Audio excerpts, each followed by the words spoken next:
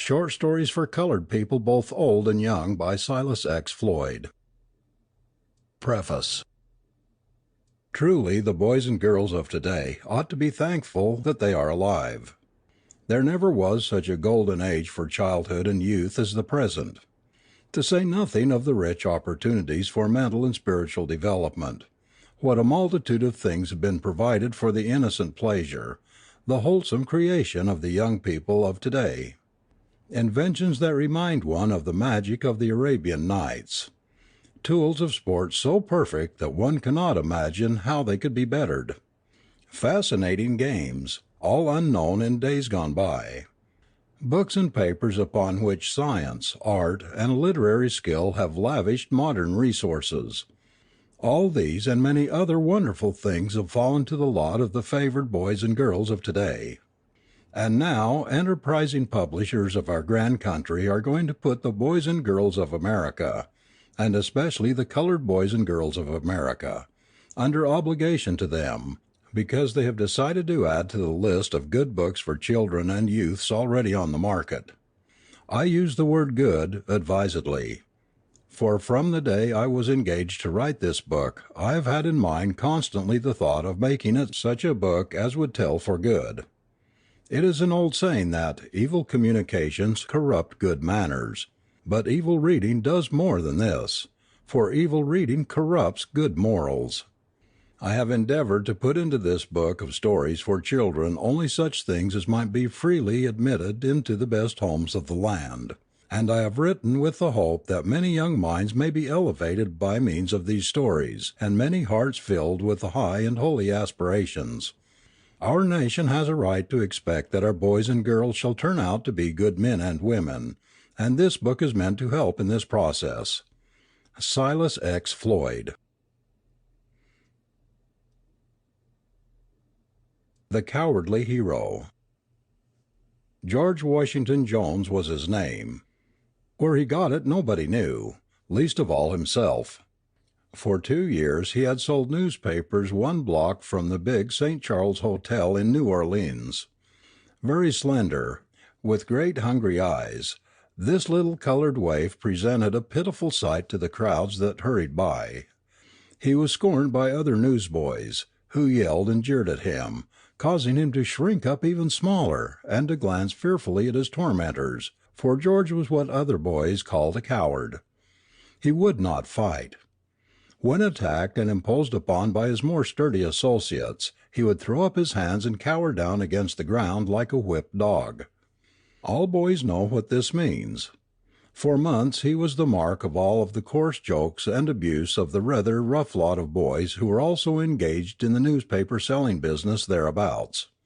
He had lived ever since he remembered with an old colored man in a wretched attic over on the South Side.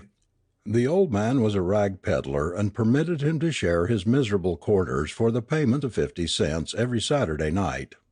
Poor food and poorer sleeping quarters had their effect, and George soon developed a hacking cough that made people turn their heads to see who it was, and then hurry on faster than ever. One cold morning in December, while George stood shivering on his corner, scarcely able to shout loud enough to attract the attention of the passers-by, a lady about to enter an automobile glanced at him, noted pityingly at his emaciated and half-starved appearance, and the cough that racked his slight frame. She stepped up and asked him his name and address, which he gave, gazing in spellbound admiration at this beautiful, fairy-like creature from a different world. It happened that this young lady's father was a very influential man, and so in the course of time the lady, who had in the meantime called several times at George's wretched quarters, with eggs and milk and other dainties, prevailed upon him to arrange for George to spend the spring and summer in the country. So one bright day in April, George arrived at a big Louisiana plantation where he was to have good food and clothes, and when able, to do odd jobs and chores about the place to pay for his board. The Grahams were a couple who had been married 7 or 8 years, and who had a little daughter of 6, who was a dainty and pretty little miss, somewhat spoiled, but naturally kind and good-hearted. To George she was the most beautiful thing he had ever seen, an angel, not to be thought of at the same time with earthly things. He soon became her devoted slave, following her about and trying to think of something he could do that would make her happy. Now George did not change in the first few weeks of his stay with the Grahams. He was afraid of the cows, of the horses, even of the geese that ran around the yard. Little Louise, who had been raised in the country, could not understand this feeling, and did not hesitate to let George know that she had nothing but contempt for his running wildly away from an inoffensive cow who happened to turn her head in his direction.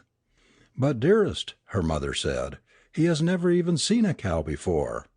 To him that cow is only an awfully dangerous thing with horns, a long tail and big mouth.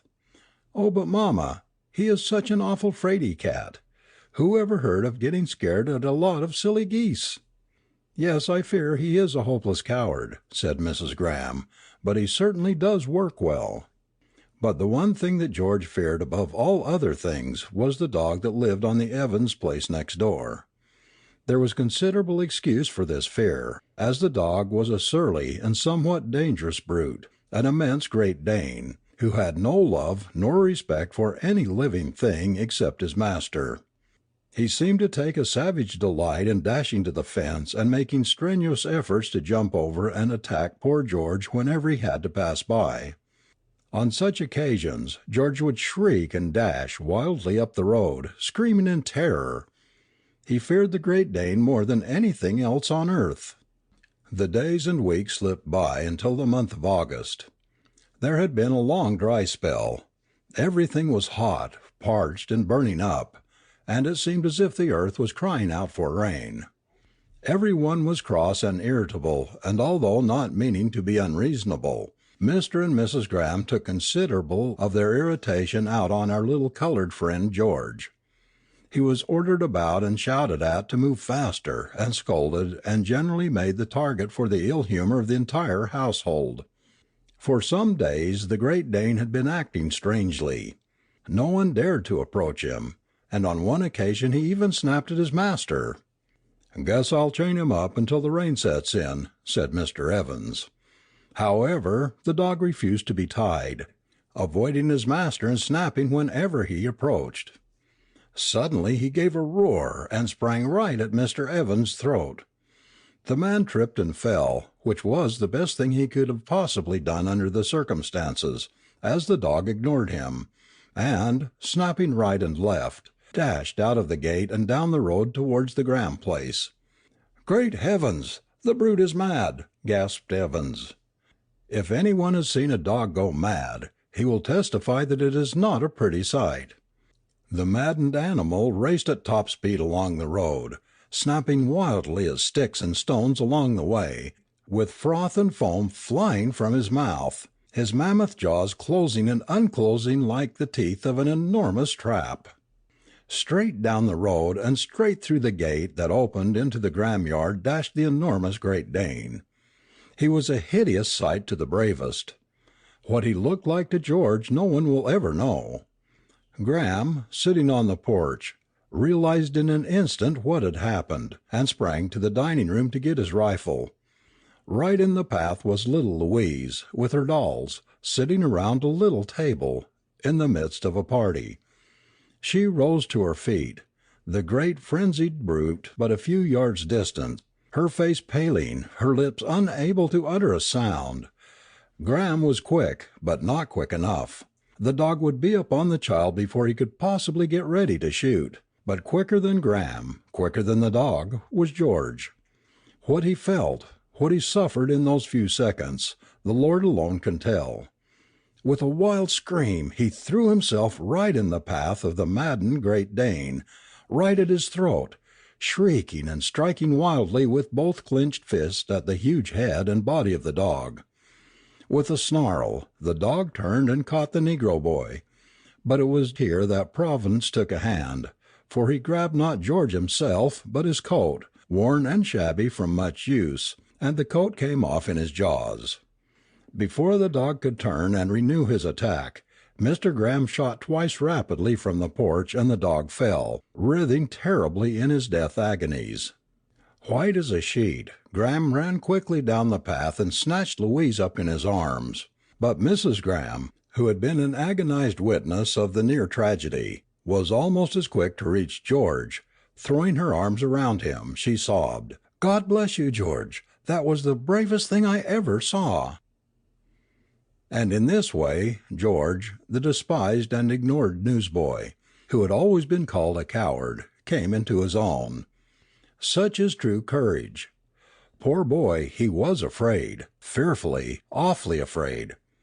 But he did not hesitate to risk everything to save the golden-haired little daughter of his employer. George still remains on the Graham plantation, but you would scarcely know him. He coughs no longer. He stands erect and is becoming strong and sturdy. He has found himself, and no one will ever again have cause to say to him, "You coward." The Great Spelling Match. There was no doubt about it. Of all the little colored boys and girls who went to the Peabody School, Margaret was the dullest. Her teacher said so. Her friends said so. Her parents were of the same opinion. And if asked herself, Margaret would undoubtedly have frankly acknowledged that her undisputed and proper place was at the foot of the class. Her brother Charles, who was 1 year younger than she, had proudly graduated from the 5th grade and was making rapid progress in the 6th. He did not spend half the time studying that Margaret did, and yet when it came time for recitations, he would stand up and recite in a manner that warmed his teacher's heart and made him the envy of most all of his schoolmates. If Margaret was as backward in her studies, little Mabel Green certainly was not. Arithmetic, geography, writing, reading, she excelled in all of them. She was a very bright little colored girl, and a very good-looking one, too. Mabel knew this just as well as all of the boys and girls did. She was not exactly foolish and vain, but she had been so praised and petted by her school friends and teachers that she was inclined to be a little conceited, what we would call stuck up. Once a month a prize was given for the scholar who stood highest in certain studies, and Mabel had twice been the successful pupil. She had 2 highly prized silver medals to show for her skill.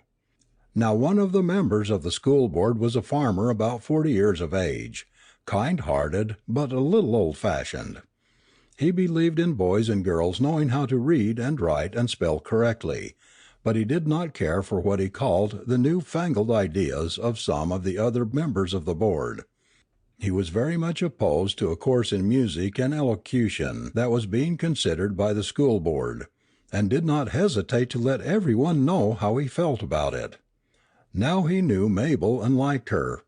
He was very much interested in the way in which she stood at the head of her classes, and wanted to do something to encourage her in sticking to the old-fashioned forms of education. He thought this over for a long time, and finally decided to hold a spelling match. Now you all probably know what a spelling match is. 2 sides are chosen who stand up on opposite sides of the room, and the teacher gives out words, commencing at the head of the row. Anyone who misses a word has to sit down, and the last one to stand up wins the prize for his side, also is pronounced the best seller and gets the personal prize. The board all thought this a fine scheme, and so it was decided to hold a spelling match on Thanksgiving evening at the schoolhouse. The teacher was to pronounce the words, while the members of the board were to give her lists of words from which to choose. "What are you going to give for a prize, Mr. Edwards?" asked the teacher. "Well, I thought I would give $20, replied the man. "Yes, I rather planned to give a bright $20 gold piece." The news spread like wildfire. Never had there been such excitement.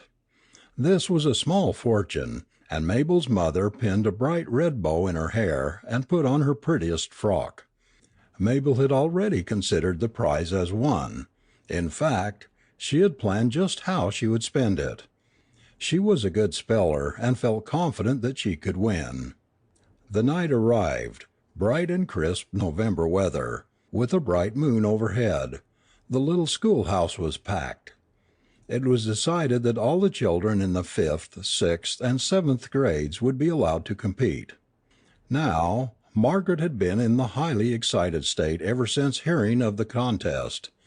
Strange to say, she was a good speller. It has often been said, and quite correctly too, that spelling is a gift, that some people spell correctly quite naturally, while no amount of study or practice can make a good speller out of anyone who was born with a head that ached and throbbed at the mere thought of spelling. She had never had 50 cents of her own in her whole life. $20 in gold! It did not seem possible that there could be that much money in the whole world. Sides were chosen, and Margaret was almost hidden by fat Reggie Andrews, who stood next to her.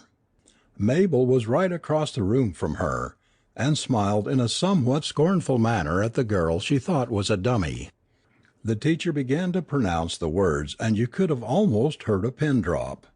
The first few times around, but few scholars dropped out, Reggie going down the third time on mucilage. Margaret gave a sigh of relief. Reggie had made her very nervous.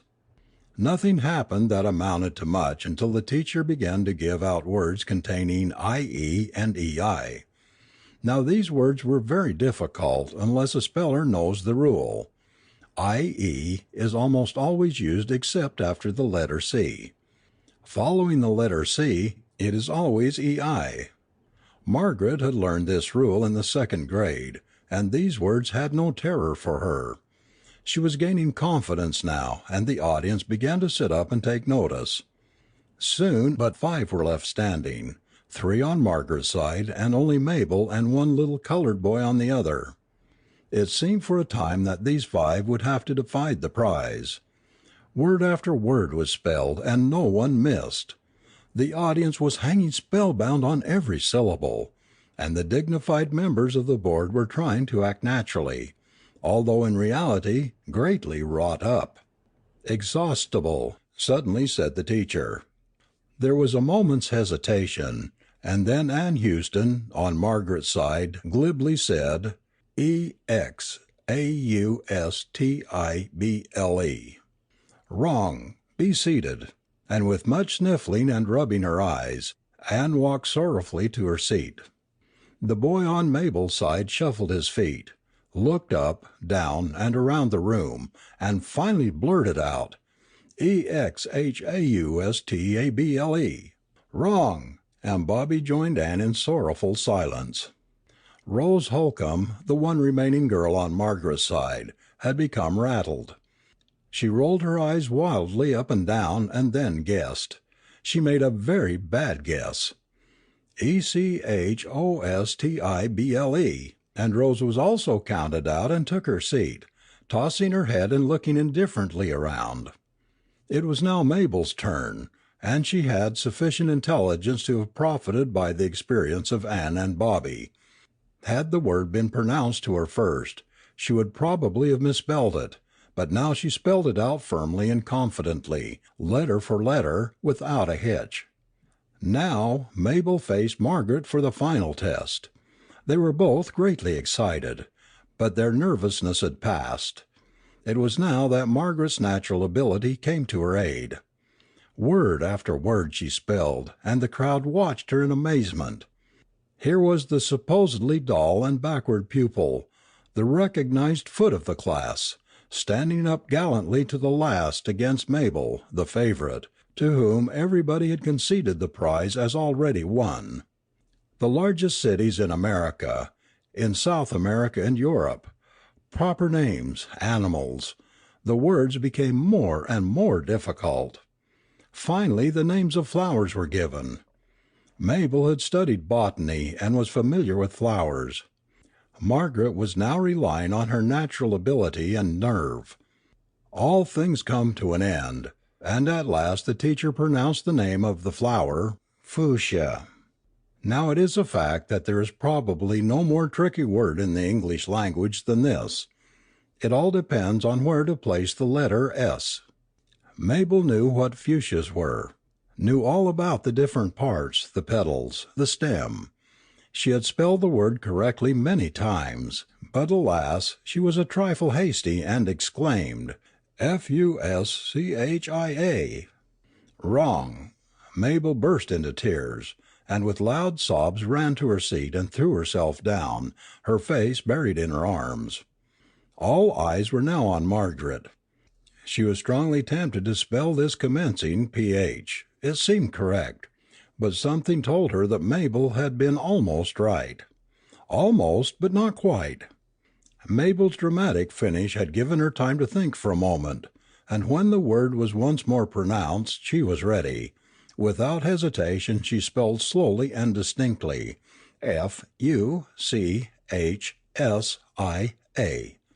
Correct. Margaret, you have won the prize. Margaret's knees almost gave way under her. Surely she must be dreaming. It could not possibly be herself to whom the committeeman was advancing with a light blue plush case. Everyone was clapping their hands, and the boys had so forgotten themselves as to whistle through their fingers and noisily stamp their feet. "It gives me great pleasure," said Mr. Edwards, "to give this $20 gold piece to Margaret Hawkins, and to pronounce her the best speller in the school." Poor Mabel cried herself to sleep that night, but it was a good lesson for her. It taught her to be more considerate of others, and that there were something at which she could be beaten. Everyone treated Margaret with increased respect. Her success was also good for her. She began to improve in her other studies, and as she gained in confidence, gradually became, if not one of the best, at least a very good scholar. Mr. Edwards says his next prize will be given for the best all-around pupil at the close of the term, and Mabel is once more looking forward with hope.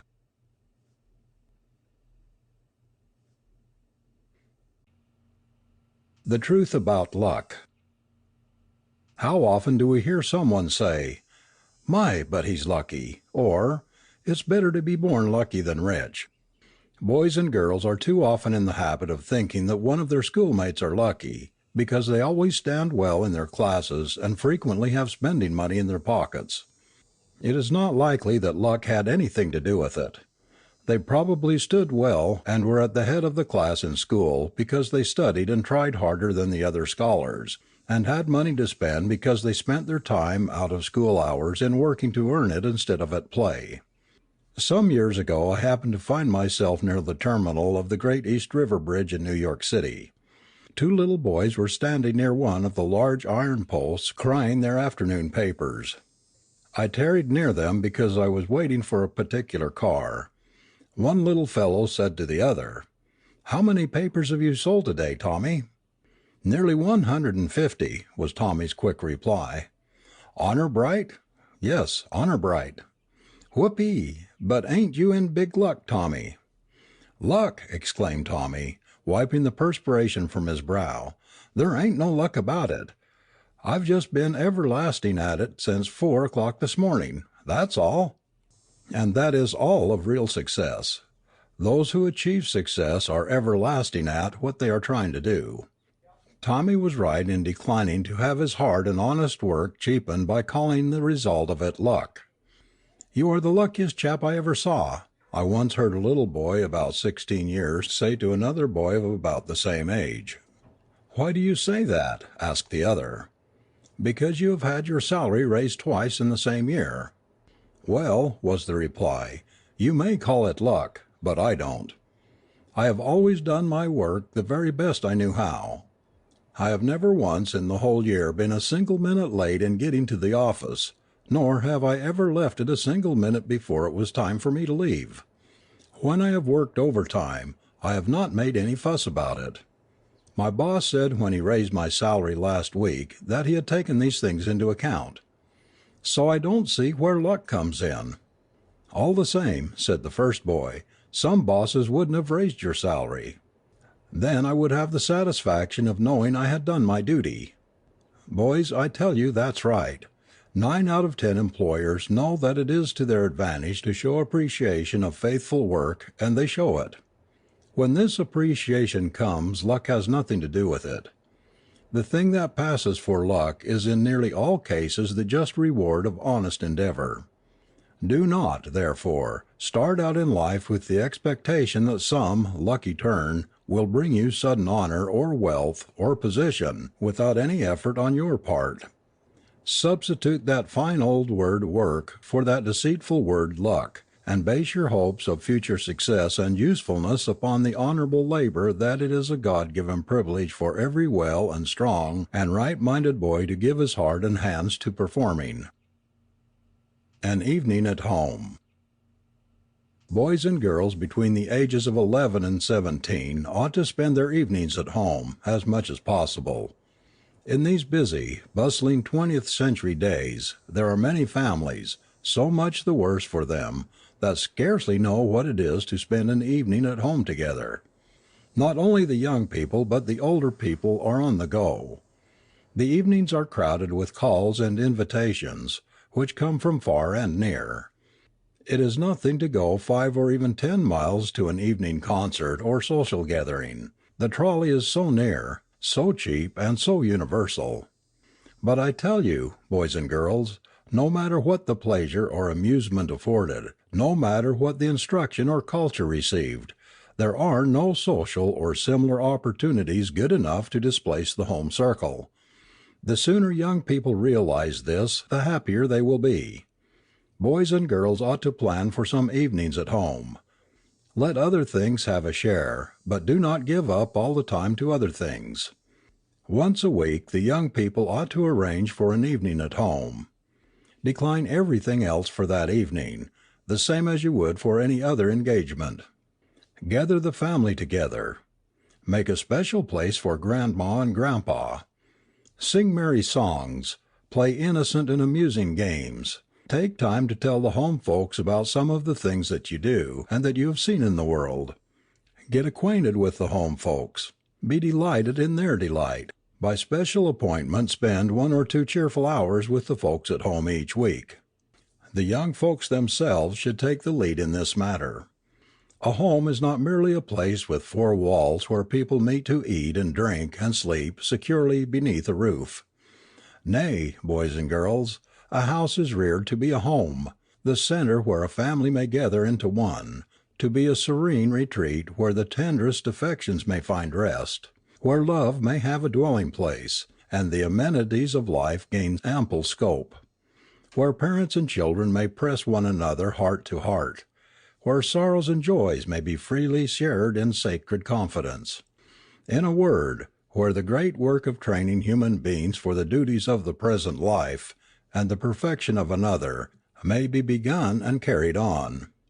There is one special reason for making much of the evenings at home that young people are not likely to think of. Inevitably, the family circle will be broken up very soon. Perhaps not by death, but most certainly by change. When Fred goes to college, that is the beginning of new ties and new associations, and the home privileges can never be quite so complete to him again. The years of the complete unity of home are very few indeed. While these years are passing, young people especially should make the most of them. My dear boys and girls, get the benefit of these years, get their joys, store up memories of home life, for they will be in future years the most beautiful pictures of the heart. However some may sneer at it, the memory of home and mother is a great power for righteousness. It has saved many a person to God and native land and race. Be it ever so humble, there's no place like home. The making of a man. Mr. Stamps, seated near the table, was glancing over the afternoon paper. Mrs. Stamps, in an easy chair, was doing some fancy work. Little Bobby, 6 years old more or less, was playing with his toys on the floor. All at once the precocious little boy stopped short in the middle of his sport, and looking up at his mother, asked, "Mamma, who made the world?" "God," replied Mrs. Stamps sweetly. "Who made the sea?" continued Bobby. Mrs. Stamps answered, "God." "Well," said Bobby, "did God make everything?" "Yes, my son, the Lord made everything." "And did he make everybody?" "Yes, the Lord made everybody." Bobby was silent for a moment. Presently he looked anxiously at his father, and then, turning to his mother, he asked, "Mamma, did God make Papa too?" "Yes, God made Papa also." After a lengthy pause Bobby asked, "Mamma, do you think I could make a man, if I was to try real hard?" "You'd better run out to play now, Bobby," said Mrs. Stamps, somewhat nonplussed by her son's curiosity. Bobby left the room almost immediately. He went straight to the beach in front of the house, and labored long and earnestly in piling up some wet sand. Pretty soon he was joined in his work by two other little boys. For some time the three little fellows worked vigorously in piling up the mud. Mrs. Stamps called her husband to the window, so that he might see what the boys were doing. "Wife," said Mr. Stamps, "I believe those little Satans are trying to make a man." Toward sunset Bobby ran into the house and exclaimed with delight, "Mama, we've got our man almost finished. We didn't have but one marble, and we used that for one of his eyes. I came in to ask you to give me a marble, so that we might put in his other eye." "It's too late to bother now, Bobby," said Mrs. Stamps. "Wait until tomorrow morning, then I will give you a marble and let you finish your man." The next morning, bright and early, Bobby went out to look for his man. Lo and behold, the sea had washed the man away during the night. But Bobby, of course, did not suspect that. He thought the man had gone away of his own accord. So the little fellow spent the entire morning looking for his man. He looked under the house. He looked in the stable. He went up to the garret. He walked up and down the beach. He went into the woods, looking for his man. But his man was nowhere to be found. 2 or 3 weeks later an African Methodist Episcopal Conference assembled in Bobby's town. Among the ministers present there happened to be a short, chubby, tan-colored brother with only one eye. When Bobby spied him, he examined the man curiously and cautiously from head to foot. The examination ended, Bobby concluded that it was his man. At once the little fellow left his mother and went over and took a seat beside the man. Bobby's mother was somewhat embarrassed. The man was evidently pleased, although, to be sure, he himself was not quite certain why he should be an object of special interest to the little boy. The man went to the secretary's table to have his name enrolled. Bobby went with him. He went into the vestibule to get a drink of water, and Bobby followed him there. But all the while the man was still in doubt as to the cause of the little boy's apparent affection. By this time, thoroughly exasperated, Bobby's mother decided to go home. She approached the pew in a very ladylike manner and said, "Bobby dear, come, we must be going home now." "All right, Mama," said Bobby in dead earnest, "but you will please let me take my man home with me, won't you? I just found him today, and you know I've been looking for him for over 2 weeks." Then, for the first time, it suddenly dawned upon Mrs. Stamps what was the matter with Bobby. In spite of herself she laughed heartily at the boy's perversity. Finding that his mother hesitated to reply, Bobby turned to the man and said, "Come on, we're going home now. Why did you leave before I finished you?" False pride. Once upon a time the head clerk in a carpet store requested one of his junior clerks to go to a patron's home to measure a room, and suggested that he take along a 5-yard sample. The junior clerk objected to carting such a big bundle, as he said, all over town, and asked that one of the boys be sent with it. The proprietor of the establishment, who happened to overhear the remark, privately told the head clerk to inform the proud young fellow that a boy would be sent on after him with the roll. Shortly after the young man reached the house, the proprietor of the establishment covered him with confusion by appearing at the house in person, with the roll of carpet under his arm. Handing the bundle to the bewildered young man, the proprietor remarked, "Here's the carpet, young man. I hope I have not kept you waiting for it. If you have any other orders, I'll take them now." A young woman of my acquaintance refused to carry home a yeast cake, though it was needed at once for the family baking and she was bound directly homeward. She said that she wasn't a delivery wagon, and so the yeast cake had to be sent to her home. A great many foolish young people are so absorbingly regardful of their trim appearance on the street that they will never under any circumstances carry a basket or a bundle, however much inconvenience they may cause others by refusing to do so. Now, it is not proper pride or self-respect which prompts people to act as the young folks acted whom I've just referred to. It is silliness which prompts them to act so. Any honest work is honorable that is honorably done, and you will notice that young people of good social position and strength of character are above such pettiness. Only inferior people act that way. Superior people do not act so, because they are well aware that they cannot be compromised by doing straightforwardly, without fuss or apology, whatever needs to be done. Yet, I admit that it seems to be human nature that whatever is distasteful or supposedly menial should be done by somebody else. When young people, or old people for that matter, are tempted to be foolish in such things, they should remember the lesson of humility that Christ taught his disciples, when in that warm Oriental country, where only sandals are worn. He performed the necessary service of washing the disciples' feet.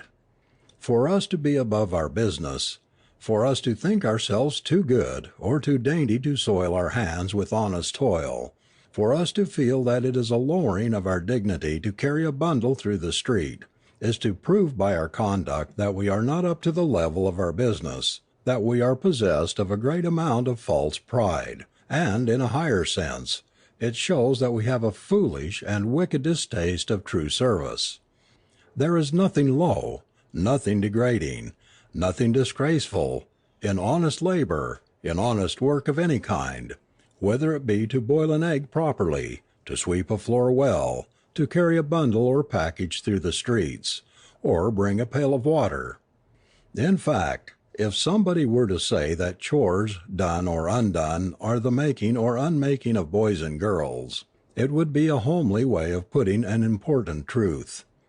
Bringing up coal or bringing in wood, weeding the garden bed, running errands, washing dishes, sewing seams, dusting furniture, doing any odd jobs where there is need, cheerfully, faithfully, these lead to the highway of greater opportunities, and are the usual avenues to the only manhood and womanhood that is worth having.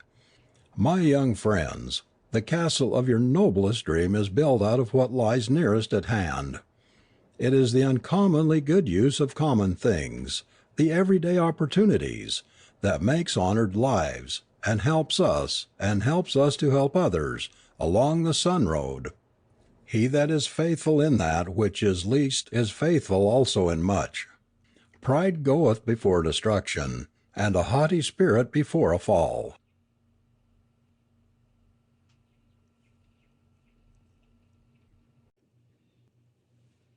Thanksgiving at Piney Grove. The people of Piney Grove settlement, both white and black, had been free for nearly a generation. The whites had been freed from the curse of being slaveholders, and the blacks had been freed from the curse of being held in bondage. But never in the history of this little town, in the very heart of the so-called Black Belt of Georgia, had the people known anything about the proper observance of Thanksgiving Day until 1809. And in that year the Revolution was brought about by a young colored woman named Grace Wilkins. Grace Wilkins was the only daughter of Solomon and Amanda Wilkins. Solomon and his wife were farmers, plain, simple, ordinary country folk. Amanda was literally her husband's helpmeet. She went along with him every morning to the field, and in season chopped as much wood, picked as much cotton, hoed as much corn, pulled as much fodder, and plowed as much as her husband did.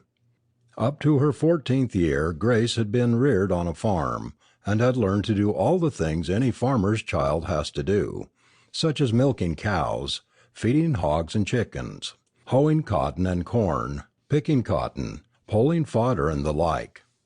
In her 14th year, acting upon the advice of an uneducated colored preacher, her parents sent Grace away from home to attend one of the great normal and industrial institutes for the training of black boys and girls of the South. At first her mother and father were filled with forebodings. It was the first time they had ever allowed their daughter to be away from them, and they missed her so much and longed for her so constantly that they thought they had made a mistake in sending her off to boarding school. Ignorant and superstitious neighbors, though they knew as little about such matters as did Solomon and Amanda, were loud in saying that Sol and Mandy would live to regret the step they had taken in sending Grace away from home. The only rays of sunshine that came in to brighten these periods of mental unrest and gloom on the part of Mr. and Mrs. Wilkins were found in the letters which they received regularly from their daughter. Grace invariably informed her parents, whenever she wrote, that she was well and doing well. Thus reassured from time to time, Solomon and Amanda managed somehow to undergo the terrible strain of having their daughter absent from them for 8 months. But meantime they were firmly of the opinion that, once they got their hands on her again, they would never allow Grace to return to school. With glad and thankful hearts Mr. and Mrs. Wilkins joyously embraced their daughter when she came home at the close of her first year in school.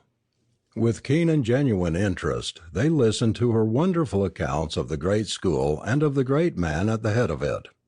Grace dressed differently and talked differently, and her mother said, speaking one day in confidence to her husband shortly after Grace's return, "Dat gal's sho got a new walk on her."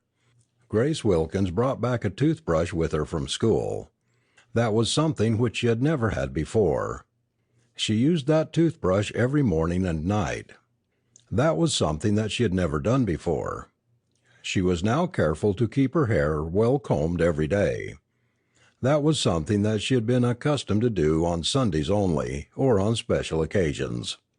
She washed her face 2 or 3 times a day now, as her mother and father noticed. Before she went to school she had been in the habit of giving her face, as the old people say, a lick and a promise, early each morning. Besides, Grace kept the house cleaner than she had kept it before. She brought home with her a brand new Bible which she read regularly at home and always carried to church and Sunday school. She also had a songbook called Jubilee Songs and Plantation Melodies, and it gladdened the hearts of the good old folks at home to hear their daughter sing from a book some of the very songs that they had sung all their lifetime and which were so dear to them. All these things and others made a deep and abiding impression upon Solomon and his wife. And finding that withal their daughter was just as loving and kind as she had been before, and that she was just as industrious and faithful as formerly, Mr. and Mrs. Wilkins were not long in deciding that their daughter should go back to that school another year, and that they would work hard and stint themselves in order that they might keep her there until she had finished the normal course. So back to school Grace Wilkins went, that year, and the next, and the next. It was the proudest day in Solomon's and Amanda's lives when they sat in the magnificent chapel of the school and heard their daughter read her graduation essay on the Gospel of Service. Glad tears welled up in their eyes when they heard the principal call their daughter's name, and then saw Grace step up to receive her certificate of graduation. Coming back to Piney Grove to live, Miss Gracie, everybody called her that after graduation, established a little school which she called the Piney Grove Academy. It was the first public school for colored children ever opened within the corporate limits of the little village. Before that the schools were district schools or county schools, which were taught about in different places for only 3 or 4 months in the year, mainly during the summer. Miss Gracie began her school the first day of October.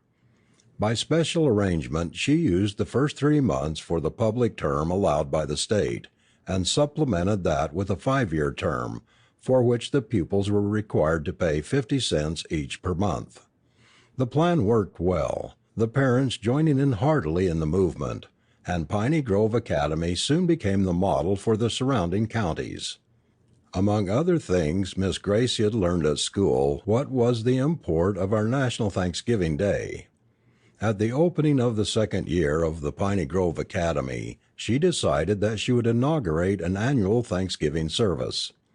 Accordingly, on the opening day of the 2nd year, Miss Gracie informed the pupils of her plan, and told them that she would begin the very next day to prepare a suitable program for the exercises.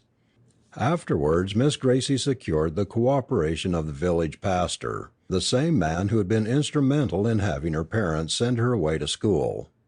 Through him she was permitted to talk to the people at the church 2 or 3 times about the proposed celebration. She was careful to tell them that the Thanksgiving festival was meant especially to be a home festival in addition to being a time for people to come together in their accustomed places of worship to thank God for the blessings of the year. She urged them, therefore, as far as they were able without going to unnecessary expense, to have family dinners and bring together at one time and in one place as many members of the family as possible. She explained to them how this might be done successfully and economically, and with pleasure and profit for all concerned. She also urged them to be planning beforehand so that nothing might prevent their attending church Thanksgiving Day morning. She was going to hold the exercises in the church, because her little school was not large enough to furnish an assembly hall for the people who would be likely to be present. On Thanksgiving Day nearly everybody in town went to the exercises. Many white people attended, including the county school commissioner and the school trustees. It was the first Thanksgiving service that any of them had ever witnessed.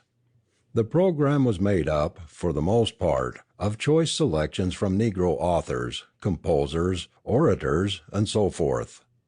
A selection from Frederick Douglass on patriotism was declaimed. One from Booker T. Washington's Atlanta Exposition speech was also delivered. Paul Laurence Dunbar's poem entitled Signs of the Times, a Thanksgiving poem, was read by one of the pupils, and also The Party, another of Dunbar's pieces, was rendered.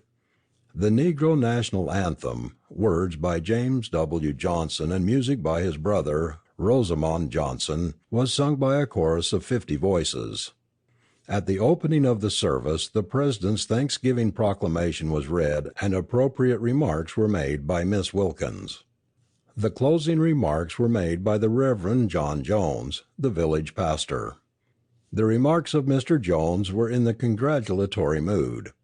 He was naturally proud of Miss Gracie's achievements, because he had had something to do with putting her on the road to an education. He spoke of the teacher as the leaven that was leavening the whole lump, and the applause which followed the statement showed plainly the high esteem in which the teacher was held by all the people. Every one enjoyed the service. None of the villagers had ever seen anything like it before.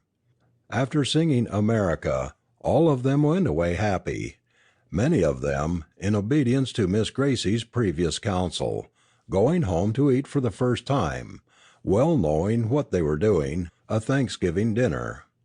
At the home of Miss Wilkins there was an excellent spread of possum, potatoes, rice, chicken, pickles, macaroni, bread, a precious Thanksgiving turkey, and the inevitable mincemeat pie. Besides Miss Gracie, there sat at the table that day her parents, Mr. and Mrs. Solomon Wilkins, John and Joseph Wilkins, brothers of Solomon who had come from a distance, Mary Andrews, a sister of Mrs. Wilkins, who also came from a distance, Grandma Wilkins, Grandma and Grandpa Andrews, the Reverend John Jones, his wife, his daughter, and his only son, Jasper Jones. Jasper had gone to a school at T 1 year after Gracie went, and of course was 1 year later in finishing the course there. On this Thanksgiving Day, nevertheless, he had been out of school long enough to have successfully established himself in the business of poultry raising and dairying. Just before the dinner party was dismissed the Reverend Mr. Jones arose and said, "There is another little ceremony you all's invited to witness before you go out and see the baseball game. I am authorized by these credentials which I hold in my hands to unite the holy bonds of matrimony Miss Grace Wilkins and Mr. Jasper Jones. If there is no objection, these 2 persons will please stand up and I'll tie the knot." Of course there were no objections. The knot was tied. and when the villagers learned of the occurrence not long afterwards they had additional reasons for believing that they were right when they voted that Piney Grove had never seen the like of such a Thanksgiving Day, and that Miss Gracie Wilkins was one of the best women in all the world. The Loud Girl. I do not know of a more sorrowful spectacle than that of a girl who is loud in her dress, loud in her manners, and loud in her speech. It is a great mistake for a girl to suppose that this loudness will be mistaken by her friends and acquaintances for smartness. The desire to be regarded as bright and witty has led many a girl into the folly of being loud in her manners. She often cherishes the illusion that the attention such manners attract is combined with admiration, when the truth is that those who witness her strange conduct are simply wondering how it is possible for her to throw to the winds that charm of all girlhood, modesty. One afternoon not long ago I saw a group of girls of the loud type. They came into the street car in which I was sitting. They all wore boys' hats. One wore a vivid red jacket with brass buttons, and another had on a brass belt. A third one had on a most conspicuous plaid skirt. This third one had a box of bonbons, and when the three were seated she opened the box and offered it to her companions, saying as she did so, in a voice loud enough and shrill enough to be heard in every part of the car, "It's my treat. Have some, chums." Upon this invitation, one of the girls dived down into the box like a hungry bear, and held up a piece of the candy in triumph, and then dashed it into her mouth with a great guffaw. "Oh, Mame," said one of the girls, "if you ain't just horrid to go and take the very piece I wanted." Mame laughed, and taking the candy from her mouth, offered it to the other girl, saying as she did so, "Well, here it is, Lulu." Lulu struck the candy from Mame's hand, and it flew across the aisle into the lap of a lady sitting opposite the girls. This set all three of the girls to giggling and tittering, and they seemed in danger of convulsions when the owner of the box of candy let it fall and a part of the candy rolled out on the floor. The conductor came forward and picked up the box and candy and handed them to the owner. She giggled out her thanks, and Lulu said, "Why didn't you give him a gumdrop for his trouble?" This seemed to impress the other girls as a most brilliant witticism, and they fell to tittering violently over it. Presently a gentleman came in and stumbled slightly over the feet of one of the girls thrust out into the aisle. "I beg your pardon," said the gentleman, as he lifted his hat, whereupon the three girls grinned and giggled and giggled and giggled immoderately, and one of them said, "Roxy, you had better ride out on the platform, where there is more room for your feet." Roxy then struck Lulu for making this speech. Lulu pretended to be much offended, and flung herself over to the other side of the car, where she made a grimace at the other girls. The conduct of these girls during the half hour that they were on the car was such as caused every father and mother who saw them to regard them with pity. The loud girl, my dear readers, is always an object of pity. She should be a sorry object for her own contemplation. An old writer has said, "You know little what you have done when you have first broken the bounds of modesty. You have set open the door of your fancy to the devil, so that he can represent the same sinful pleasure to you anew." Now, the loud girl may be entirely innocent of any actual wrongdoing, but she is regarded with dislike, distrust, and even disdain, by the better class of people. She acquires a reputation for rudeness and coarseness, and the people of refinement will not associate with her. Her character suffers, no matter how innocent she may be of any intention of doing wrong. Delicacy, modesty, is a certain sign of sweetness, purity, and gentleness of character, just as indelicacy is the certain sign of a lack of these beautiful traits. The Rowdy Boy. You can tell him wherever you see him. There are certain marks or appearances which he carries about with him, and which are never absent. For one thing, you will find him with a cigarette stuck in his mouth, and a cigarette is one of the deadliest poisons in the world for boy or man. He wears his hat on the side or cocked back on his head. Frequently he stuffs both hands in his trousers pockets. He doesn't attend school regularly. Sometimes he starts for school and ends at the bathing pond or the baseball park. He is late at Sunday school, if he goes at all, and he stands round on the outside at church while the service is going on inside. He steals rides on trains and on trolley cars, and on passing vehicles of all descriptions. He is saucy and impudent to older people, and is always ready and willing to quarrel or fight with his mates. He is what the boys call a bully. The loud girl and the rowdy boy are two things of which we have seen enough in this world. They are things. They are hardly worth the dignity of being called human beings. I saw one of these rowdy boys in his own home not a great while ago. His mother said to him, "Johnny, you must always take off your hat whenever you come into the house." "Good gracious alive," he said, "I can't do anything right. What is the use of grabbing off your hat every time you come into your own house?" His mother looked sad, but said nothing. Presently she discovered that her little boy had brought some mud into the house on his shoes. In her sweetest tones she said, "Johnny, you must go to the door and wipe your feet now. See how you are tracking up the floor there?" "Well," said the rowdy boy with a snarl, "can't the old floor be scoured? You must think this old house is gold. Now, I am a preacher, boys, and being a preacher, of course I am what is called a man of peace. But I tell you that was one time I came pretty near wishing I wasn't a preacher, so that I might have given that boy what he deserved. I was sorry, for the time being, that he wasn't my son. No manly little boy will ever talk to his mother in such a way. I suppose that boy thought it made him appear to be a very important personage, but he was very much mistaken. Don't be rowdy, boys. Don't be rough. Don't be rude. You were made for better things."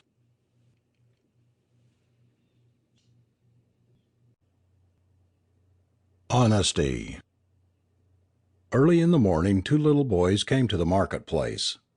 They arranged their little stands and spread out their wares, and sat down to wait for customers. One sold watermelons and fruit, and the other sold fish and oysters.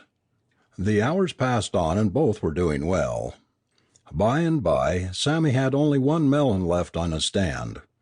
A gentleman came along and said, "What a fine, large melon! I think I will buy that one. What do you ask for it, my boy?" "This is my last melon, sir, and though it looks fair, there is an unsound spot on the other side," said the boy, turning the melon over. "So there is," said the man. "I don't believe I'll take it. But," he added, looking straight at the boy, "is a very good business for you to point out the defects of your goods to customers?" "Perhaps not, sir," said the boy with becoming modesty, "but it is better than being dishonest." "You are right, my boy. Always speak the truth and you will find favor with God and man. I shall not forget your little stand in the future." Then turning to the other boy's stand, the man asked, "Are those fresh oysters?" "Yes, sir," said Freddie. "These are fresh this morning. Just arrived." The gentleman bought them and went away. "Sammy," said Freddie, "you'll never learn any sense. What did you want to show that man that spot on the melon for? He never would have looked at it until he got home. I've got an eye to business myself. You see how I got rid of those stale oysters, sold them for just the same price as fresh oysters." "Freddie," said the other boy, "I wouldn't tell a lie, or act one either, for twice the money we have both earned today. Besides, I have gained a customer and you have lost one." And it turned out just as Sammy said. The next day the gentleman bought a large supply of fruit from Sammy, but he never spent another penny at Freddie's stand. It continued that way all through the summer. At the close of the season he took Sammy into his store and, after a while, gave him a share in the business. Uncle Ned and the Insurance Solicitor. Life insurance is something that every married man should carry. In fact, it is a fine investment for a young man to take out a 10 or 20-year payment policy in some good company, which can be made in favor of his father or mother or in the event of his death, or obtained in cash 10 or 20 years later by himself. The following story tells of an insurance agent trying to insure the life of an old colored man. The story is amusing, but only as a story. We do not advise anyone to follow Uncle Ned's example. Charles Turner, an agent from the Working Men's Industrial Aid Insurance Company, called upon Edmund Grant, an elderly colored man, with a view to getting him to insure his life. "Good morning, Uncle Ned," said Mr. Turner. "Good morning, Mr. Turner," said the man, raising his hat and making a low bow. "Uncle Ned, do you carry any insurance?" inquired the agent. "Do I carry what?" asked Uncle Ned. "Do you carry any insurance? Is your life insured?" asked the agent. "Bless the Lord, yes, indeed, sir," replied the colored man. "Long, long ago." "In what company?" asked the solicitor. "I'm a Baptist, sir, a Deepwater Baptist," answered Uncle Ned. The agent realized that the old man had not understood him, but anyhow he asked him, "How long has it been since you joined?" "I joined the same year the stars fell," replied the old man. The solicitor knew that the old man referred to the year when the great meteoric display of shooting stars took place, and said, "That's quite a long time ago. Does your company pay any dividends?" "Mr. Turner," said Uncle Ned with a smile, "that question is out of my reach. Just what do you mean?" "Why, Uncle Ned," said Mr. Turner, "a dividend is interest paid on your money, and if you've been paying your money into one company for more than 30 years, surely you ought to have been receiving your dividends long before now, especially if it's an old line company." "Well," said Uncle Ned, "it's surely the oldest line company that ever was. The Lord set it up himself way back yonder on Calvary's tree. But I haven't heard of any interest or dividends, nothing of the kind. And you haven't heard me talk about paying in money for 30 years. You know you haven't. Salvation's free, man. Salvation's free. You know that as well as I do." "Oh, I see," said Mr. Turner. "I see that I've misunderstood you. You're talking about your soul's salvation." "I certainly am," answered the old man. "Well, I came here to talk to you about insuring your life in case of death or your body in case of accident or sickness," replied the agent. "Accident, sickness, and death come to all of us," said Uncle Ned very solemnly. "There's no way of getting away from death." "That's so," replied the agent patiently. "Insurance companies cannot prevent sickness and death any more than you can, Uncle Ned. But insurance companies can do and help you to bear your burdens in time of trouble." "That's just what my religion does," said the old man with great satisfaction. "But we do it in a different way," persisted the agent. "How do you do it?" asked Uncle Ned. Then the agent went on to explain all about insurance, the benefits, the premiums, accident benefits, sick benefits, etc., dwelling particularly on the fund that would be paid in the event of the old man's death. Uncle Ned listened with a great deal of interest, and after he had finished inquired, "Mr. Turner, who do you say the money goes to when I die?"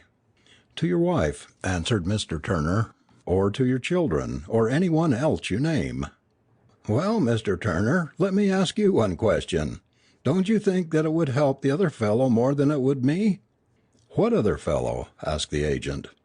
"My wife's second husband," replied Ned. "You know as well as I do that if I was to die and leave $500 or $600 to her that some other colored gentleman would be trying to change her name before I got cold in the ground." The agent could not suppress a smile, and Uncle Ned went on. "Women are mighty curious. If I went into this thing I wouldn't dare let Dinah know about it. She's a mighty fine and loving wife right now, but if she knew there was all that money waiting for her when I died, wouldn't she be sort of looking forward to the time when she could get it to spend? Why, Mr. Turner, she might even be tempted to put something in my tea, and the first thing I knew some morning I'd wake up dead. I don't want anything to do with this insurance. The Baptist Church is good enough for me." When Mr. Turner gave it up and laughingly left him he heard Uncle Ned sing, I'm a Baptist bred and a Baptist born, and when I die, that's a Baptist gone. The strenuous life. They were having a rough and tumble time of it, and Pansy was getting some pretty hard blows. She took them all good-naturedly, nevertheless, and tried to give as good as she received, much to the delight of her little boy friends. A lady who was standing near, afraid for the little girl, chided the boys and said, "You shouldn't handle Pansy so roughly. You might hurt her."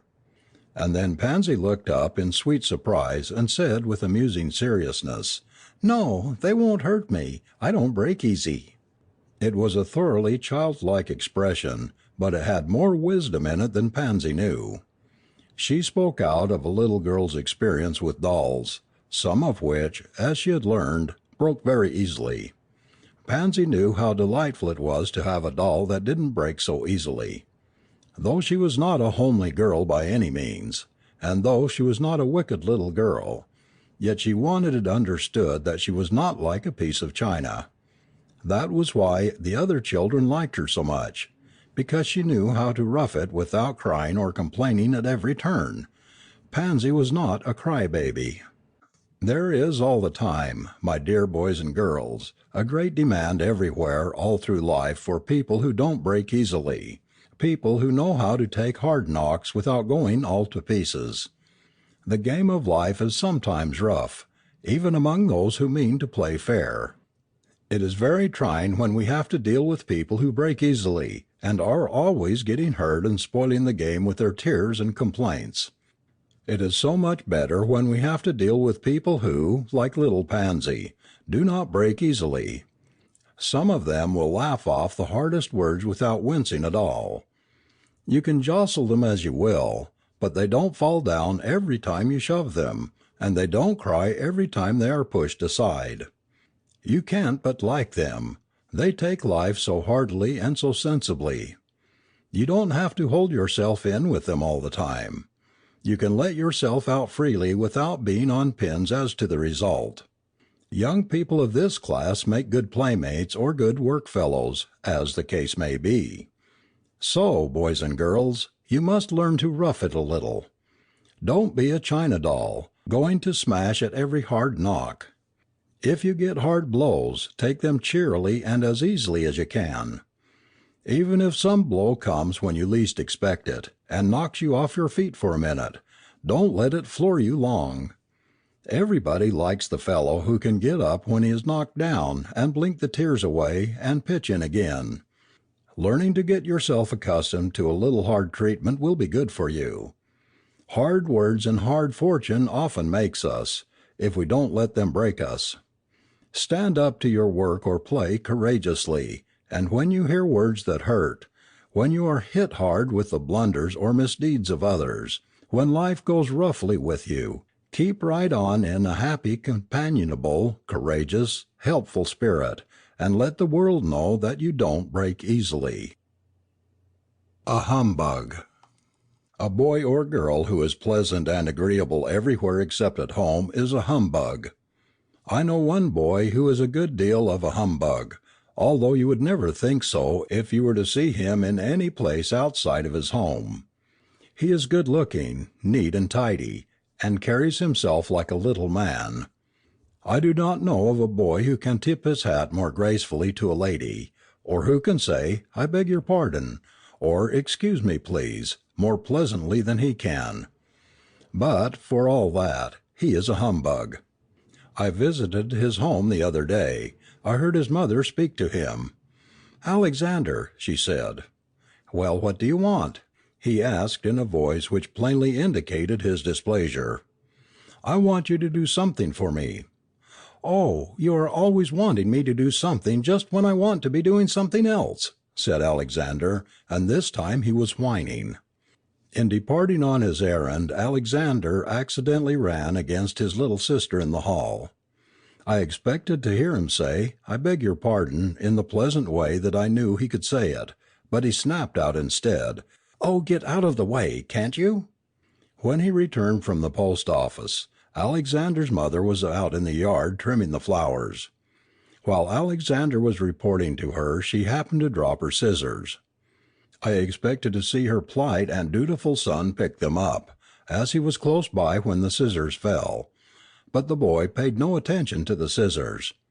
When his mother said, "Please pick up my scissors for me, Alexander," he said, "What did you drop them for?" I spent the best part of one whole day at Alexander's home, and never once during all that day did I hear him speak politely to his mother or sisters, nor did he observe the ordinary rules of courtesy and good behavior in their presence. He was continually grumbling and complaining and finding fault. So I think I have a right to say that this boy is a good deal of a humbug. Any boy is a humbug who is polite and gracious to others and in every way discourteous and disagreeable at home. Don't you think so too?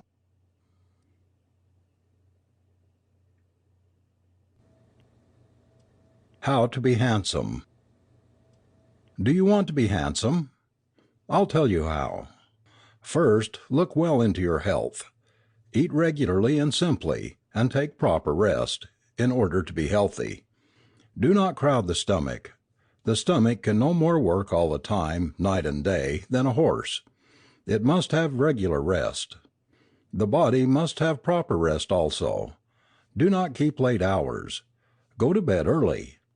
If you have work which must be done, it is a good deal better to rise early in the morning and do it than it is to sit up late at night and work. Secondly, good teeth are essential to good looks. Brush the teeth regularly with a soft brush morning and night, especially at night. Be sure to go to bed at night with clean teeth. Thirdly, look well into the ventilation of your bedrooms. No one can have a clear skin who breathes bad air. Fresh air is a preventive of a multitude of diseases. Bad air is the cause of a great many premature deaths. Fourthly, cleanliness of the entire body is of vast importance. Someone has said that cleanliness is next to godliness, and someone else has added, and soap is a means of grace. Handsome people not only eat regularly and simply, they do not only sleep regularly and look well to proper ventilation, but handsome people will take regular baths. Fifthly, more than all else, in order to look well, you must wake up in the mind and soul. When the mind is awake, the dull, sleepy look passes away from the eyes. Keep thinking pleasant and noble thoughts. Do not read trashy novels or books. Read books which have something good in them. Talk with people who know something. Be often in the company of those who know more than you do. Hear lectures and sermons and profit by them. If we listen and understand and heed, the mind and soul are awakened. So much the better if the spiritual nature is aroused. Sometimes a plain face is really glorified with the love of God and of man which shines through it. Lastly, keep a strong and vigorous body by taking plenty of wholesome outdoor exercise, and do all the good you can. Why not begin to grow handsome today? Patience. Patience is one of the marks of high character. It might well be called the habit of closing the mind against disagreeable and annoying conditions.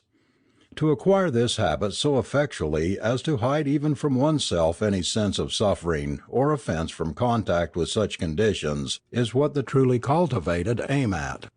Life, it is true, is full of trying things, but to let the mind dwell upon them only serves to increase their offense to the feelings or the senses. There are people, of course, who are incapable of self-concentration, and whose imagination, if left free to gad about, seems always to fix upon and exaggerate every element of disturbance. They live in what is called an elementary stage of moral discipline, and are perpetually fretting about things they cannot help. They are never able to shut down the will against any unpleasantness. They permit merely accidental conditions to exercise a kind of tyrannical sway over them, which, if their minds were once bent to the practice of putting up with things, would cease to present any annoyance whatever. It is difficult, no doubt, to acquire this habit, but this is what patience means in its highest sense. It is spiritual endurance, and its chief power consists not so much in adding to the number of our joys as in lessening the number of our sufferings. It is, therefore, a mark of power over oneself and a means of power over others. With patience the outward success or failure of a man is a small thing compared with that success which he has achieved within himself. And that kind of success, the success which enables a man to laugh at failure and rise superior to discouragements and difficulties, that kind of success is a means of help and inspiration to all those about him. If we consider the works of nature, we shall see that nature's most beneficent operations are the results of patience. Anything which grows must have time, and the best things in the world are generally those things which demand the longest time for their growth and development. The rank and short-lived weed reaches its full development in the shortest possible time, but the oak, which is to stand for centuries, demands the sunshine and the storm of years before its strength is fully developed. Now, boys and girls, one of the hardest demands which nature makes upon people, especially upon young people, full of strength and energy and ambition, is to wait for the results of growth. No man becomes instantly strong morally. He must grow into strength. However great his ambition and his zeal may be, no man becomes a scholar in a year.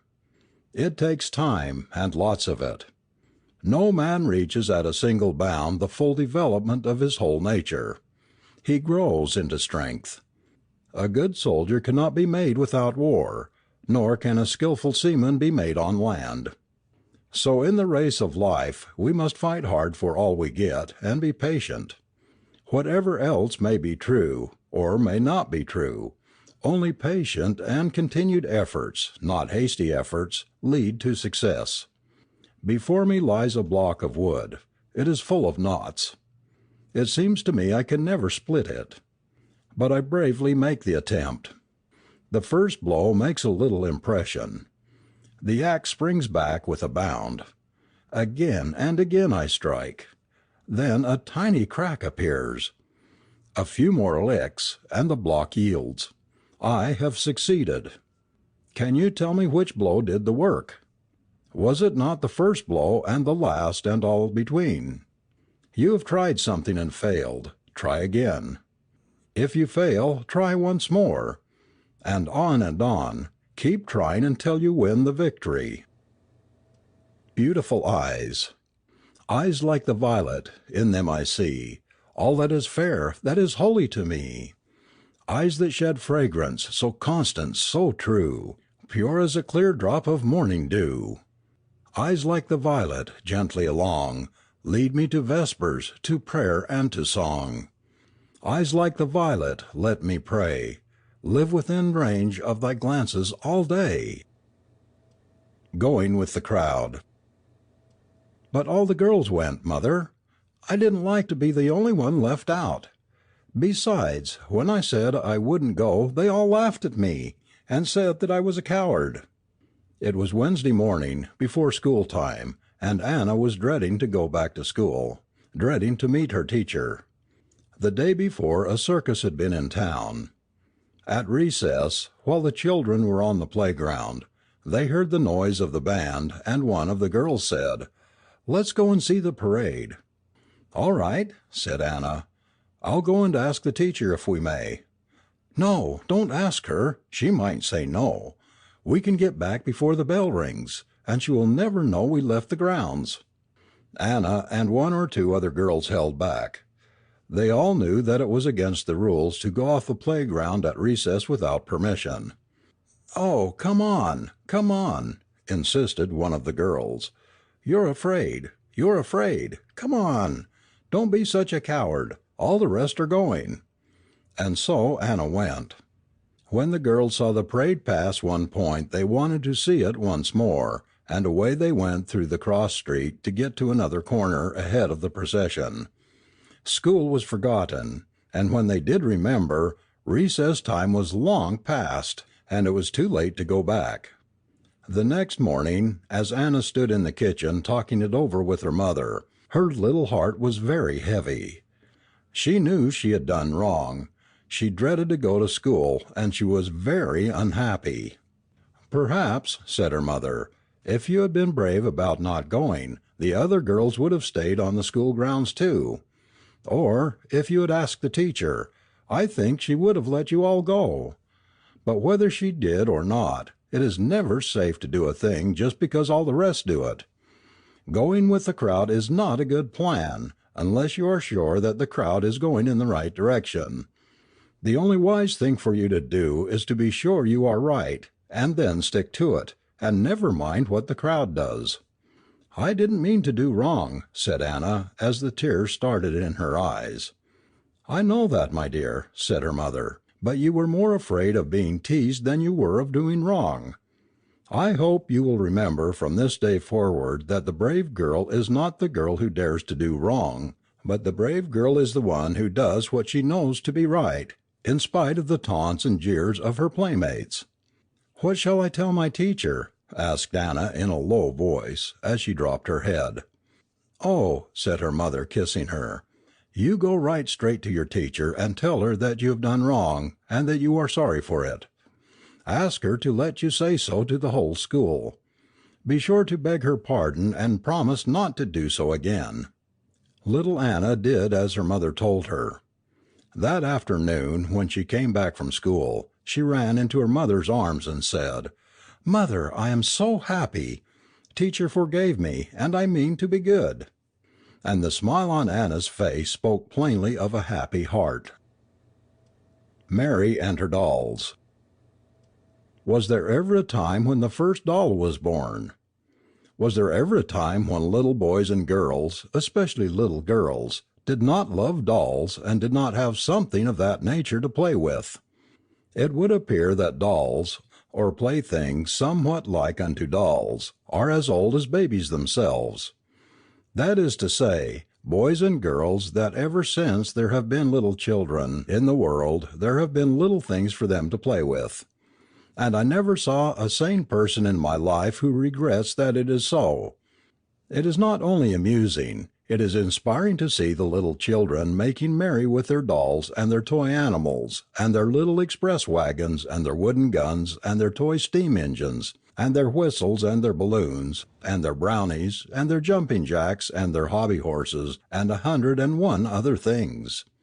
Mary had put away her dolls for the night and was cleaning the doll house when Papa came in. "How many doll babies have you now, Mary?" he asked. "I have 5 dolls now, Papa," said Mary, "but only one is a baby. That is little Flossie. Robbie and Nell are 3 years older now. Mattie is 2, and Jerusha is 1 year old.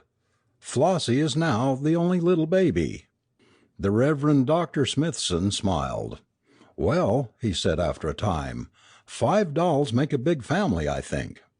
"I don't," said Mary quickly. "Rolla Mays has 13 girls and 2 boys in her doll family, and I haven't but 5 in all." "I shouldn't think," said Dr. Smithson, "that Rolla would know what to do with so many." "Why, Papa, of course she does." "Mary," said Dr. Smithson, looking thoughtfully at his little daughter, "I have a little girl in my Sunday school class who hasn't a single doll. I thought you might like to give her one of yours. You could spare one, couldn't you?" "Oh, Papa, I couldn't. Not a one," exclaimed Mary. "Not a one, when this poor little girl hasn't any? Oh, Papa, I love my dolls so. How can I give them away?" "You'd have 4 left. Wouldn't that be enough?" Mary thought a long while before speaking. She looked distressed. "Papa," she said at last, "Mrs. Grant was over here the other day, and she said that she wished you and Mama would give me to her because she didn't have any little girl of her own. You've got 5 children yourself, Papa, but would you give away any of 'em just because you would have 4 left?" Dr. Smithson took his little daughter in his arms and kissed her. "No, dear," he said, "Papa wouldn't give away any one of his children. You may keep all of your dollies, and we'll think of some other way to help poor little Hattie." The next morning Mary said, "Papa, I have thought it all out for Hattie. You know I have been saving up a little money to buy me a little iron bank, but I can wait for that. I have saved up 50 cents. Don't you think that will be enough to buy a nice little dolly for Hattie, and let me keep my babies?" Dr. Smithson knew that Mary had been long planning for the bank, so he asked, "Are you quite sure that you want to spend your money in this way?" "Yes, Papa, I'm very sure," said Mary with a smile, though there was a hint of sadness in her eyes. Dr. Smithson and Mary bought Hattie a pretty doll. Hattie was overjoyed when she saw it. Mary went back home, glad that her papa had understood how she loved her dolls, and glad to find that not one of her beloved children was missing. Jakey Tolbert's Playmates. "Well, Johnny, where are you going this morning?" asked Mrs. Jones as her little boy started towards the gate. "I'm going over to Jakey's, Mama. You know I must go over to Jakey's every day." "What do you find at Jakey's to make you so anxious to go over there every day almost before you are out of bed good?" "Oh, Mama, Jakey has the nicest playmates over to his house you most ever saw." "Who else goes over to Jakey's besides you?" asked Mrs. Jones. "Jakey don't have no reg'lar visitor but me," said Johnny proudly. "Me and Jakey is the whole thing." "Well, you are saying a good deal for yourself when you say that Jakey has the nicest playmates in the world. Don't you think so?" "I didn't mean me," explained Johnny. "Jakey's playmates ain't folks at all. Jakey's playmates is animals, just animals. But I do believe that they got as much sense as some folks I know." "What kind of animals?" asked Mrs. Jones, becoming interested. Then Johnny went on to explain. He said, "Jakey's got chickens and dogs and cats and birds. He's got names for all of 'em, and they all know their names, and they just run to Jakey when he calls them. The chicken and birds, too, will just walk right up and eat out of Jakey's hand. And his trained dogs and cats are just the funniest things I ever saw. His little dog Trip can carry a gun and obey the commands, carry arms, present arms, parade rest, just like a little soldier. One time at a fair he saw trained dogs and horses and elephants and even lions. Then he decided that he would train some animals himself. And Mama, he has done well. Why, he's got a cat that can spell some words. Jakey printed some letters of the alphabet on separate cards, and he's got a cat that will pick out the right ones every time. One of his little dogs can play the fiddle. It may seem strange, but he certainly can do it. He can hold the fiddle and draw the bow across it just the right way, and he can play a little tune. Jakey calls it a dog tune, and I think he ought to know. You just ought to see Jakey's chickens. He's got 6 of 'em. He calls them and they all come running. Then he holds out his arm and calls them by name, and they will jump up on his little arm, one after the other, and will sit there until Jakey tells them to jump down. And Jakey is so kind to his 2 birds that they won't fly away when he lets them out of their cages for a little while. He can take them up in his arms and pat them gently, and then he puts them down, and they will lie still right by Jakey until Jakey calls them by name and tells them to go into the house.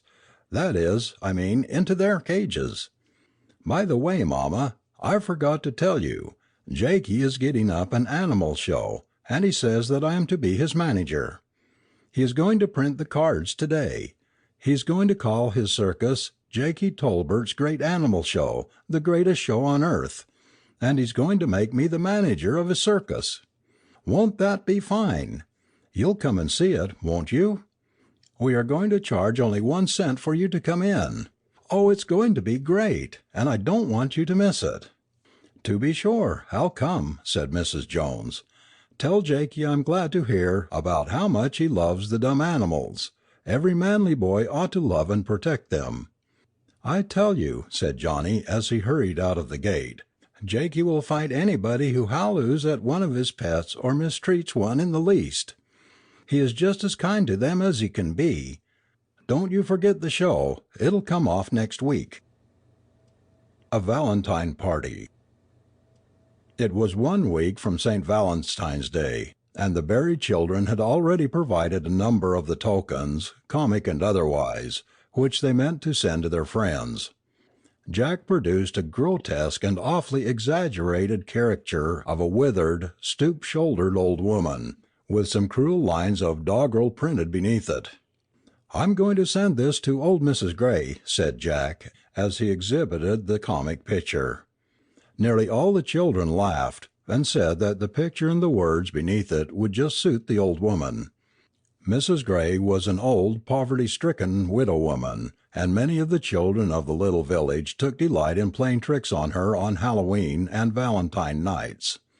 In this way, the children, especially the boys, had made her life so miserable that the old woman often said that she hated even the sight of a boy. In the midst of the merriment over the proposed venture of Jack Barry, it was little Lily Barry who spoke up, saying, "Jack, I tell you what I think. I think we ought to give Miss Gray a genuine surprise next week. She has had so many ups and downs in this life, I really believe that we can give her a little pleasure if we give her a true surprise. Of course, all the boys and girls will be invited to join in, but it is not going to be like a regular party, but something like the surprise parties or donation parties that we sometimes give the preacher. We'll just put the things on the doorstep and run, the way we do with the valentines, you know. What do you say to that, Jack, and what do the rest of you think?" Very quickly the Barry children agreed with what Lily had said, and immediately they set about planning for the Valentine party. The night of February 14th was clear, cold, and moonless. Across the fields in the darkness, a throng of merry young children, with a wagon or two, little goat wagons, piled high with baskets and bundles and wood, slipped silently toward the little house where old Mrs. Gray sat shivering over her scanty fire. A sudden knock on the door aroused Mrs. Gray from her musing. She hobbled painfully to the door.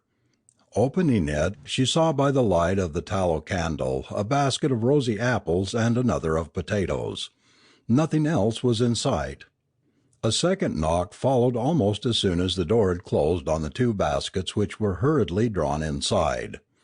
This time a can of kerosene oil held a lonely vigil on the doorstep. "I haven't had a drop in my lamp for 2 weeks," Jack heard the old lady say, as she peered out eagerly into the darkness before closing the door. As she was busy filling her lamp, she was interrupted by a third knock, which resulted in a basket filled with groceries in parcels in all shapes and sizes. Great tears stood in Mrs. Gray's eyes, and a great lump arose in her throat.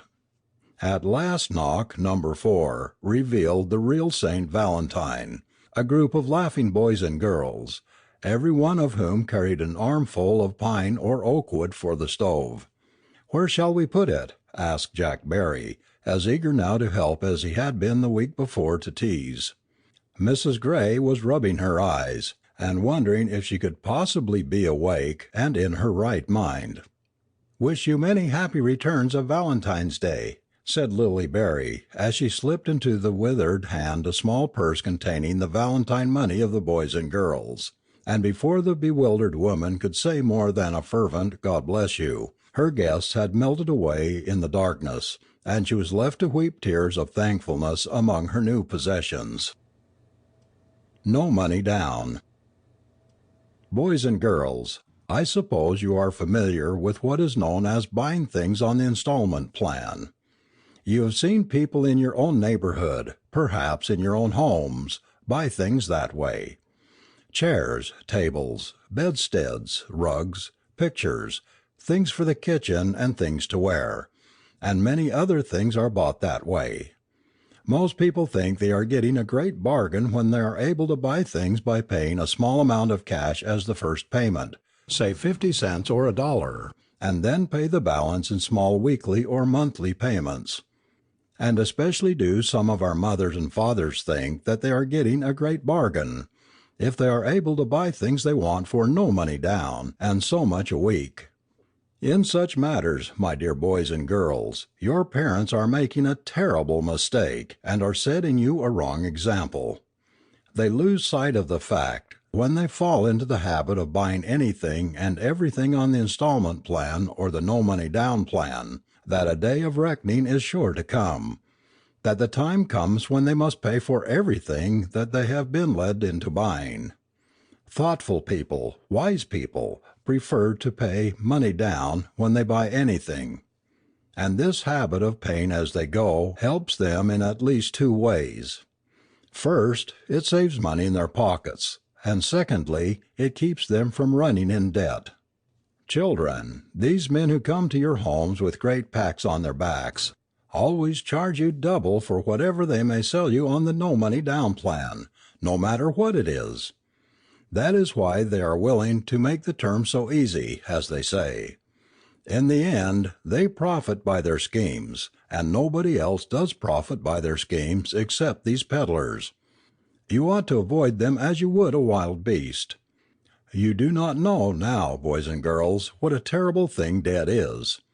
I honestly hope that you may never know, and if you will take the advice of older and wiser persons, I am sure you will always be free from the bondage of debt. Not long ago I saw two women standing at the window of one of these no money down or hand-me-down stores. One said to the other, "I just believe I'll get me a new cloak this winter. My cloak didn't cost but $3, and it is so old and shabby that I am ashamed to wear it in the street. Look at that beauty over there in the corner. Only $10 and no money down." "Yes," said her companion, "but I guess the money will have to come down sometime." "Oh, of course, but you know, I won't have to pay it all at once.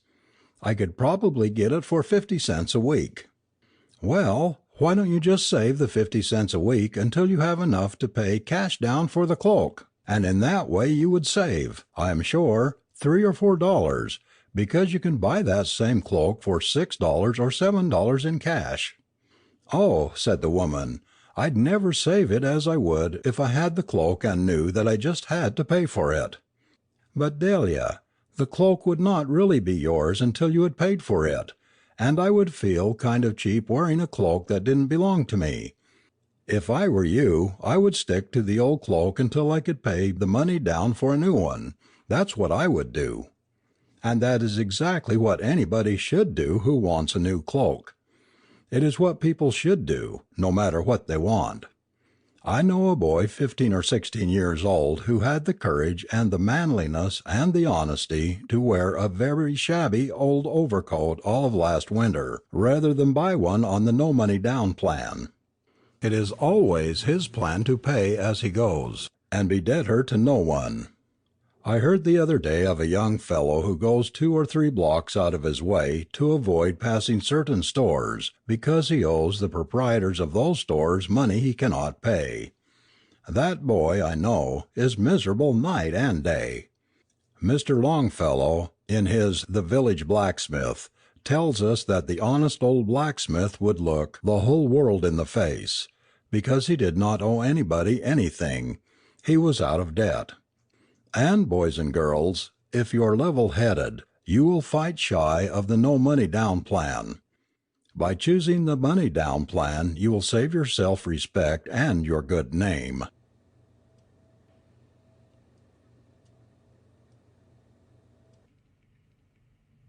Tommy's baby brother. For several months Deacon Tadpole's little son Tommy had made constant and repeated reference to the fact that he had no little baby brother or sister to play with. One day, when he was feeling unusually sad over his misfortune, he said to his father, "Papa, I ain't got no little baby brother to play with. You might at least buy me a little pony." "Papa can't buy you a pony, son," said the deacon. "A pony costs too much. I thought you wanted a little brother or sister." "I do," said Tommy, "but if I can't get what I want, I'm willing to take what I can get." "But you would rather have a little brother than a pony, wouldn't you?" asked Mr. Tadpole. Tommy thought a while and then said he thought he would rather have a baby brother than to have a pony. "You see," he said, "it costs so much to keep a pony, and we would have to build a stable for him, wouldn't we, Papa?" "Yes," answered his father, "and we haven't got any room in the backyard for a stable." "And we'd have to buy hay, too," said the child. "Yes," said his father. "Well, I'd rather have a little brother."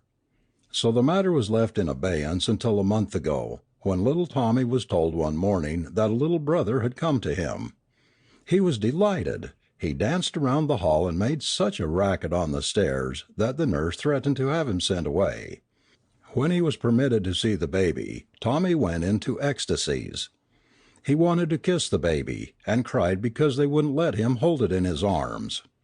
But Tommy's enthusiasm for the new baby began to wear off in about a week's time. It was always, "Shh, shh, you'll wake the baby," or "Tommy, you must be more quiet," or "You can't come into this room now." In fact, the little baby brother seemed to be interfering with little Tommy's fun to such an extent that he decided to go to his father and see if some new arrangement could not be made. He ran to Deacon Tadpole and climbed upon his knee and said, "Papa, I don't believe I want my little brother any more. I can't have any fun with him. I'll tell you what let's do. Let's trade him for a pony." "Oh, we couldn't do that," said the deacon. Tommy was silent for a time. Then he said, "Well, I don't suppose we could find anybody that would want to trade a pony for him, but don't you think you could trade him for a goat?" Keeping school. Every boy and girl in America ought to go to school. The public school is one of the best institutions connected with the life of our nation. But did you ever hear of a little girl who went to school to herself? I have, and I want to tell you about it. We will call her Tootsie. There was no schoolhouse and no teachers, nothing, only just little Tootsie. Not even her dolls, just simply Tootsie sitting all alone on the couch near the window. That was all there was to this little school, so far as anybody could see. But Tootsie said she had a large school, with some 60 pupils. Sometimes she would say that her scholars had been naughty and that they would have to stay in at recess, and then again she would say that they had been promoted to a higher grade. She often talked to her pupils as if they were real live people, telling them how they should stand and how they should sit, and giving them permission to be excused, and so on. So you see, it seemed in Tootsie's mind very much more like a real school than it could to us. Every morning, when Tootsie's sister would start for school, Tootsie would watch her until she was out of sight, and then she would go and sit down on the couch. Not having a true school book, she would take her Christmas story books. At first she would only look at the pictures and try to think what the story about them must be. Then she would ask Mama or Grandma, or whoever happened to be nearest, what the words of the picture story were. She would then say the words of the story over to herself and look at the picture. Next day she would read over the words of the same story as far as she could remember them, and when she came to a word that she did not know, she would jump up and go ask someone what it was. When she had learned a story herself, she would then talk to her 60 imaginary scholars about it, showing them the picture and explaining the story to them just as though the children were all there before her in her little schoolroom. In this way Tootsie went through one after another of her story books, picking out the stories that had pleasing pictures. But the nice thing of it all was that Tootsie was really learning to read, and she did get so that she could read real well, for she knew just what she was reading about, and often, when she would find a story that was funny, she would laugh right out even if she was at school, and then she would find Mama or Grandma and read the funny part to them. Maybe one reason why Tootsie learned so fast was because her school was just like play to her and not like work. Of course, it is easier to play than it is to work. But could you think of anything better to play than to play keeping school? Why not try it? It helped Tootsie wonderfully, and I believe it would help many other boys and girls. What do you think about it? The School Off the Street. Little Joe, 10 years old, had followed his business as a newsboy and bootblack in Smutville for 3 or 4 years, and, of course, had turned out to be a first-class little citizen of the street. He could curse and swear, and drink and smoke, just the same as any old hardened sinner. One day, after Joe had finished one of his daily fights with some other small boy, a kind-hearted gentleman stepped up to him and said, "My little man, do you go to school?" "Nope," said Joe. "Do you go to Sunday school?" "Nope." "Well," said the gentleman, "what do you expect to do when you are grown?" "I ain't going to wait till I'm grown. I'm going to be a jockey, that's what I'm going to be." "How would you like to be a bank cashier or a president of a great bank? Wouldn't you like that better?" "Yep," said the boy, "but a poor boy can't get no job like that. Now you know he couldn't." "Oh, yes, he could if he were to prepare himself for it. But a poor boy, and no other boy, will ever be a great business man if he is going to live forever in the street, cursing and swearing, and fighting, and, it may be, stealing, and having no higher ambition than to be a jockey." "Are you a parson?" asked the boy, becoming interested. "No, but I am interested in little boys. I am the secretary of the Young Men's Christian Association, and we have a boys' department. I want you to join it. I have found out about your habits and your surroundings. I was told of the death of your mother and father, and I made up my mind to come and ask you to come over to the Young Men's Christian Association and live with us. You may continue to sell your papers and black boots, but you see, living with us, you can go to school at night, and some day you will have a good education, and you might be a bank cashier." Little Joe took this good man's advice and went to live in the YCMA building. He did not turn out to be a bank cashier or a president, but what was better, Joe turned out to be a general secretary of one of the largest YMCA's among the colored people in this country, and in that way has been instrumental in saving a great many other boys from the gutter. But Joe would never have amounted to anything if he had not been taken away from the wicked influences of the street, and placed on the road to higher things. The worst school in this world that any boy can go to is the school of the street. The school of the street turns out the most impure, most dishonest, and the most illiterate boys, and those boys and girls who ever rise to be anything or anybody in the world are the ones who leave the influences of the street in due time, as little Joe did. The street offers most of its work and most of its attractions at night, as many boys can tell. The life of the street leads to no career that is worth following. The good careers are made by those whom the street has not had a chance to spoil, or by those who are taken out of the streets before they become hopeless cases. There is no greater error than the common notion that it is a good thing to let a boy run the streets and become hard and tough, and have his wit sharpened, and make a little man of himself, as some foolish people say. A boy learns more downright mischief in one night in the street than he can unlearn in the home in 6 months. And so, what will the teaching of the home, the public school, and the Sunday school amount to, if we are going to give our boys in their young and tender years the freedom of the streets? If now and then a street boy, that is to say, a boy hardened in the ways of the street, does get a good place, in most cases he will lose it and fall back to the old, free life of the gutter.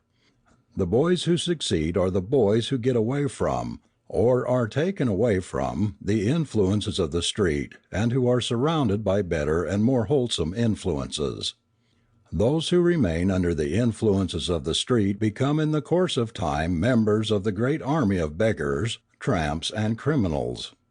It is a great pity that there should be so many stories going the rounds which tell about newsboys and messenger boys and so on rising to be bank clerks and telegraph operators and so forth. On the whole, these stories are misleading, and for the reason that they seem to give the impression to many innocent boys and to many thoughtless parents that the surest way to give a boy a good start in life is to send him out into the streets to rough it and fight his way to the front over beer bottles, games of chance, the race track, and the pool room, to the accompaniment of vulgar jokes, profane swearing, and evil associates. I repeat, the school of the street is the worst school in the world, and the sooner boys get out of it the better it will be for them. The Fox Hunt. Uncle Hambright used to pride himself upon his ability to invent amusing games for children. Sometimes he found it hard to think of anything new, but the demands of the children were so insistent and his desire to please them always so intense that it often happened that Uncle Hambright could almost make a way out of no way. Dinner time was fast approaching. All the morning the half-dozen little children, who were spending the day with Uncle Hambright at the Sunday school picnic, had been playing every conceivable sort of game and had been enjoying every imaginable kind of story told in Uncle Ham's inimitable way. But still the children were not satisfied. "Just one more story," or "just one more game," or "give us your best game now for the last before dinner," the children clamored one after another.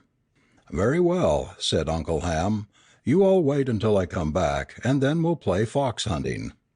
Uncle Ham went and told his sister and her husband, the parents of the little children, to take the dinner baskets far into the woods to the place which they had already agreed upon as the spot where the dinner table should be spread. Coming back to the children, Uncle Ham said, "Now we are ready. Come close and listen while I explain." With anxious hearts and eager faces and clapping glad hands, the children gathered around Uncle Ham. "Now," he said, "I have a piece of chalk here in my hand. I am going to make something like this wherever I go along." While he was speaking he made a round ring on the fence close by. He put marks for the ears and feet and a mark for the tail. Then he continued, "This is the fox. I'm going to make foxes along the path that I take into the woods. Sometimes these foxes may be on fences, sometimes on trees, sometimes on rocks, or anywhere I wish to place them.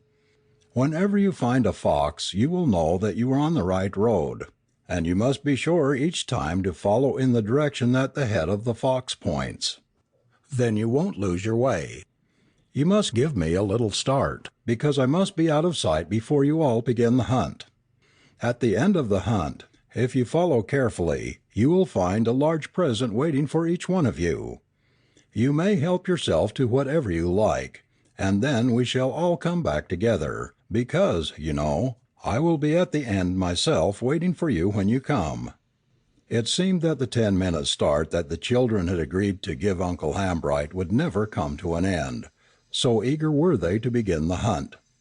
By and by the time came, and they were off. The first few foxes had been drawn on the boardwalk, so the hunters had easy sailing for a little while.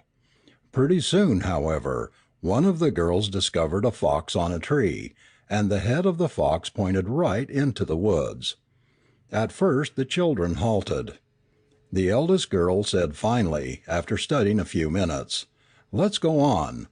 Uncle Hambright wouldn't take us where anything could hurt us, and besides, he said he would be waiting at the end." Thus reassured, all of them plunged into the woods.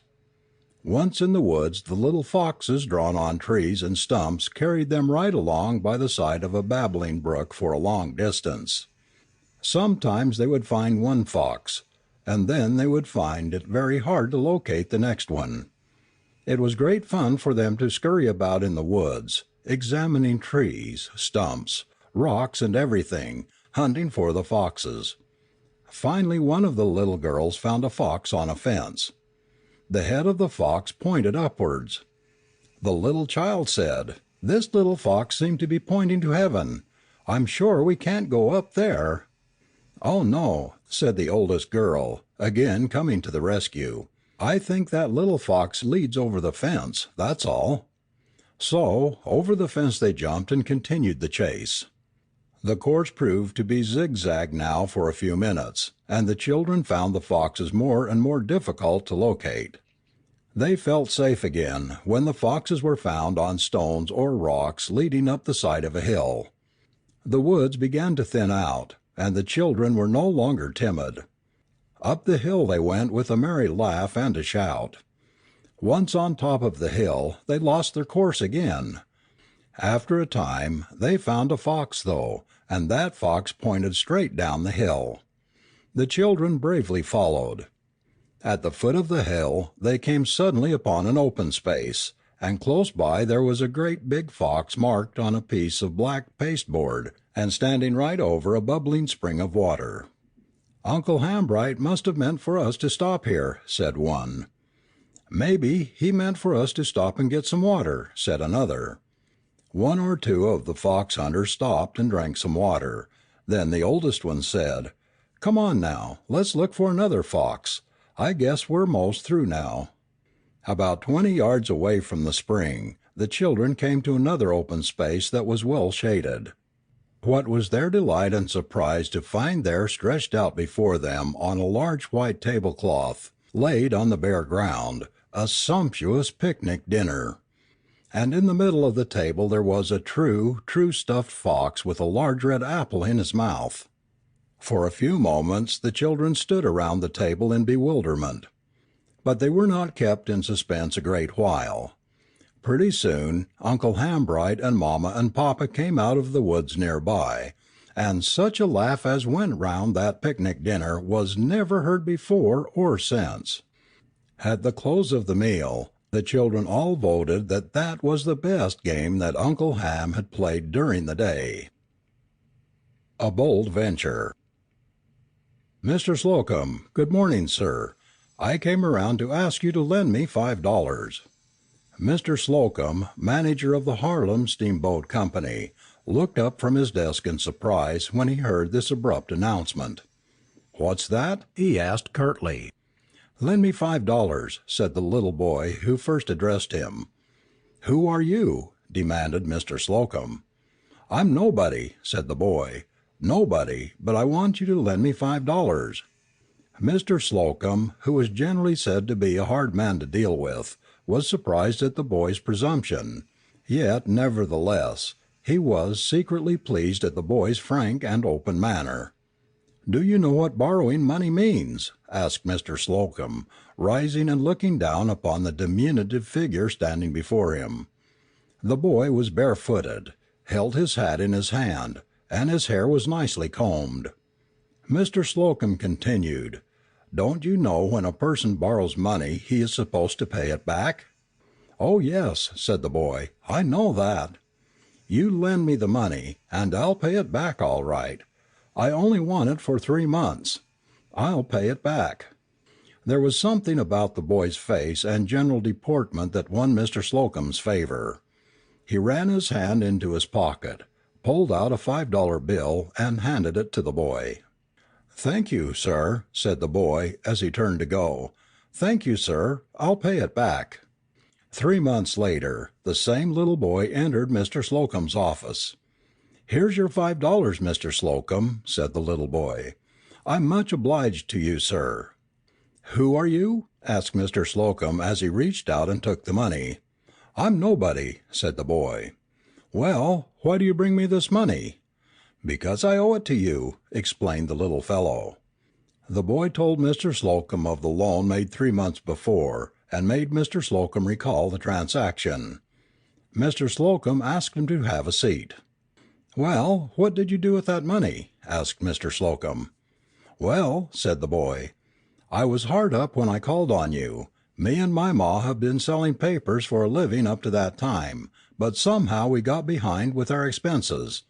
House rent was due, and we didn't have nothing to eat. I had to find a friend somewhere. So, after trying 2 or 3 places where I was known and failing to get any help, I decided to drop in here and see you. You know the result. Well, I paid my rent for a week, rented a little stand for my ma to sell papers on the corner, while I continued to hustle in the street. That $5 you lent me give me good luck, and I've been going right up ever since. Me and Ma are living in a better place now. We've got plenty to eat, and we've got plenty of fine customers. I told you when I came here before that I was nobody then, but I'm somebody now, Mr. Slocum. Anyhow, I feel so, and I want to thank you again for the help you gave me." The boy's story pleased Mr. Slocum very much. It is needless to say that he took an interest in that boy, and continued to befriend him. This happened many years ago. Today, Tommy Tolliver, that was the boy's name, is the assistant general manager of the Harlem Steamboat Company, and a very well-to-do man. Mr. Slocum says that there is nobody in the world like him. Tommy's mother died some years ago, but she lived long enough to see her little boy taken out of the streets, put to school, and started on his career of usefulness.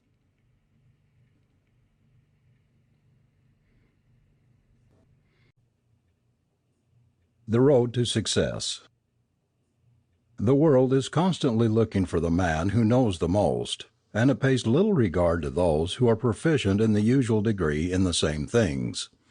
One must excel, or, in other words, know more than his associates in order to succeed notably. The world will bid high for you if you know more than other men. So that boys and girls who are preparing themselves for the duties of life should not aim simply at being as good as somebody else, but they should aim at being the best that it is possible to be in any chosen line of life or business. I have noticed in my short lifetime that there is a great tendency on the part of young people to cut short their education.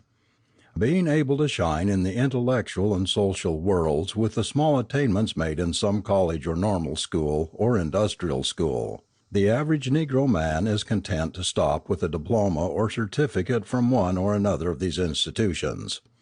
They will never realize what injury they have done themselves by doing so until it's too late. On the other hand, there is another large class of young people that stop short even before they finish the course in even any one of the normal or industrial schools. They must go out to work. They know enough to make a living. What's the use of so much education anyhow? This is the way some of them talk. This is what some of them believe. Boys and girls, no man or woman with such low ideals will ever reach the topmost round of the ladder of fame. Such boys and girls will always play a second-rate part in the great drama of life. The boys and girls who are going to the front, the boys and girls who are going to have the leading parts, are the boys and girls who are willing to take time to prepare themselves. And preparation means hard work, and not only hard work, but hard and long continued work. A person can learn a good deal in 1 year. A person can learn a good deal in 2 years. But nobody can learn enough in 1 or 2 years, or in 3 or 4 years, to make it at all likely that he will ever be sought by the great world. Aside from the rudimentary training, it ought to take at least 10 years to make a good doctor, or a good lawyer, or a good electrician, or a good preacher. 4 of these years ought to be spent in college, and 4 in the professional school, and the other 2 ought to be spent picking up a practical or working knowledge of the calling, whatever it may be. The young doctor obtains this practical knowledge in hospitals and in practice among the poor. The electrician obtains it by entering some large electrical industry or manufactory, in which a thoroughly practical knowledge of mechanical engineering and electricity can be secured. It is true that some men have become distinguished in these callings without this long preparation of which I have spoken. Yet it is also true that they would have been better off, they would have been more likely to have become eminent, if they had taken the longer course. College is a little world which every one, other things being equal, ought to enter and pass through before launching into the great world. Keeping one's engagements. What would happen if everybody should begin tomorrow to keep all his promises and fulfill all his engagements? I think it would make a new world at once. There is a great need that the attention of young people should be called to the importance of keeping engagements. Much of the confusion and annoyance and trouble of this world would be done away with if people would learn to keep their promises. The oft-repeated excuse, "I forgot," is not reasonable. If the memory is in the habit of playing tricks with you, then you ought to make notes of your engagements, write them down in some way, so that you will not forget them. Arnold of Rugby said, "Thoughtlessness is a crime," and he was right. The great Ruskin has also uttered strong words in condemnations of thoughtlessness in youth. He said, "But what excuse can you find for willingness of thought at the very time when every crisis of the future fortune hangs on your decisions? A youth thoughtless, when the career of all his days depends on the opportunity of a moment. A youth thoughtless, when his every act is a foundation stone of future conduct, and every imagination a fountain of life or death.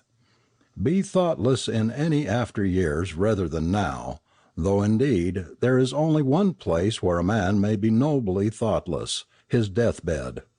No thinking should ever be left to be done there.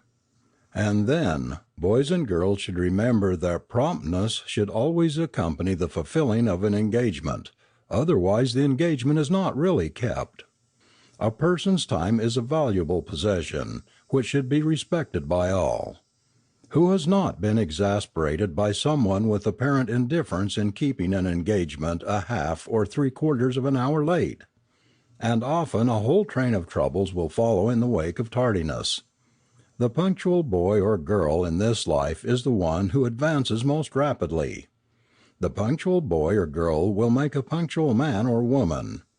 A promise breaker, or one who is late in keeping his appointments, cannot in the true sense of the term be considered a first-class person. A midnight mishap. Uncle Ned returned from his possum hunt about midnight, bringing with him a fine, fat possum. He built a glowing fire, dressed the possum, pared and split the sweet potatoes, and pretty soon he had the possum and taters in the oven. While the meal was cooking, Uncle Ned amused himself with his favorite old banjo. When the possum had been baked brown and crisp, he took it out of the oven and set it on the hearth to give it time to cool.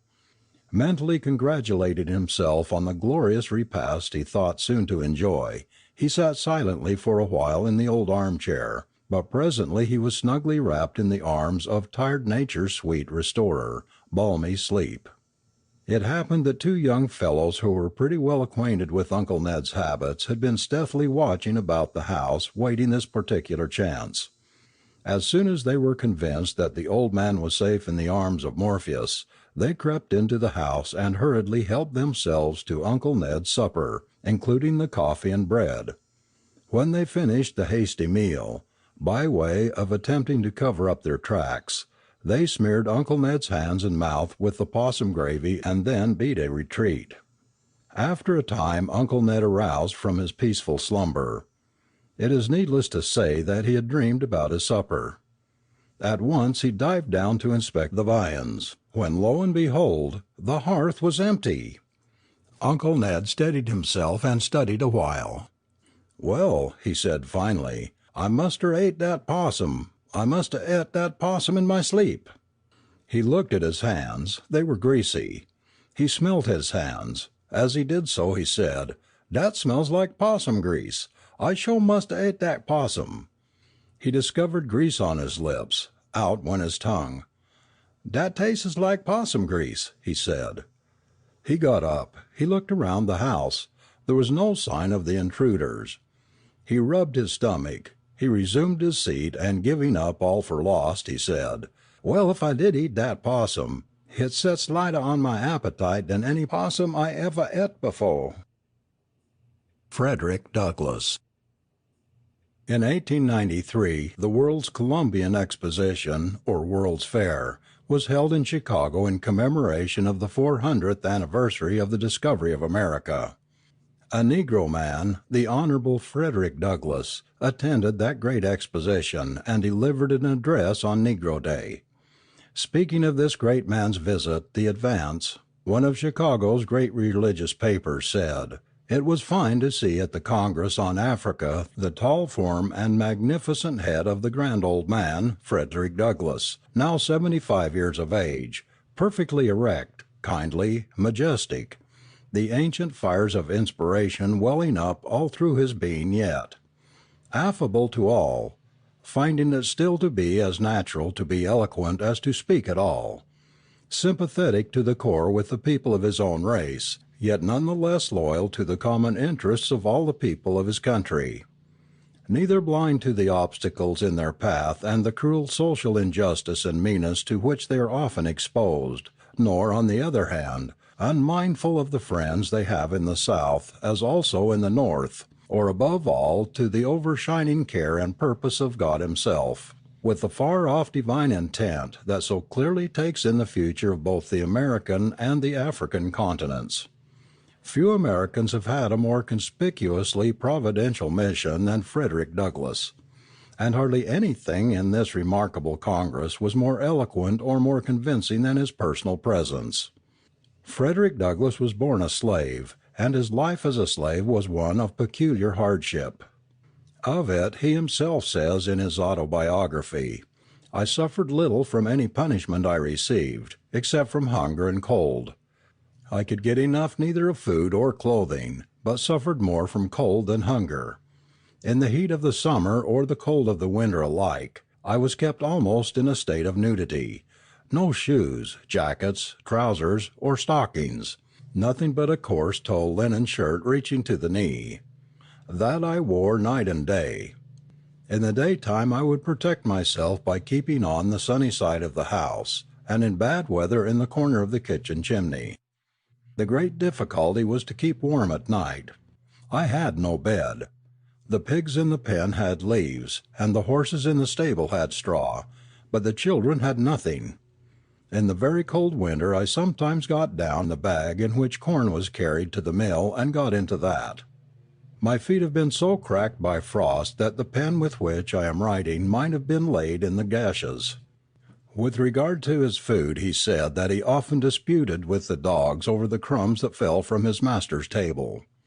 Now this man, born so lowly and surrounded by such circumstances, turned out to be in the course of time by hard work and self-application one of the most influential American citizens and one of the greatest orators that this country has ever known.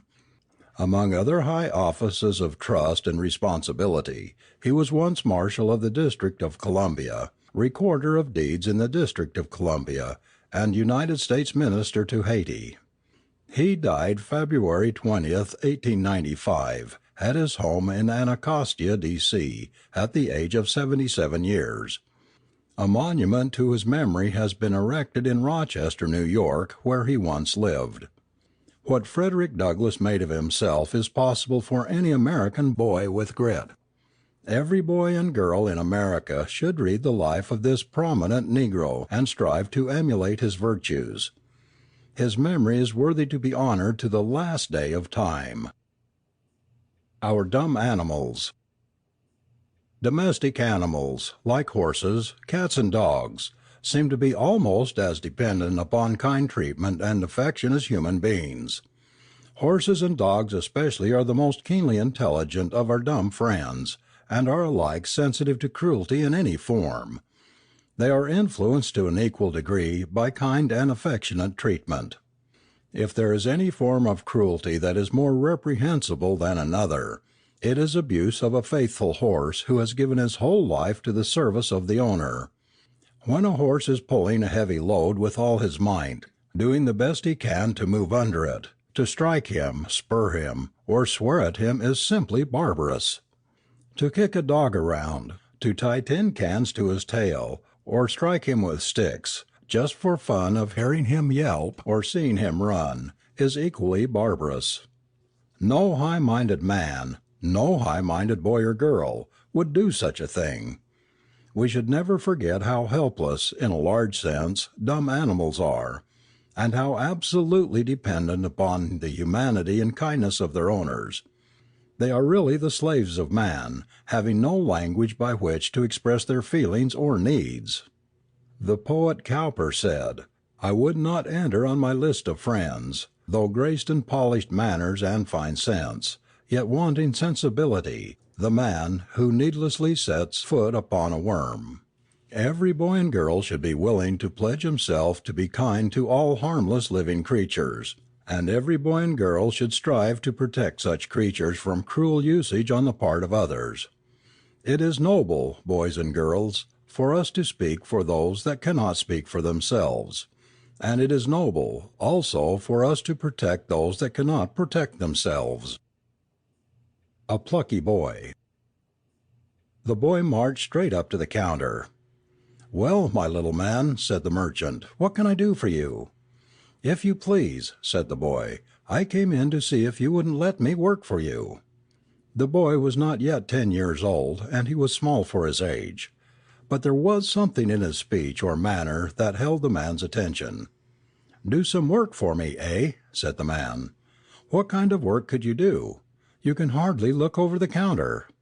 "Oh, yes, I can," said the little fellow, as he stood on tiptoe and peered over the counter. Out of sheer curiosity, the merchant came from behind the counter, so as to get a good look at the boy. "Oh," he said, "I see you've got copper taps on your shoes. I suppose your mother couldn't keep you in shoes if they didn't have taps on them."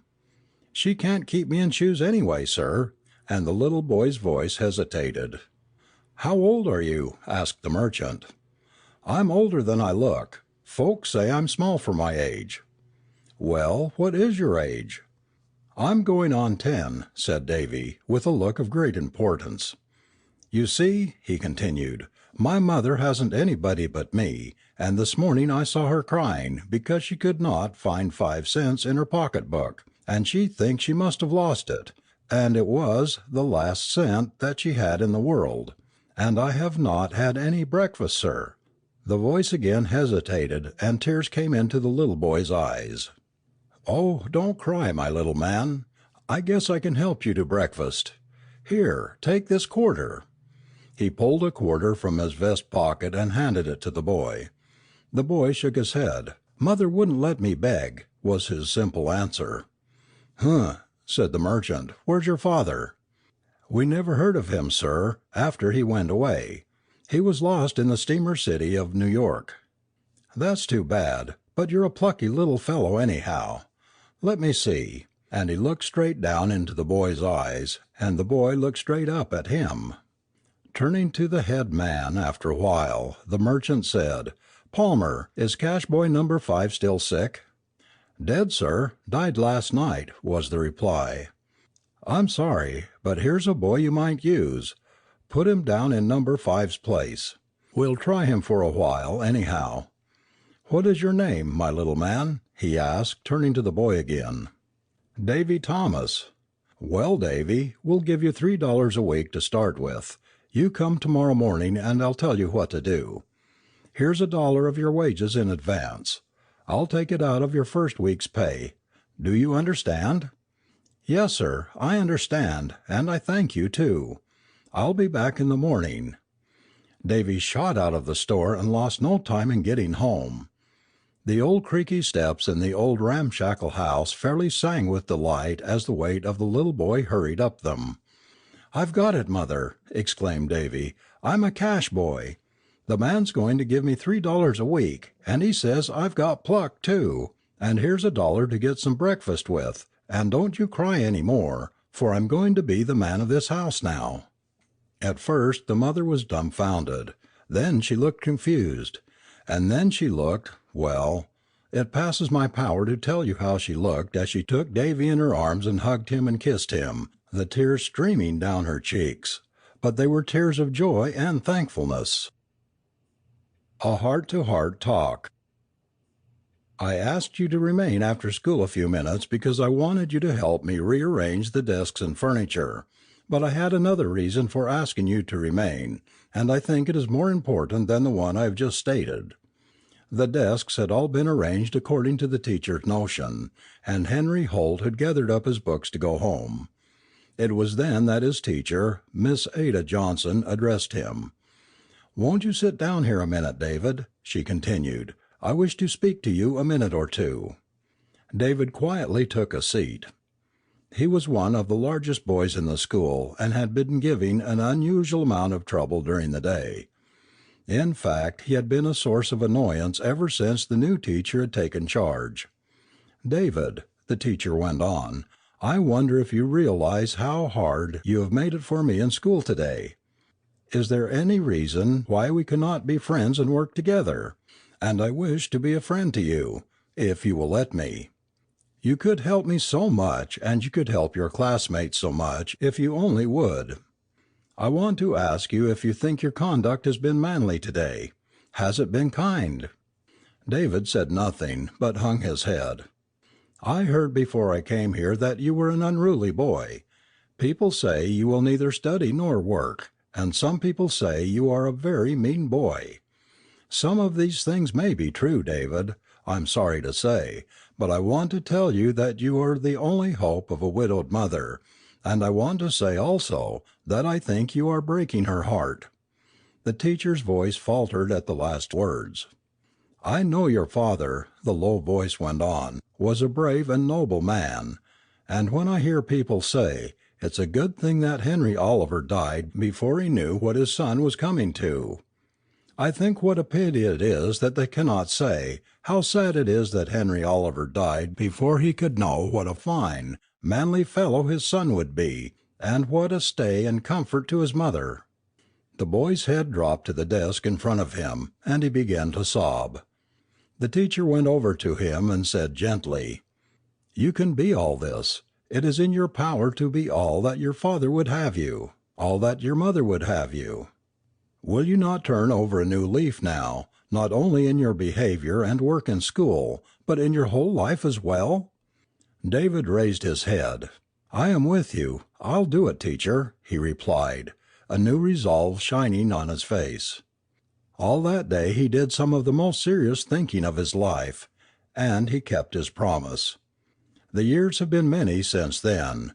The little teacher has long since passed to her rest, but David Oliver is a living monument to the power of a few searching words, the potency of a little personal interest and kindness manifested at a critical time.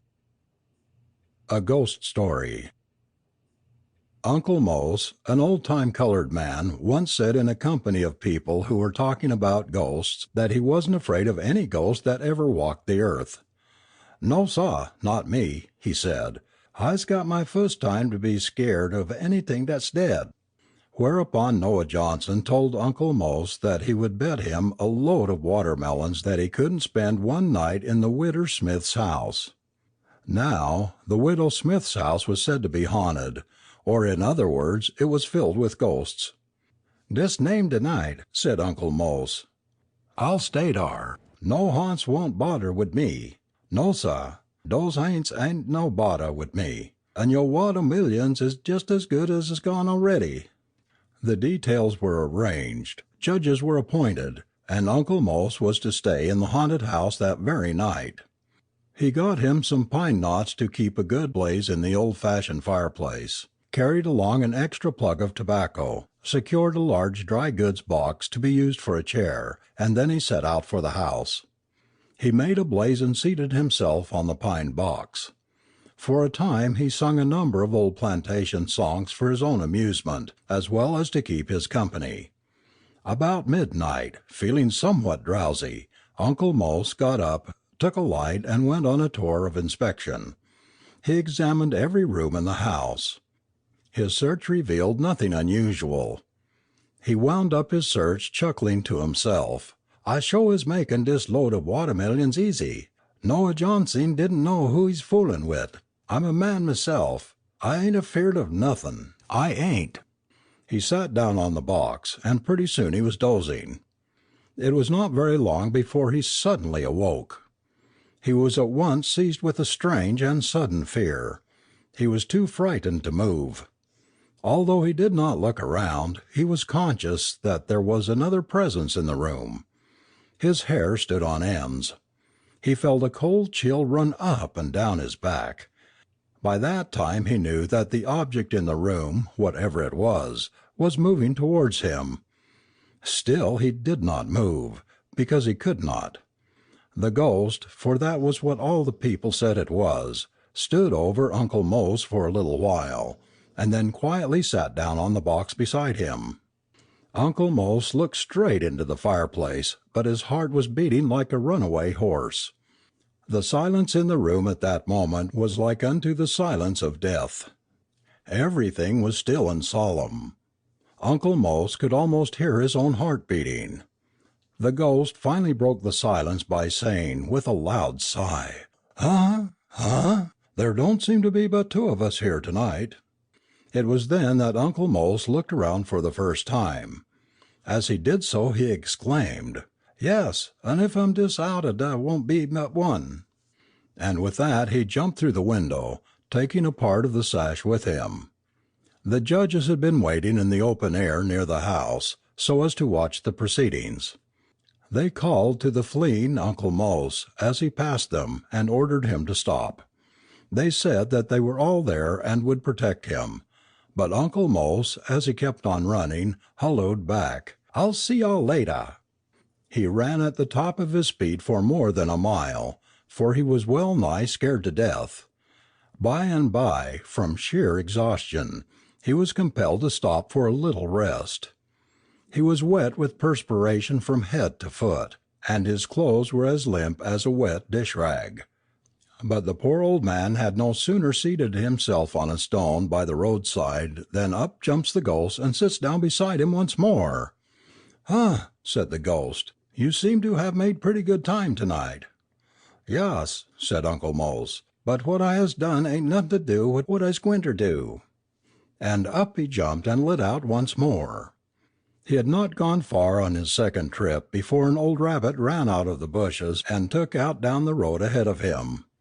Uncle Mose hallooed the rabbit and said, "Git out of the way, rabbit, and let somebody run what can run." On and on the poor old man, almost scared to death, ran and ran. Perhaps he would have been running until now but for a very unfortunate accident. About 5 miles from the Widow Smith's house, he came in contact with the limb of a weeping willow tree that hung across the road.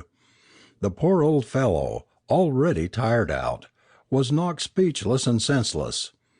Toward the break of day the judges, who had followed him, found him lying on the ground doubled up near the tree. Dim consciousness was slowly returning when they picked him up. They rubbed him, and walked him around for a little while, and soon he was able to move himself.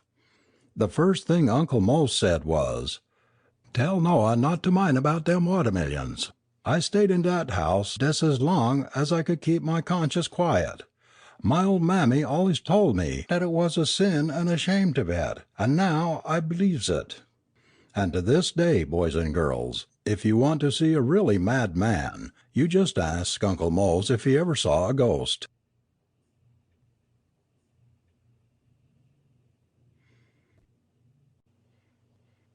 Self-help.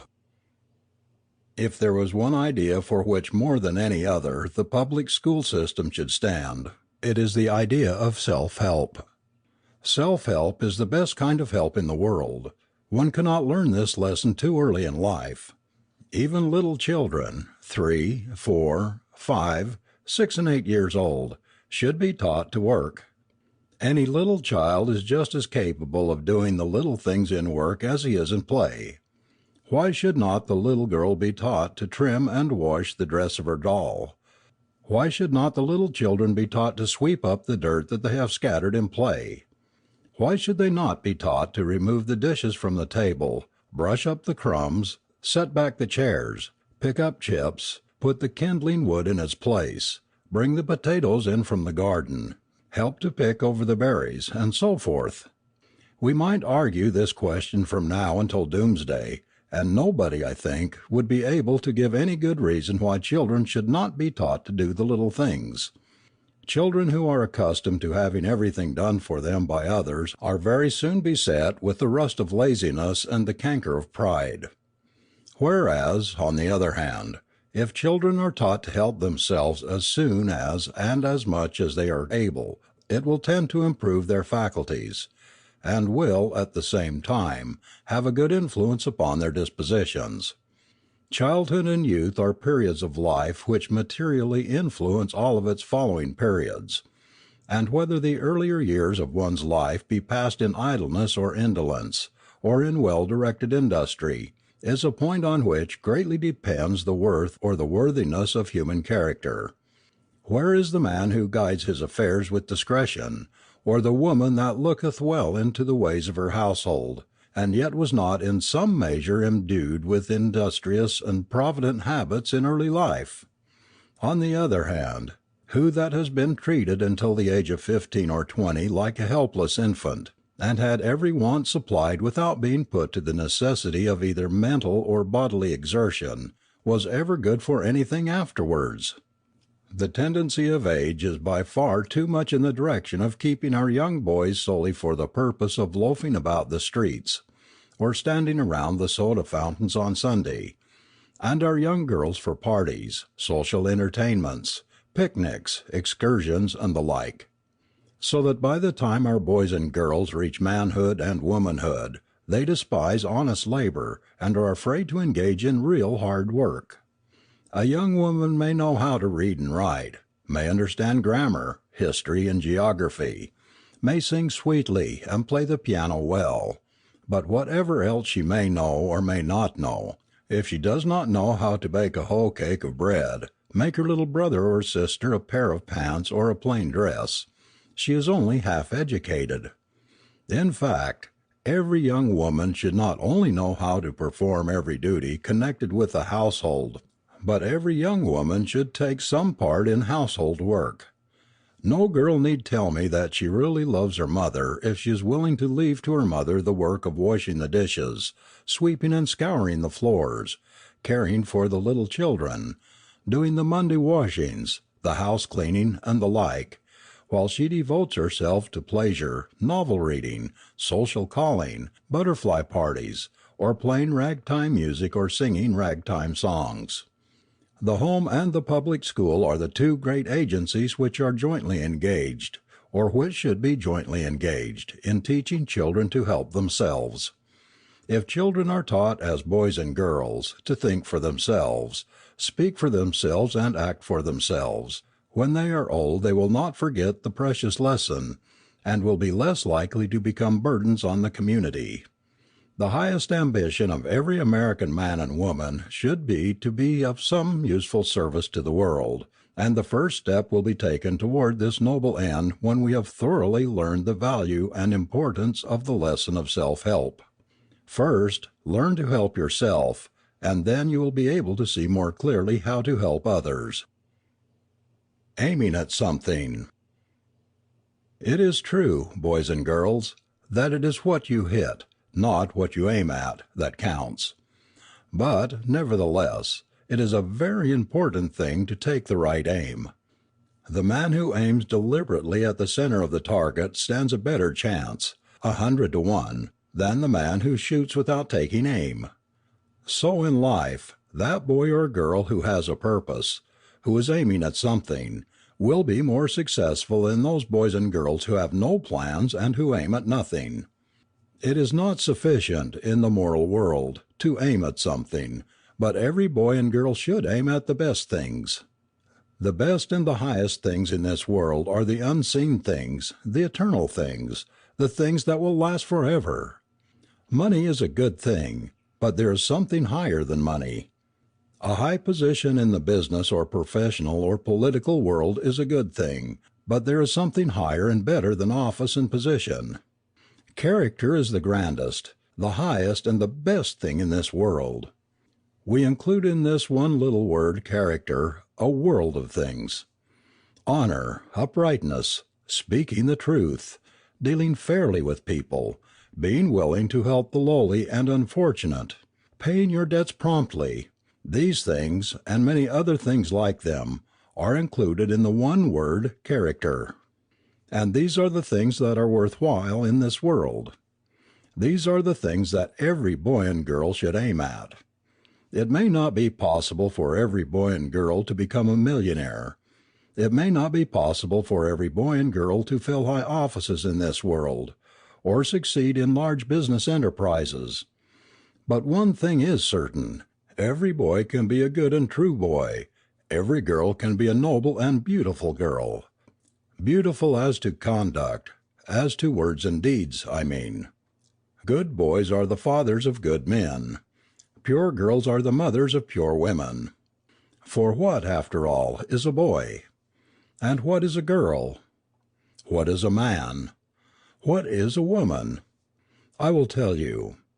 A boy is a little man, that's all, and a man is a grown-up boy. A girl is a little woman, that's all, and a woman is a grown-up girl. It is important, then, that boys and girls should aim at the right things, the good, the true, and the noble things early in life. What boys and girls aim at, in 9 cases out of 10, they will reach as men and women. And to help you in taking the proper aim early in life, I am going to give you something to aim at. Let every boy and girl make this little motto his rule in life. Know something, know it well. Do something, do it well, and be somebody. The black sheep of the Reynolds family. Will Reynolds was the black sheep of the Reynolds family. He knew it and felt it, because he had been frequently slighted and treated with contempt by his relatives. The only person who never lost faith in him was his mother. She always felt that there was something good in her wayward son, and often said that it would show itself some day. But Will's mother died in the early stages of his backslidings. Will's father married a second time, and the boy, finding it impossible to get along with his stepmother, left home. He went from bad to worse. Being arrested on the charge of drunkenness and vagrancy, he sent to his 2 brothers, who were prosperous brokers in D Street, asking them to pay his fine. Word came back that they would not interfere in his behalf. His brothers sent word that he had brought the trouble upon himself, and he must get out of it the best way he could. Will was sent to the workhouse for 6 months, and nobody's hand was raised to help him. While he was serving his time, his only sister, a young woman not yet grown, died. He knew nothing of it until about a month after it occurred, and then he read the account in an old newspaper which he had borrowed from a fellow prisoner. The news of his sister's death deeply affected him. His sentence was shortened by 1 month on account of his good behavior. The first thing he did, on coming to the city, was to visit the family lot in Myrtle Hill Cemetery. He carried with him some wild flowers and green leaves, being too poor to purchase a floral offering from the dealers in such things. With uncovered head, he knelt and placed these tokens of respect on the graves of his mother and sister. This done, he stood in silence for a moment, and then wept like a little child. While riveted to the spot, he made a solemn vow that he would quit the old life and make a man of himself. "It's in me," he said to himself, "and I'm going to prove it." Slowly he turned away from the sacred place. He went directly to the offices of his brothers.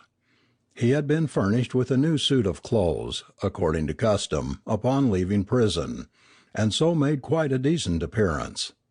He found his oldest brother, John B. Reynolds, seated at a desk in the front office.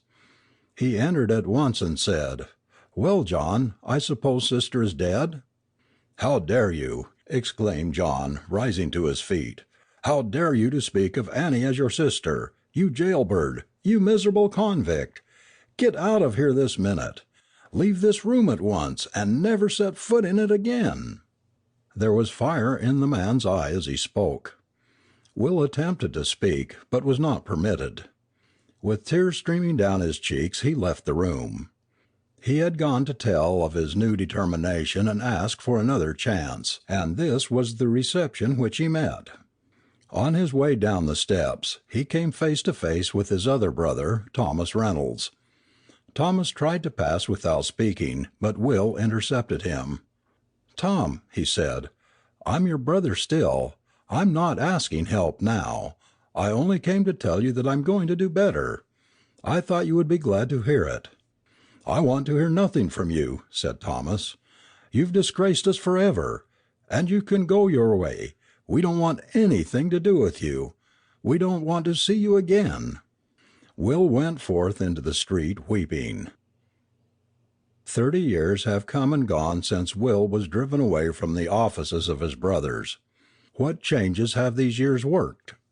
Soon after leaving prison, Will was a constant visitor at the railroad men's branch of the Y.M.C.A. Through the secretary of the association, he soon secured a place as a day laborer in the machine shops of the Big Bend Railroad. After securing regular employment, he went to live in the Y.M.C.A. building. At the close of his first year's service with the railroad, he was promoted from a common laborer and made an apprentice. After 4 or 5 years, He had learned the trade and was receiving the daily wages of a machinist. After 12 years with the company, he was made the master machinist. At the end of 15 years' service, he was made superintendent of construction. 5 years later he was made a division superintendent.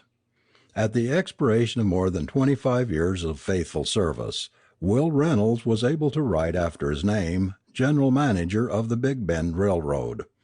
He had also been married for several years, and was the father of 5 children. Will's father and brothers lost sight of him for nearly 12 years, or until the papers announced his appointment as master machinist of the Big Bend Railroad. They suddenly awoke to find that their conclusions that he had probably long since died a drunkard's death, or had gone off as a tramp and had been killed, or was again serving a sentence in prison somewhere, were wrong.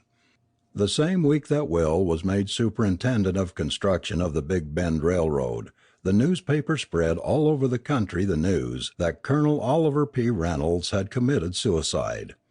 According to their way, the papers gave all the sickening details of the tragedy, together with the whole family history.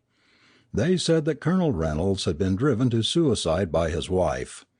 They said that she was much younger than he, that she was extravagant, that she was a leader in gay society. They told how, on her account, Colonel Reynolds had driven his son away from home 15 years before. They declared that the old man's life had been a hell to him, and that his wife had brought him almost to the verge of bankruptcy, and in order to escape facing open disgrace, he had murdered himself. When Will heard of his father's death, he hastened at once to the city, but was denied admission to the family residence, and had to attend the funeral in the little church around the corner, not as a member of the family, but merely as an outsider. We are not concerned in this story with the fate of Will's stepmother. But as to Will's brothers, well, the crash came 8 or 10 years after the death of Colonel Reynolds, or a short while before Will became the general manager of the Big Bend Railroad. John B. Reynolds and Thomas Reynolds, members of the firm of John B. Reynolds and Brothers, had been arrested and placed in the Tombs, charged with misappropriating $175,000 of trust funds. Again the family history was rehearsed in the newspapers. The papers did not fail to recall the suicide of Colonel Reynolds, nor did they fail to tell how these 2 brothers had earlier in life turned their backs on a younger brother. Will read the papers, and saying to his wife, "Well, Mary, perhaps they'll be glad to see me this trip," he went immediately to offer his services to his brothers. He had prophesied correctly. John and Thomas were very glad to see him. They had no friends among those high in financial circles, because they had for many years conducted their business in such a way that business men had no confidence in them. They had no credit and could get nobody to go on their bonds. Will took in the situation at a glance. He had been thoughtful enough to bring along with him the leading attorney of the Big Bend Railroad, and he put matters straight away into his hands. Bail was arranged, the brothers were released, and the lawyer then turned his attention to the prosecutors. It was discovered that almost half of the amount stolen was the property of Simon B. Nesmith, president of the Big Bend Railroad. When Will Reynolds and the lawyer found that their own superior officer had been so heavily hit by John B. Reynolds and Brothers, they came near fainting. Fortunately Nesmith, when he heard the whole story, agreed not to prosecute, and not only said that he would be satisfied with any settlement that the railroad's attorney might arrange, but also volunteered to see the others concerned and use his influence in having them do likewise. In a short time matters were adjusted, and John Reynolds and Thomas Reynolds were saved from prison. But they lost all their earthly possessions, and their brother, the black sheep of the family, had to secure them for the sum of $40,000 besides. John B. Reynolds and Thomas Reynolds came to their senses. It was their time to cry now. Amidst great sobs they said, "We treated you wrongly, Brother Will. We ought to have helped you many years ago. We are so sorry we didn't, and it was such a small matter, too." But Will said, Don't talk about the past. I'm your brother still. Go and do as I did. Start over and make men of yourselves. You'll have enough time. That's all I ask. The Holy Bible. I heard a minister say the other day that a mother had not necessarily done much for her boy because she had brought him a nice Bible and put it in his trunk, when he was about to leave home and seek his fortune in the world. I think it wrong for anybody, minister or what not, to indulge in such loose and flippant talk. The effect is bad, always bad, and no hair-splitting, and no higher criticism, and no curiously ingenious explanations can mend the matter. As for me, give me the old-fashioned mother who sends her son out into the world with a Bible in his trunk, and give me the old-fashioned boy who reads that Bible every night with tears in his eyes, as he thinks of the old folks at home and of their simple lives devoted to Jesus Christ. Give me the man, woman, or child whose hands touch the Bible reverently, instead of slinging it about as a dictionary or some common dime novel.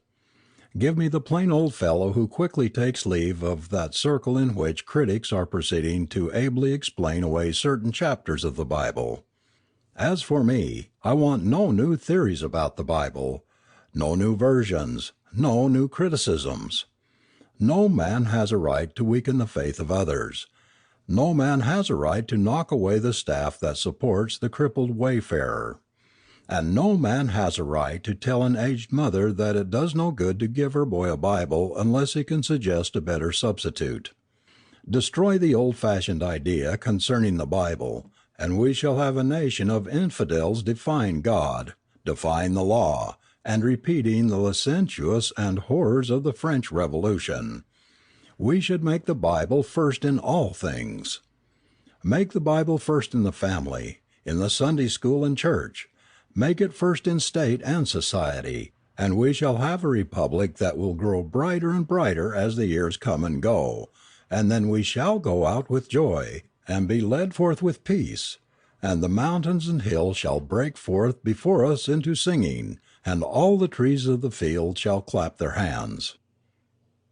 Andrew Carnegie's advice to young men. Do not make riches, but usefulness your first aim, and let your chief pride by that your daily occupation is in the line of progress and development. That your work, in whatever capacity it may be, is useful work, honestly conducted, and as such ennobles your life. Whatever your salary be, save a little, live within your means. The man who saves a little from his income has given the surest indication of the very qualities that every employer is seeking for. The great successes of life are made by concentration. Do not think you have done your full duty when you have performed the work assigned you. You will never rise if you only do this. You hear a good deal about poverty nowadays, and the cry goes up to abolish poverty, but it will be the saddest day of civilization when poverty is no longer with us. It is from the soil of poverty that all the virtues spring. Without poverty, where will your inventor, your artist, your philanthropist come from? There are three classes of young men in the world. One starts out to be a millionaire. Another seeks reputation, perhaps at the cannon's mouth. A third young man, who will be successful, is he who starts out in life with self-respect, and who is true to himself and his fellow men. He cannot fail to win.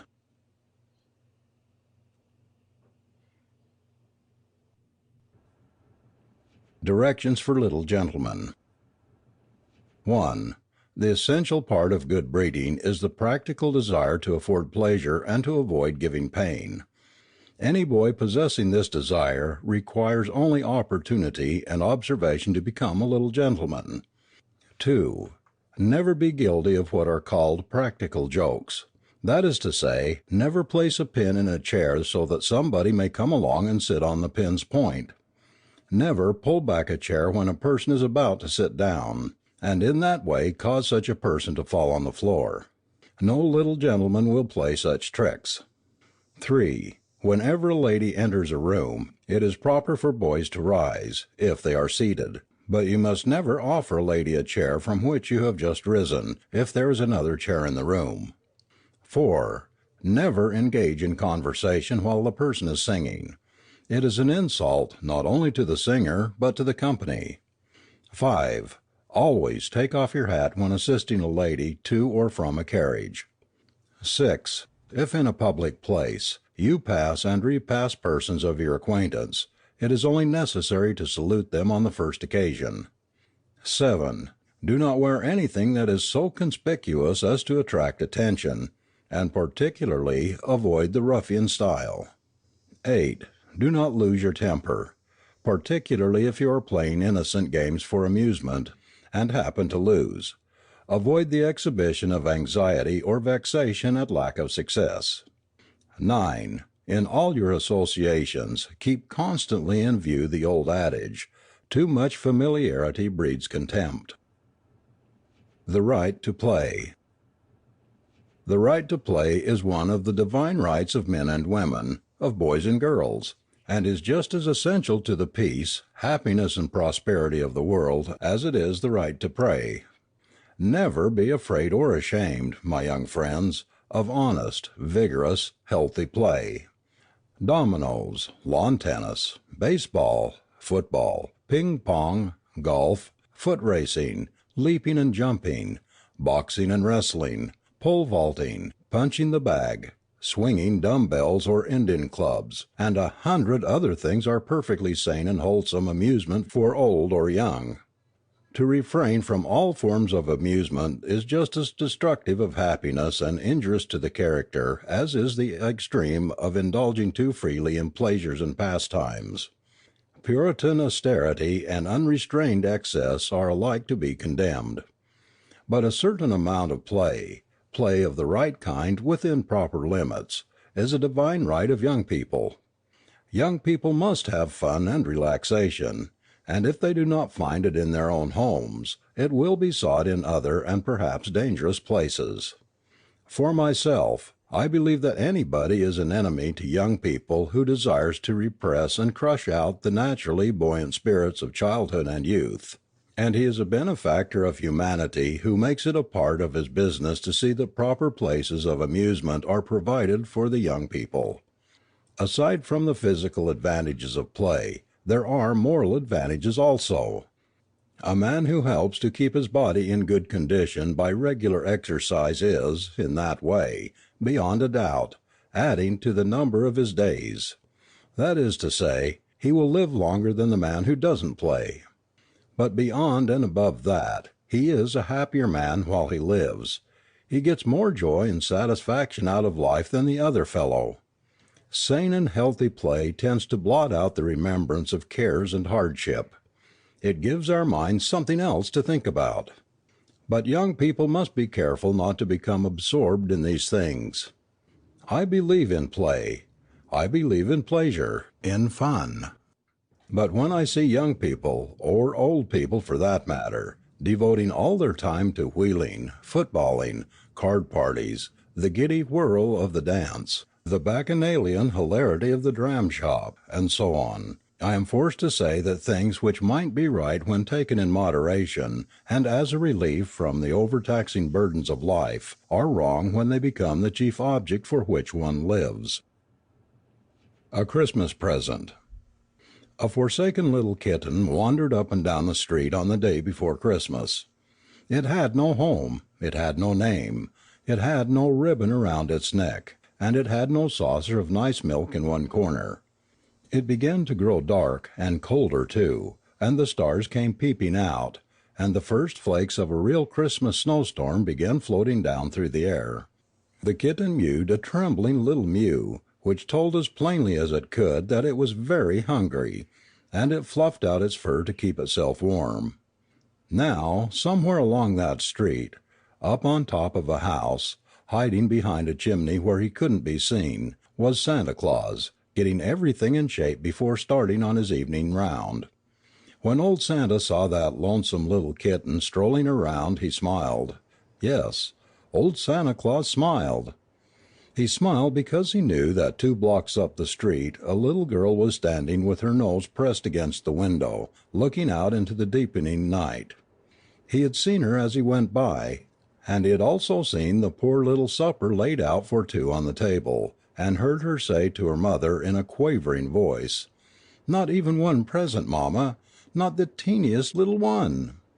"No, Susie," her mother had answered, "I'm sorry I couldn't get anything for my little girl this year, but you know there wasn't any money, dear," and there was a tremble in her mother's voice too. Susie wiped away the tears and turned to look out of the window. "Perhaps," she said to herself, "perhaps Santa Claus has something for me after all." Now, the sad, really dreadful part about it was that Santa didn't have a single thing for Susie in his pack. Perhaps it was because she had moved into that house since last Christmas, or perhaps for once old Santa had made a mistake. Anyway, he was just saying to himself, "Why, bless me, what shall I do about it?" when he caught sight of that shivering little kitten. "The very thing," he thought, "I'll give them to each other," and he chuckled till his reindeer looked around to see what was the matter. And what happened next? Well, that kitten never really knew.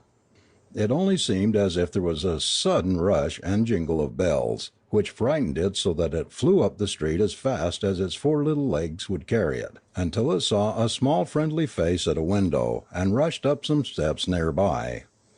Then a door opened, and 2 soft little arms picked it up gently from the cold snow, and a voice cried, "Oh, Mamma, see the poor little kitten. It is so cold. Oh, we'll keep it, won't we, Mamma? The poor little thing, do you think it would drink milk?" Would it drink milk? What a question to ask about a little kitten! While the little kitten was nearly choking itself trying to drink a saucerful of milk and purr at the same time, there was a jingle of bells outside, and Susie said, "Mamma, I hear old Santa's bells, and of course, this is the present he brought."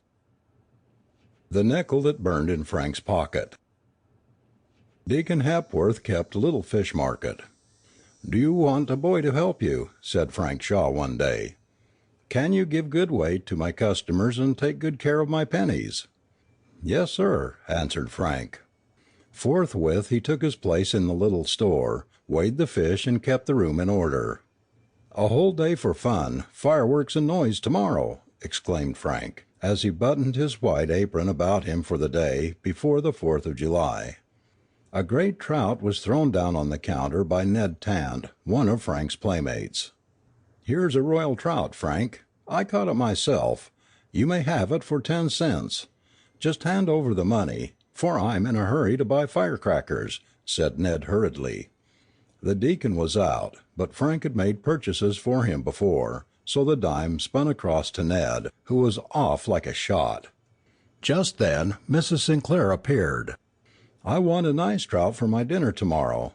This one will do. How much is it?" she asked as she carefully examined it. "A quarter, ma'am," and the fish was transferred to the lady's basket and the silver piece to the money drawer. But here Frank paused. He thought to himself, 10 cents was very cheap for that fish.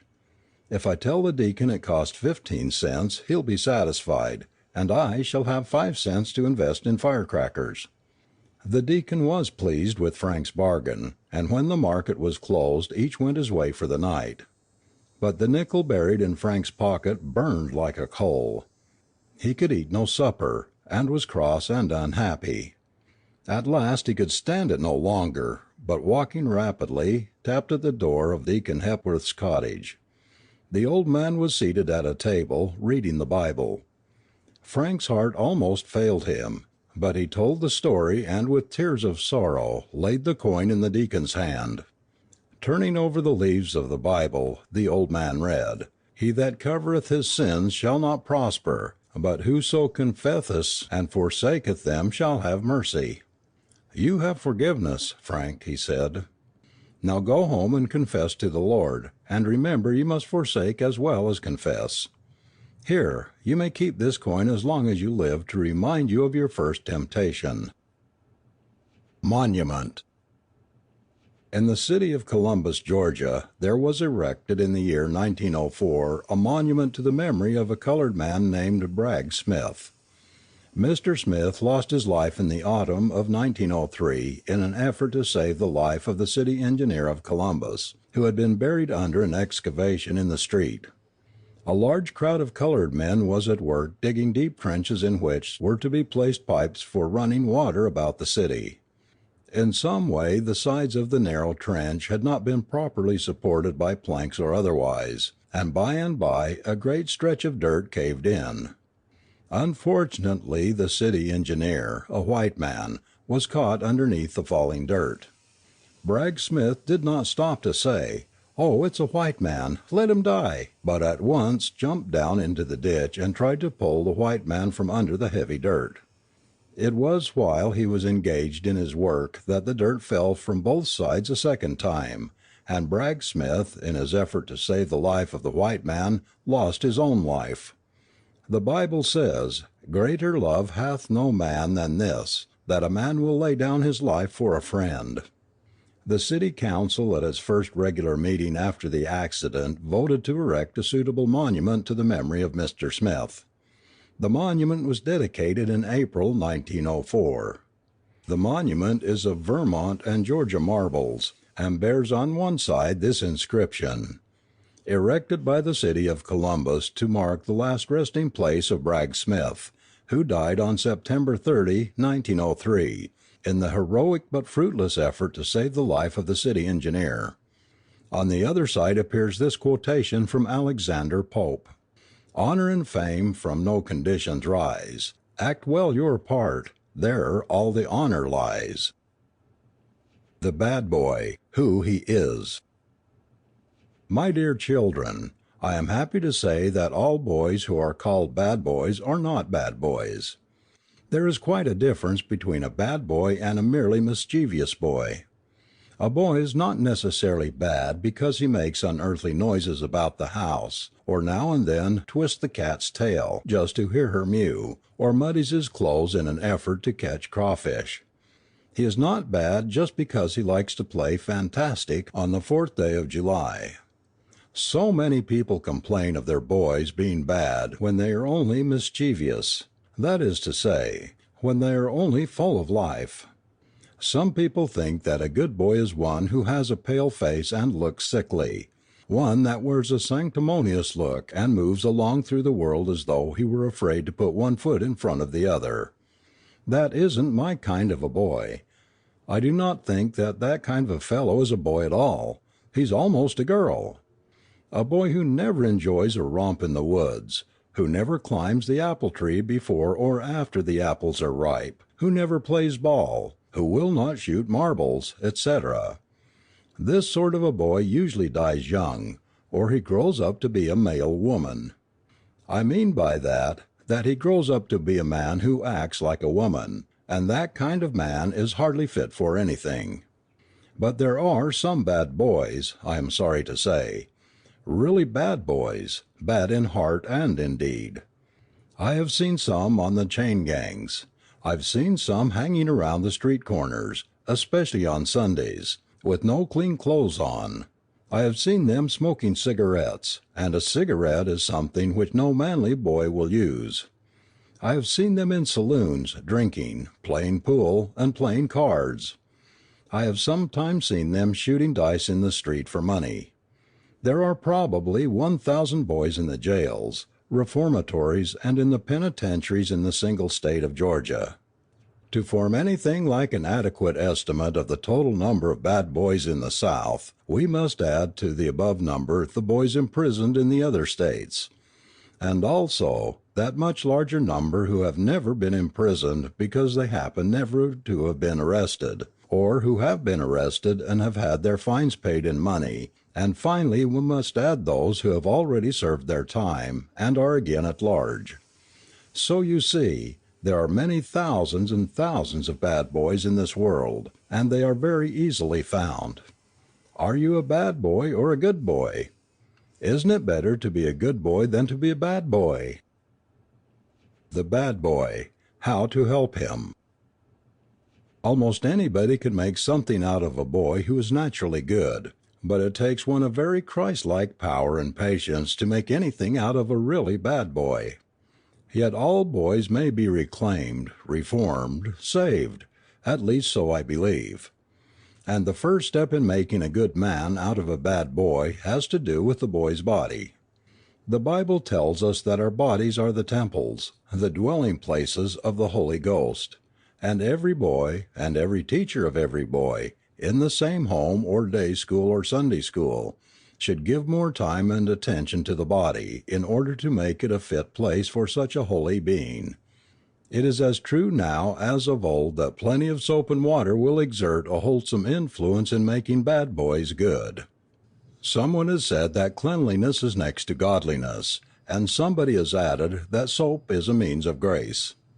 A boy who is taught to bathe regularly and who is taught to keep his clothing neat and clean at all times will in that way learn the great lesson of self-respect quicker than in any other way. And, in my judgment, the shortest way to the purification of a boy's habits, a boy's morals, a boy's character, is to teach him first to keep his body pure. Keep it pure not only by baths and clean clothes, but keep it pure and sweet by keeping it free from whiskey and tobacco in every form. Exercise, regular and systematic exercise, whether as work or play, will go a great way towards keeping the body clean and healthy. Every boy is mistaken, every parent is mistaken, who thinks that labor is unworthy, or that any kind of honest work is degrading. The body needs to be kept alive and vigorous by the frequent use of all its parts, and there is no better way to keep the body vigorous than by doing some kind of work that requires the use of the hands and legs and muscles, work that stimulates the blood and makes it flow freely through the body. Another step in the process of making a good man out of a bad boy has to do with the mind. The body grows not alone by exercise, but the body grows by what we put into it, the food we eat and the water we drink, etc.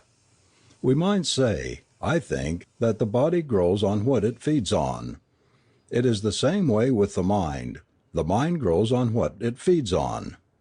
If we feed our minds on obscene pictures, on bad books, on vulgar stories, told by ourselves or our associates, we cannot expect to have minds that are keenly alive and active for good. Our thoughts control us, boys and girls, whether we understand the process by which they control or not. Our thoughts control us. If our thoughts are pure and sweet and noble, we will be pure and sweet and noble. If our thoughts are impure, vile, and ignoble, we will be impure, vile, and ignoble. Our thoughts rule us. So every boy should guard well his thoughts. Every boy should guard well what he puts into his mind.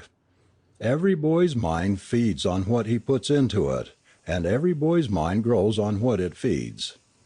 It goes without saying, then, that a boy should not read blood and thunder detective stories about the James brothers and other outlaws and bandits, nor should a boy read filthy so-called love stories. All such literature should be shunned, as a boy would shun deadly poison.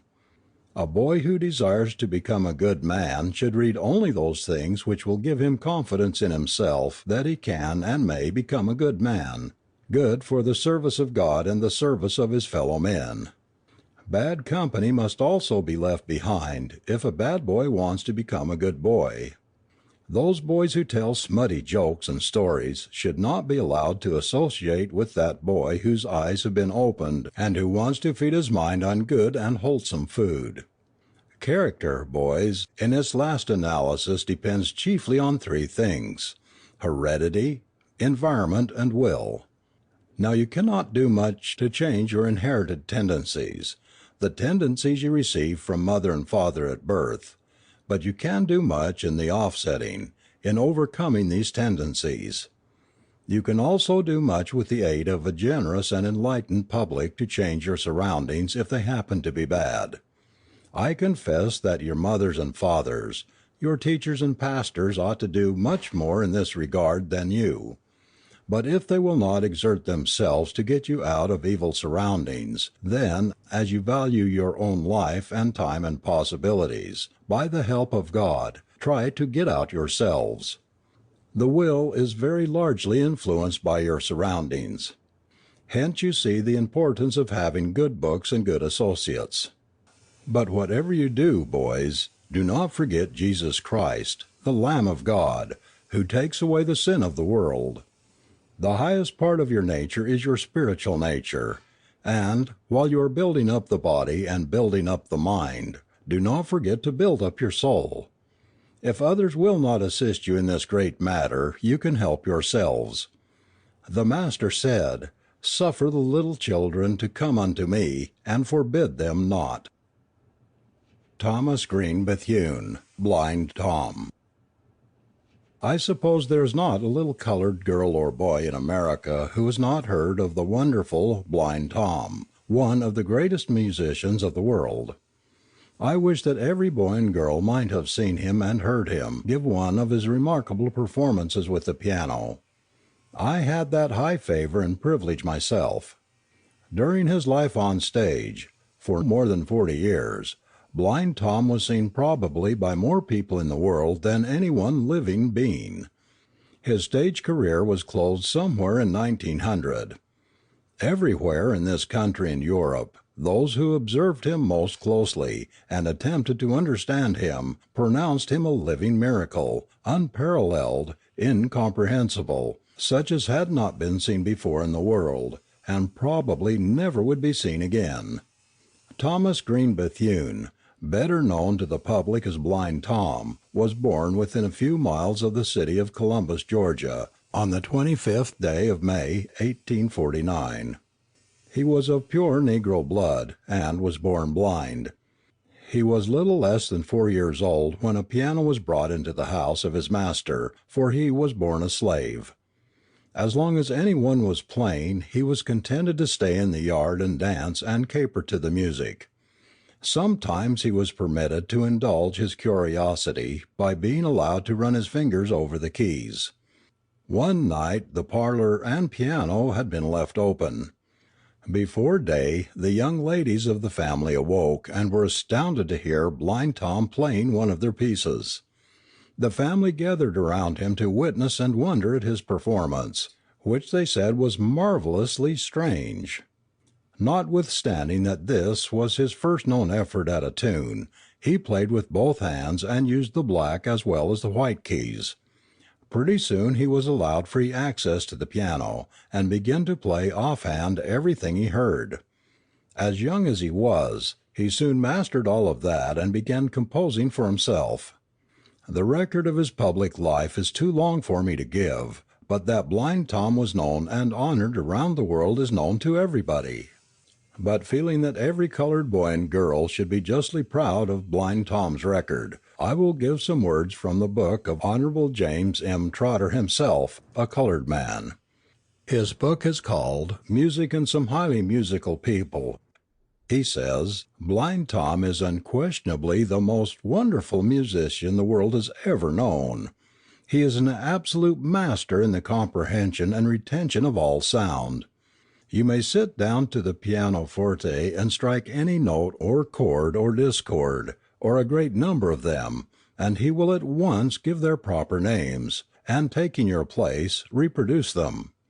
Complete master of the pianoforte keyboard, he calls to us his melodious uses, with most consummate ease, all of its resources that are known to skillful performers, as well as constantly discovers and applies those that are new.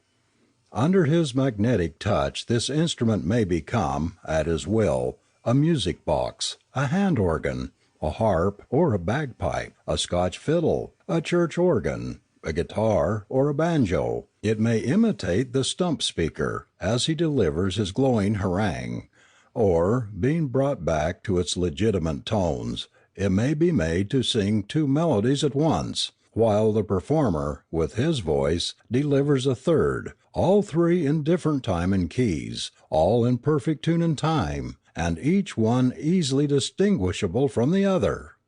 He remembers and plays fully 7,000 pieces. Some persons, it is true, have had the temerity to say that Blind Tom is an idiot. Out with the idea! Whoever heard of an idiot possessing such power of memory, such finesse of musical sensibility, such order, such method as he displays? Let us call him the embodiment of music, the soul of music, and there let our investigations rest, for all else is vain speculation. No one lives, or, so far as we know, has ever lived, that can at all be compared with him.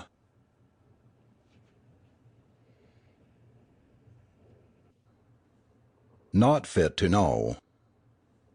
Susan and Mammy and Lillian and Marjorie were always close friends. They usually went together and played together, and it was very unusual to see one of them without the others. At school they always made it a rule to lunch together and play together. One day at recess they were standing in a little group all by themselves when Frances joined them. "What are you talking about, girls?" asked Frances in cheerful tones. "I'm telling them a secret," said Susie, "and will let you know too, Frances, if you'll promise not to tell anyone." "I'll promise not to tell anybody but my mother," said Frances, "for I have made it a rule to tell my mother everything." "No, you can't even tell your mother," answered Susie. "You must not tell anyone in the world." "Well, then, I refuse to hear it," said Frances as she walked away, "for what I can't tell my mother is not fit for me to know." Don't you think Frances was right, girls? I think so. As soon as little boys and girls begin to listen to words and stories which they would be ashamed to repeat to their mothers, they are on the road to temptation, and nobody can tell how soon they will reach the end, which is always disgrace and death.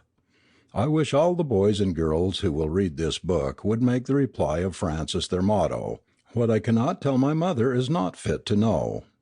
Stick to this rule through thick and thin, and you will avoid many of the snares and pitfalls by which many of your companions and playmates sink into shame and sin. Don't read a note that you would be afraid to have your mother read. Don't look at a picture that you would be ashamed to have your mother see. Don't speak any word, and don't allow any to be spoken to you, that you would not like to have your mother hear. A girl's best friend is her mother. A boy's best friend is his mother. And, boys and girls, be very sure that if a thing isn't fit for your mothers to know, it isn't fit for you to know. The right way. Henry Oliphant always considered himself lucky whenever he was able to get a ride on the street cars without paying for it, or get a glass of soda water, or be admitted to some public place, where an admission fee was charged, without paying the price. He was bragging one day to some of his boy friends that he had not paid anything to witness the school exhibition the night before. Frank Sewell was brave enough to chide him for having done so. Frank was a plain-spoken boy, and Henry didn't like what Frank had said. He thought what he had done was all right, while Frank had said it was all wrong. Anyhow, Henry decided to get his father's opinion on the matter. "Father," he said, when the night had come, "I got in the hall last night for nothing." "How was that?" "I just walked by the doorkeeper and he didn't ask me for any money." "Did the doorkeeper see you?" "Well, father, that was his business. He was put there for that purpose. He ought to have seen me." "But I asked you, Henry, whether the doorkeeper saw you. I want you to answer that question." "I don't know, sir." "Do you think he saw you?" "I don't know, sir." "Well, Henry, if he had seen you, don't you think he would have asked you for your money or a ticket?" "I guess so, father, but he didn't ask me for anything." "Well now, Henry, you know that a charge of 10 cents was made at the door, and that no one had a right to enter who had not paid the 10 cents. You did go in without paying. Now, whether the doorkeeper saw you or not, do you think that that was quite honest on your part? Was that the right way for you to act?" "Well, I would have paid him if he asked me. I wasn't the doorkeeper." "I guess the man who stole our wood last week would have paid me if I had seen him and asked him, but we called that stealing." "But, father, I did not take anything from the doorkeeper." "Who gave you the money with which to pay your admission?" "Mother." Where is that money now? I have it, but I didn't take it from the doorkeeper. But you kept it from him, Henry. It belongs to the doorkeeper. He gave you its value. My son, the right way is, whenever you buy anything, whether it be a ride or a glass of soda water or permission to see a concert, whenever you buy anything, you ought to pay for it. If you don't, you are no better than a common robber. You must go today and give Mr. Hall that 10 cents. Keeping friendship in repair. The two paths. I sometimes think that boys and girls, and even old people, are often careless in the matter of their friendships. Not careless in the matter of selecting friends, though I am sure there is room for improvement along that line, but careless in trying to keep the good friendships we have already formed. We ought to keep our friendships in repair. Perhaps you think that our friendships are not things which need to be kept in repair. How foolish it is to think so! Does a garden need to be weeded? Does an old fence need to be kept in repair? Do we paint our houses only once in a century?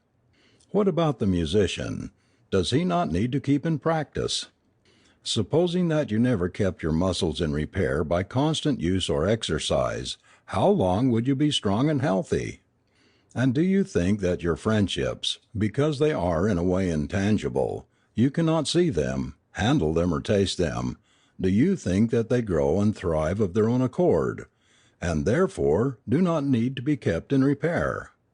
Slights, snubs, angry words, unpleasant conduct, long-continued lack of association, long-continued lack of familiar intercourse, and coldness, even where the meetings are periodic, these things, boys and girls, will kill the warmest friendship and choke the tenderest love. So we ought to be careful to keep our friendships in repair. If we had no friends in this world, no playmates and companions, no kindred spirits into whose keenest sorrows and highest joys we entered with deep and full sympathy, and who did not enter into our sorrows and joys in the same way, if we had no friends in this world, with all of its wealth and splendor, we should not desire to live very much longer. But to have friends and to be friendly goes a long way towards making the world a beautiful and blessed place to live in. How, then, may we keep our friends? Easy enough, by cultivating them, and we cannot keep them in any other way. We should take time to be friendly. Little notes, little presents, little visits, little social entertainments, little kindnesses, these things, and things like them, go a great way in cementing our friendships, in tying people to us, as it were, with hooks of steel. We should not neglect these means of keeping our friendships in repair. Always give your friends a cordial welcome in your homes, and your little children's parties. Let them feel, make them feel, that their coming adds to your pleasure without increasing your burdens. Don't be selfish and narrow. Be broad-minded and liberal. Keep your friendships in repair, and then see if you do not find your horizons broadened, your life sweetened, and the weary weight of this sad old world lightened. Little Annie's Christmas. Christmas morning came. Daylight was just peeping into the room. Poor little Annie, the cripple, awoke and turned her eyes towards the corner where she had hung her stocking the night before. Surely, she thought, as she watched it, there could not be very much in it, because it didn't seem to be any larger than it was when she had hung it up.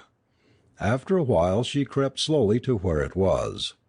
She did not take her crutches, for fear she would disturb her mother, who slept in the same bed with her. It was hard for her to move around without her crutches, but she persevered and finally reached her stocking. She put out her thin little hand and felt it. Yes, there was something in it. Then she put her hand inside and took out something which seemed round and soft. She took it out and looked at it. It was a little cake. Poor little Annie smiled and put her hand back into the stocking. This time she found something which was done up in paper. She opened the paper and found a whole dozen of gumdrops. How brightly her little eyes flashed! She was only 6 years old, and she had never had so much candy at one time in all her life. By and by her mother awoke. She raised her head and saw Annie's happy face. "Poor girl," she thought. "How happy I would have been to have bought something else for her, but I wasn't able. I hope she will be happy with what she has." "See, Mother," Annie cried, "I have 12 gumdrops and a cake. We will eat half of the gumdrops today and save the other half for tomorrow. You'll eat 3 and I'll eat 3. "No, Annie," said her mother, "you must eat every one by yourself." Annie smiled, but did not say anything. Little Annie's mother was a widow, and she was very, very poor. There were many times when they had only a little dry bread and water for the day's food. For this bright Christmas season there were many things besides food which she would like to have bought for her poor little crippled child, but she did not have any money to pay for playthings or toys. After breakfast on this Christmas day, Johnny Ray came to see them. He brought with him a good thick shawl for Annie's mother, and 4 pairs of warm stockings which his mother had sent for Annie, and also a large package of nice candy. Little Annie's mother cried for joy. Little Annie was too happy to speak. She had never dreamed of having so much candy at one time. The Velocipede Race. One bright day Archibald mounted his velocipede and rode out into the long green lane where he could ride for a long distance without interruption. He had left his coat in the house because he knew that riding would make him very warm. When he reached the lane, the velocipede moved along so smoothly that Archibald was very happy. By the time he had gone nearly a half a mile, he was tired and stopped for a rest. Pretty soon he heard a noise coming from behind, and he wondered what rider it might be on the same track that beautiful spring morning.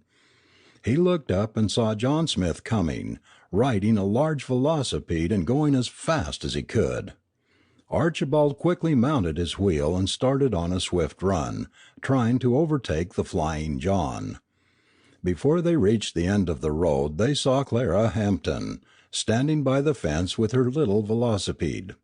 Clara watched the boys as they flitted past. She thought that she could keep up with John, but she was not sure she could ride as fast as Archibald. While she was meditating, Archibald cried out, "Clara, you can wait until we finish the race, and then we 3 will go back together." Archibald reached the end first, but John was not very far behind. When Clara reached them, Archibald said, "Now we will all have a fair start, and see who will reach the other end first." So they all started in a line. Archibald knew he was the largest and could go the fastest, but as he had won the other race, he did not ride this time as fast as he could. He thought this was the right way to give the others a fair chance. Clara and John reached the other end of the lane at exactly the same time, with Archibald a short distance behind them. John and Clara were greatly delighted because they had won the race from the big boy, Archibald. Archibald was pleased because they were pleased. This was not the only time that Archibald had proved that he was a good and kind boy, and that he was thoughtful of little children younger than himself. From this little story of the velocipede race, many other little boys and girls may learn a good lesson, I hope, that will do them good all through life. Fault finding. Faults are the easiest things to find in all this world. A fault is something that can be found without looking for it. And I guess no little boy or girl in all the world knows anything that is easier to find than something that he or she doesn't have to look for. Well, faults are things that we can find without looking for them, so faults are the easiest things to find in all the world. Yet, boys and girls, the habit of fault finding, or the habit of finding fault, is one of the worst habits that anybody could form. It stamps the person who is so easy to find fault with everything and everybody as being a mean, low, envious, evil-hearted person. It is better to look for something to praise than it is to look for something to blame. Yet there are some people who are so constituted that they do not see any good in anything. When it is cold, it is too cold. When it is hot, it is too hot. They don't like the Wiki kid shoes. They want patent leathers. The singing at church or Sunday school last Sunday was just horrid. Old Mary Jones ought to be taken out of the choir. The preacher preaches too long, or the deacon prays too loud. The school teacher isn't any good. So they go on from day to day, finding fault with everything and everybody. Nothing pleases them. Nothing delights them. If by any chance or mischance they should get to heaven, they would, I believe, find fault with the way the Lord has arranged things up there. They are miserable people to have around, these good-for-nothing, lazy and trifling fault-finders. If you try real hard, boys and girls, you can find something good in everything and in everybody. That is one reason why we do not always see the good in people or things. We don't look for it. We can find out what is bad, can find out the bad things without looking for them, but if we want to see the good things, we must be on the lookout for them. If we are on the lookout, if we make up our minds that we're going to see the good, and only the good, we are always sure to find it. There was an old woman once who was noted for being able to say something good about everything and everybody. She was never heard to speak evil of anything or anybody. Once upon a time a gambler died in the city where she lived. He was a miserable sinner, and nobody liked him, and nobody had a good word to say for him, even after he was dead. Aunt Maria, the good old lady, went to see him after he'd been put into his coffin. The people who were present wondered what good thing Aunt Maria could possibly say about the dead sinner. Aunt Maria entered the room and walked around on tiptoe. After a while she raised her head and said, "Friends, I tell you, he makes a mighty nice-looking corpse." Gross deception.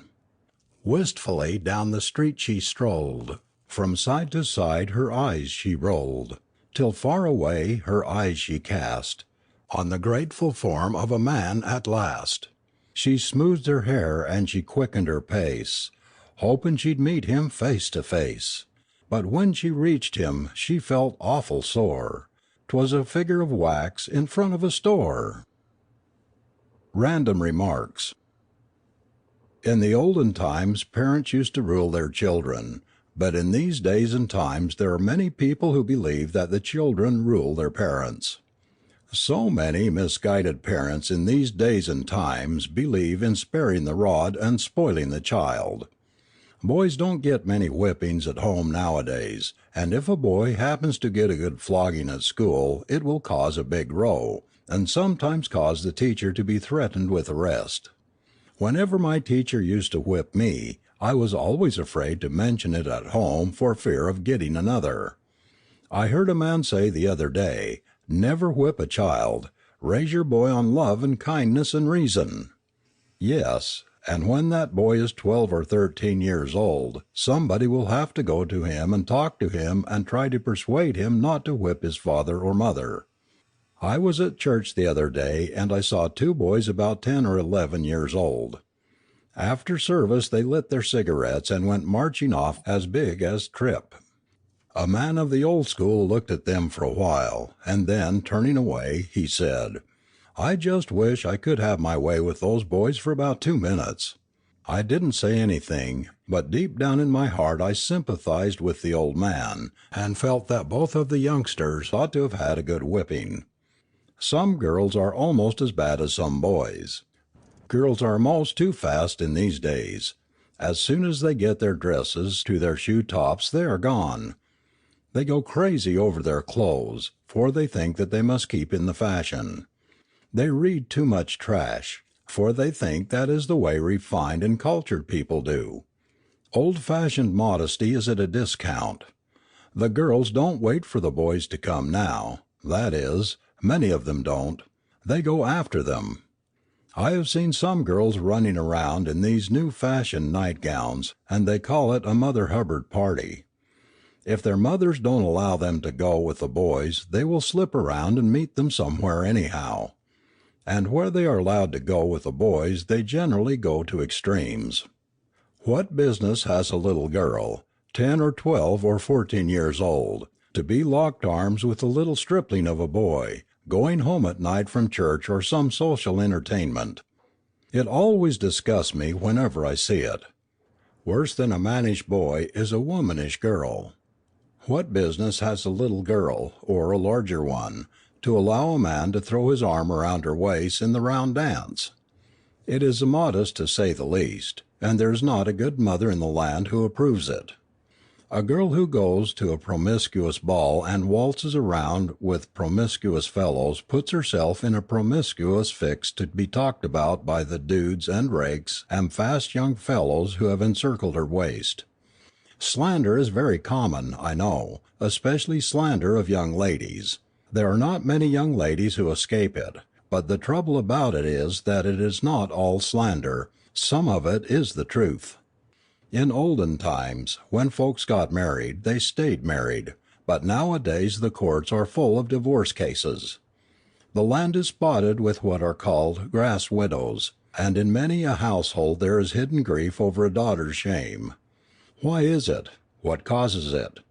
Lack of proper training and care of the young. Habits are great things, good habits or bad habits.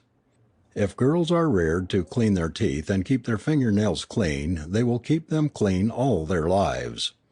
If boys are reared to chew tobacco and smoke, they will never quit. The same about loving and courting and getting married. Much depends upon training, upon habits. Young flirts make old flirts. Young devils make old devils.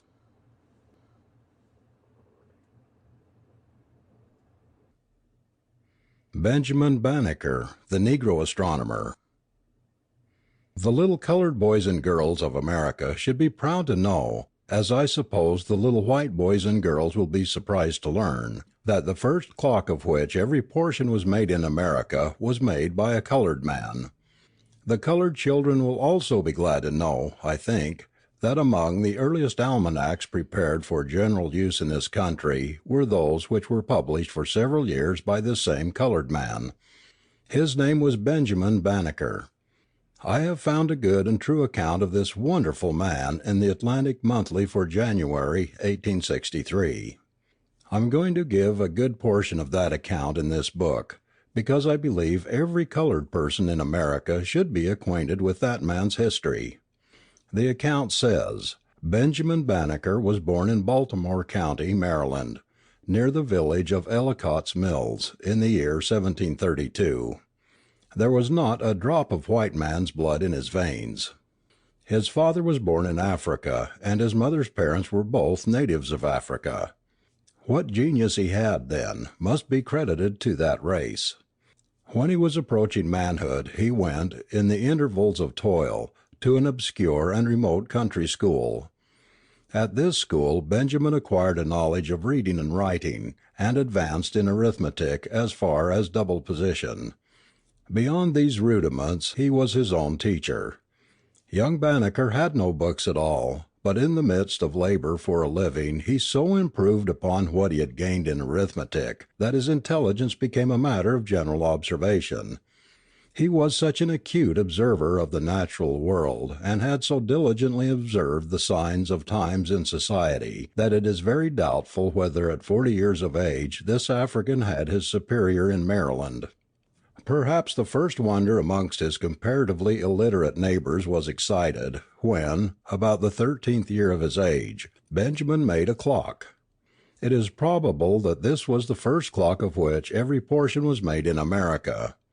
It is certain that it was purely his own invention, as if none had ever been made before.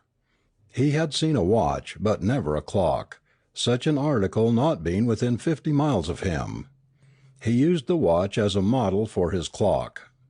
He was a long time at work on the clock, his chief difficulty, as he used often to relate, being to make the hour, minute, and second hands correspond in their motion.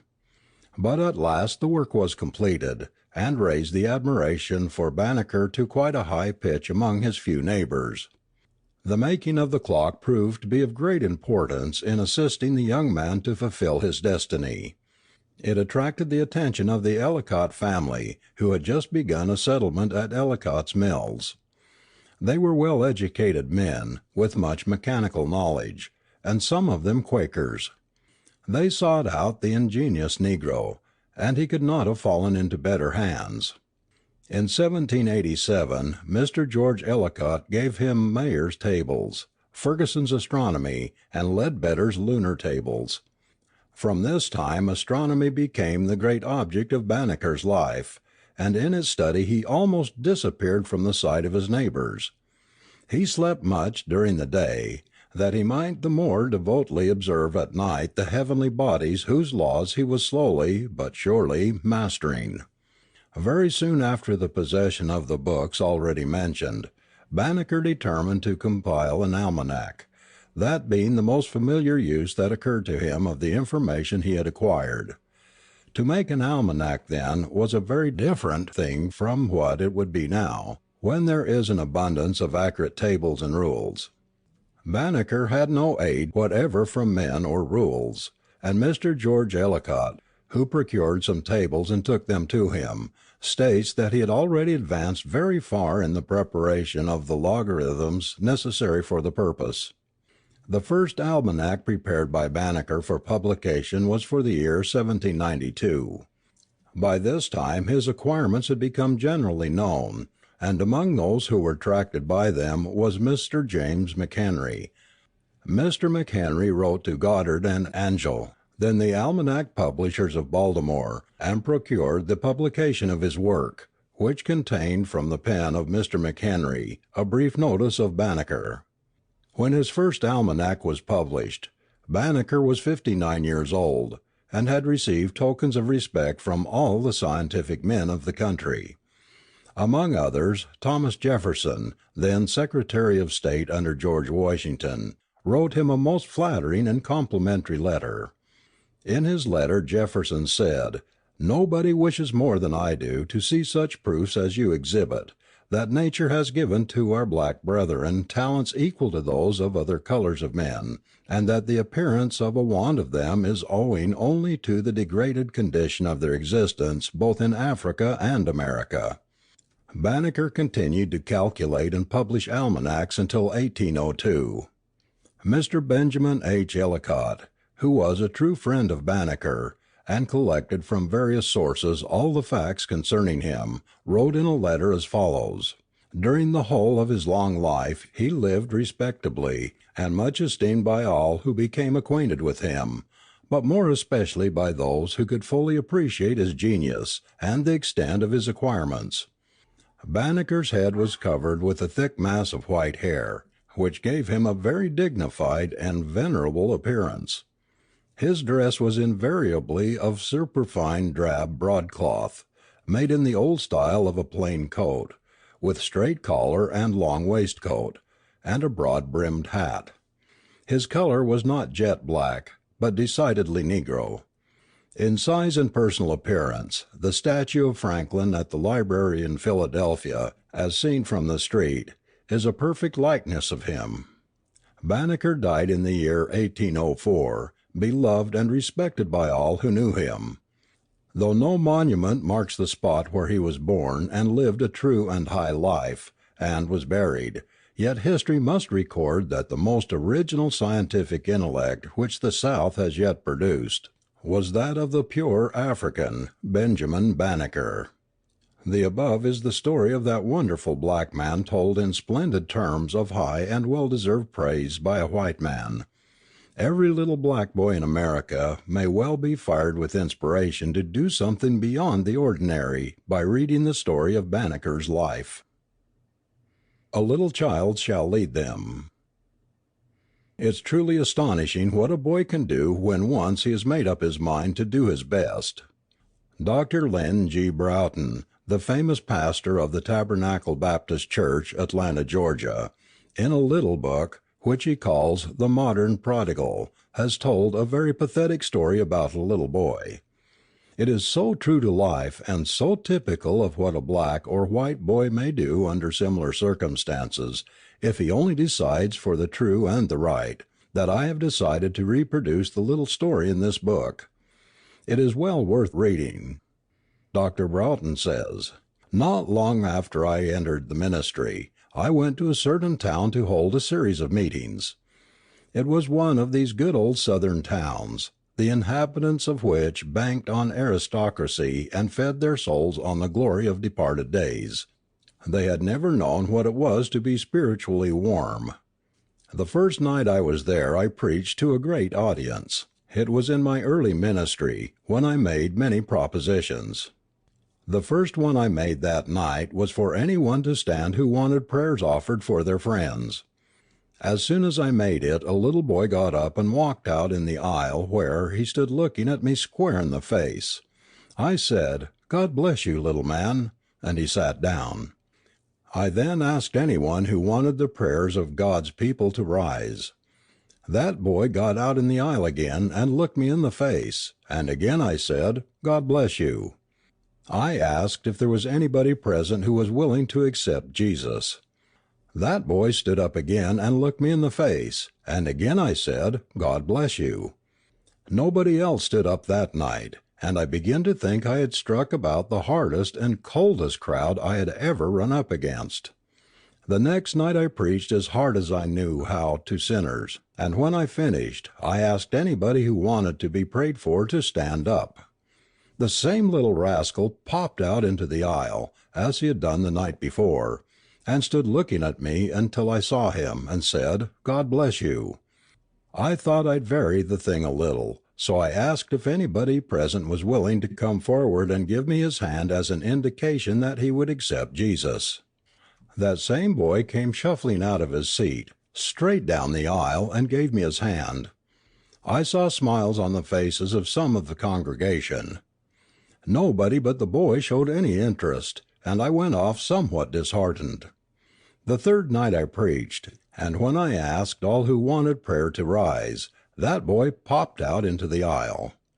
The people had begun to regard it as a joke, and they nudged each other with their elbows, while a broad smile flared from one side of the house to the other. When I asked anybody who was willing to accept Jesus to come and give me his hand, that boy came, and the congregation smiled broader than before. After the meeting the deacons came to me and told me that the boy must be stopped, as he was half an idiot, and was throwing a damper on the meeting. I said, "Stop nothing! How are you going to throw a damper on an ice house?" For the whole of that week that boy was the only person in the house who showed any interest in the meeting. Then he wanted to join the church. The pastor was absent, and I was to open the doors of the church. The deacons came to me and said that I must not receive that boy, as he didn't have enough sense to join the church.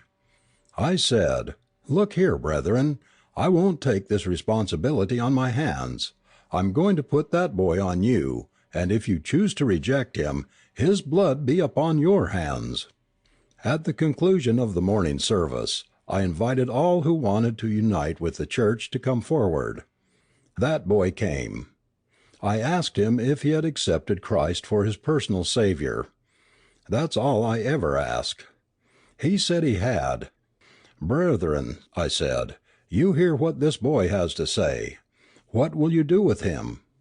An ominous silence fell on the congregation.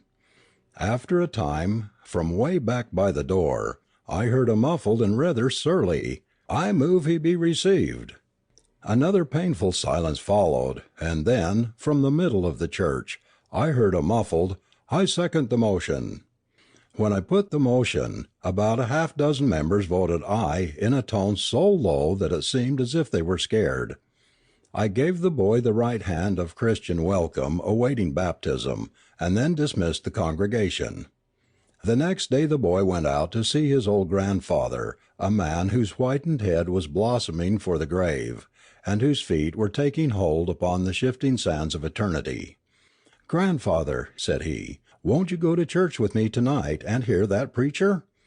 We always feel kindly towards those who are afflicted, you know, and are willing to please them." So the old man agreed to go. That night I saw the boy and the old man sitting away back by the door. When the sermon was finished, one of the members of the church arose and said, "I have a request to make. We have with us tonight Mr. Blank, one of our oldest and most respected citizens, but he is out of Christ. I want special prayer offered for this my special friend." With that he laid his hand upon the head of the old man, down whose furrowed cheeks the tears were streaming. The next night I saw the old man sitting about halfway down the aisle. Then all who wanted to accept Jesus were invited to come forward and give me their hands. I saw the half-idiot boy coming down the aisle leading the old man by the hand. That little boy's father kept a saloon. The following day the child went there, and climbing up over the high counter, he peeped down upon his father and said, "Papa, won't you go to church with me tonight to hear that preacher?" "You get out of here, child," said the father. "Go out of here. Don't you know you mustn't come in here?" Strange, strange, how fathers will keep places where their children cannot go. "But, papa," continued the boy, "won't you go to church with me tonight?" "Yes, I'll go, but you get out of here."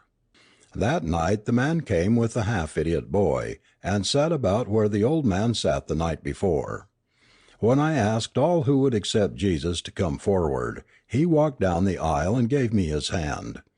He asked if he could make a statement, and when I said yes, he faced the congregation and said, "My friends, you all know me, and I want to say that so long as I live, I will never sell another drop of whiskey, for I have given my heart to God tonight, and from this day forward I propose to serve Him." The meeting warmed up at last. The town was set on fire for God. Every saloon keeper was converted, and every saloon was closed. The feeling spread, and a saloon 7 miles in the country was closed, and the keeper was converted to God. At the close of the meeting I sat on the front seat and saw the pastor lead 3 generations into the baptismal waters, the old man in front, his son behind him, and last in line the little half-idiot boy. The only mistake that was made, to my mind, was that the boy who had led the others to Christ should not have been first in line. Where is the little half-idiot boy now? He has grown much brighter within the last few years, and is now going to school. He says he wants to be and will be a missionary. What a lesson for the young today! Persistent self-surrender, ever doing the best we can, is a never-failing way that leads to victory. On being earnest. Of 10 men who fail in life, 9 men fail for want of zeal, earnestness, courage, where 1 man fails for want of ability. This half-heartedness, this lack of zeal, this timidity, this shrinking from duty and hard tasks is seen on all sides and among all classes. But I tell you, boys and girls, that the least enviable people in all the world are those who think that nothing is particularly worth while, that it does not matter how much a thing is done if it is only done with, who dawdle along in a shabby sort of way, considering only their own ease, with little sense of responsibility, and with no shame in being shirks. Every boy should make up his mind to live a round, full, earnest, intense life. Every girl should do the same. Don't be satisfied, boys and girls, to be jellyfishes, with only a capacity for drawing in nourishment and lingering on until your time comes to die. Be vertebrates, people of backbone, purpose, aim, enthusiasm, earnestness. At a public dinner President Roosevelt asked Governor Odell of New York if he knew anything worth doing that was not hard in the doing, and the governor could think of nothing. As a rule, perhaps, there is nothing, and yet things once hard in the doing become easy as a skill is gained by repetition. Be in earnest, be faithful and resolute, and it will act like a tonic, giving light to the eyes, springiness to the step, and buoyancy to the heart. Don't be overcome by your circumstances. No matter how distracting a man's surroundings may be, he may yet be able to focus his powers completely and to marshal them with certainty if he makes up his mind to do it. If things go hard with the self-mastered man or boy, he will be able to trample upon difficulties and to use his stumbling blocks as stepping stones. If a great misfortune overtake him, he will simply use it as a starting point for a new departure, a turning point for more determined effort. He may be weighed down with sorrow and suffering, but he always starts anew with redoubled determination to do the thing he has set his heart upon doing. He will not be discouraged. He will not give up. He will fight it out to the end. Put him in prison, and he will write the Pilgrim's Progress. Deprive him of his eyesight, and he will write the Paradise Lost. It was the spirit of earnestness which fired the soul of Martin Luther at the Diet of Worms, who, after being urged to recant, said, "Here I stand, I can do no other, God help me." It was this spirit which characterized William Lloyd Garrison, the champion of the abolition of slavery, who, when he was urged to stop fighting slavery, exclaimed, "I will not equivocate, I will not retract, I will not be moved 1 inch, and I will be heard." So be in earnest, boys and girls, at home, at school, at work, and at play. It will help you 1,000-fold.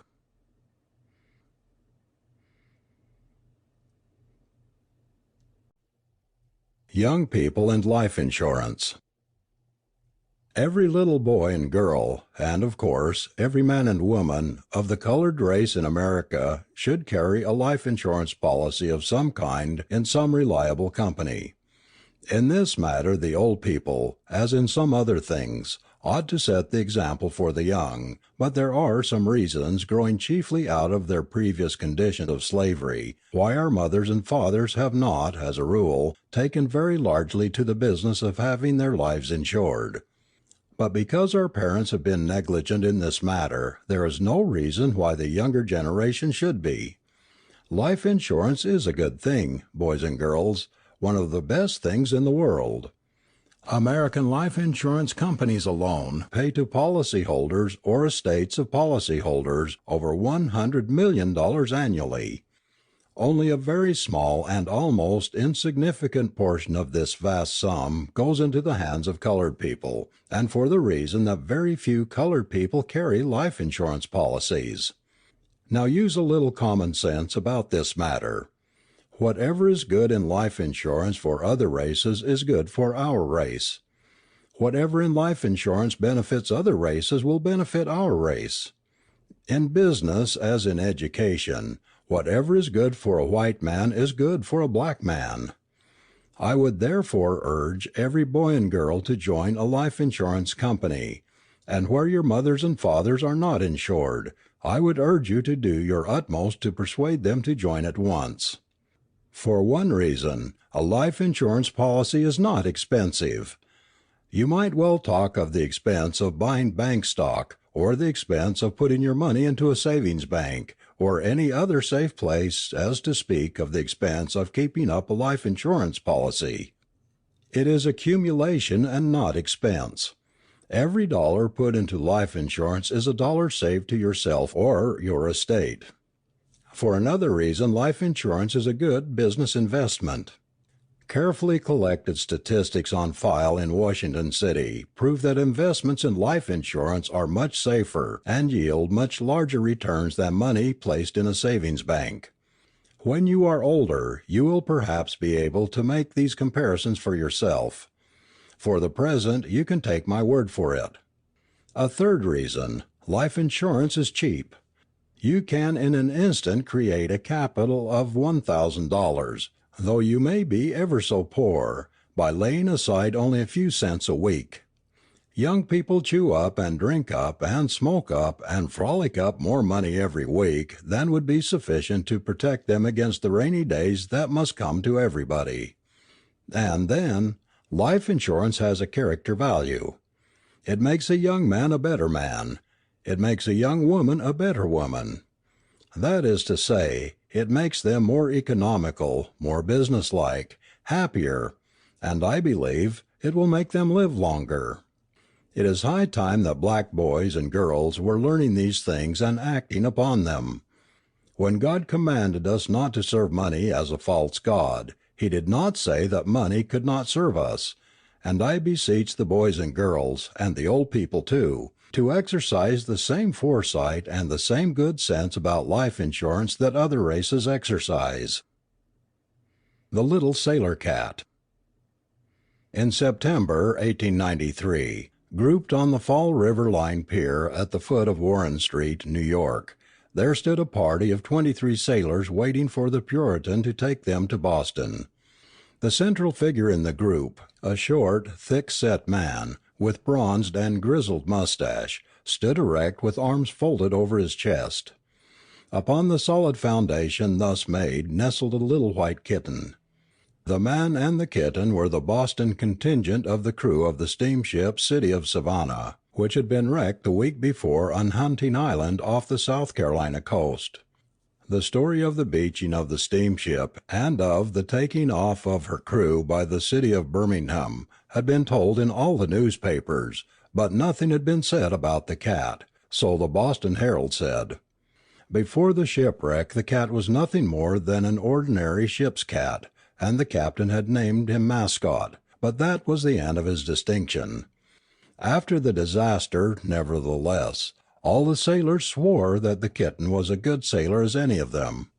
"He is a wonder," said the short, thick-set man, surveying the cat proudly. "Nobody thought of him in the rush, but he got there just the same. He climbed the rigging in that gale like an old tar and held on for hours. He wasn't a bit frightened either. Only he would caterwaul when he got hungry. We were on board of the boat 50 hours after she struck before the sea was such that we could be taken off in boats. At night the captain ordered all the crew into the rigging and made us stay there. We each took a piece of rope and lashed ourselves on, so as to keep from falling off when asleep. That's what the captain said the string was for, but I never slept at all. I don't think many others did. The cat got along without any rope, and she was there in the morning all right.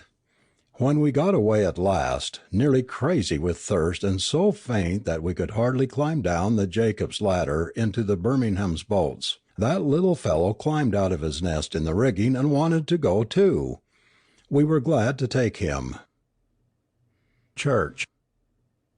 1. Be punctual and regular at all the services of your church. 2.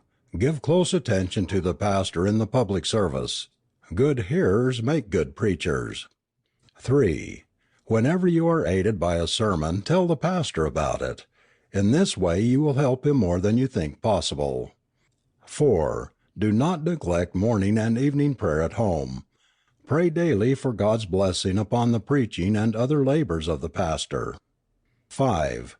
In the world let your light so shine before others that they may be led to glorify your Father which is in heaven.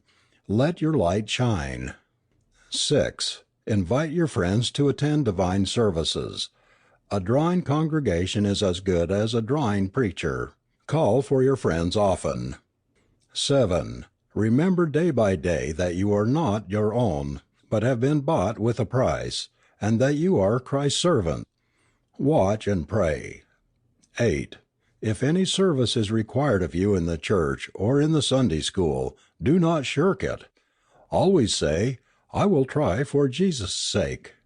9. In the prayer meeting speak briefly and to the point.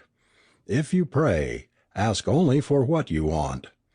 Be short and direct. Ask and ye shall receive. 10. Never subscribe more than you are able to pay, and be sure to pay whatever you promise. Whether much or little, give it cheerfully. God loveth a cheerful giver. 11. Having found eternal life, use all appropriate means to develop Christian character. Prayer, reading the Bible, attending church and Sunday school, reading good books and Christian newspapers, keeping the best company, all these will help you. A word to parents. The Drummer Boy and His Dog. Children are a gift from God. Children are a heritage from the Lord. It depends largely on parents whether they become a heritage of honor and delight or of sorrow and shame. It is not simply incumbent upon parents that their children be well cared for, fed and clothed, properly educated, and so forth. But more than this, they are to be brought up in the nurture and admonition of the Lord. This being true, then, the highest aim of rearing children is not simply that they may win success and command respect in the world. Respect and success are greatly to be desired and sought, but beyond them and beyond everything else is the highest and chiefest aim of parental love and care, that their children may honor and command the righteousness of God in the life that now is and magnify the glory of God in the life that is to be. This is the mark and prize of their high calling. Admitting this, then, the early conversion of children is all important. But if they are to be early converted, is it not wise, nay, absolutely essential, that mothers and fathers prepare the way by restricting their natural impulses by which they are led to desire indulgence in the gay vanities of life?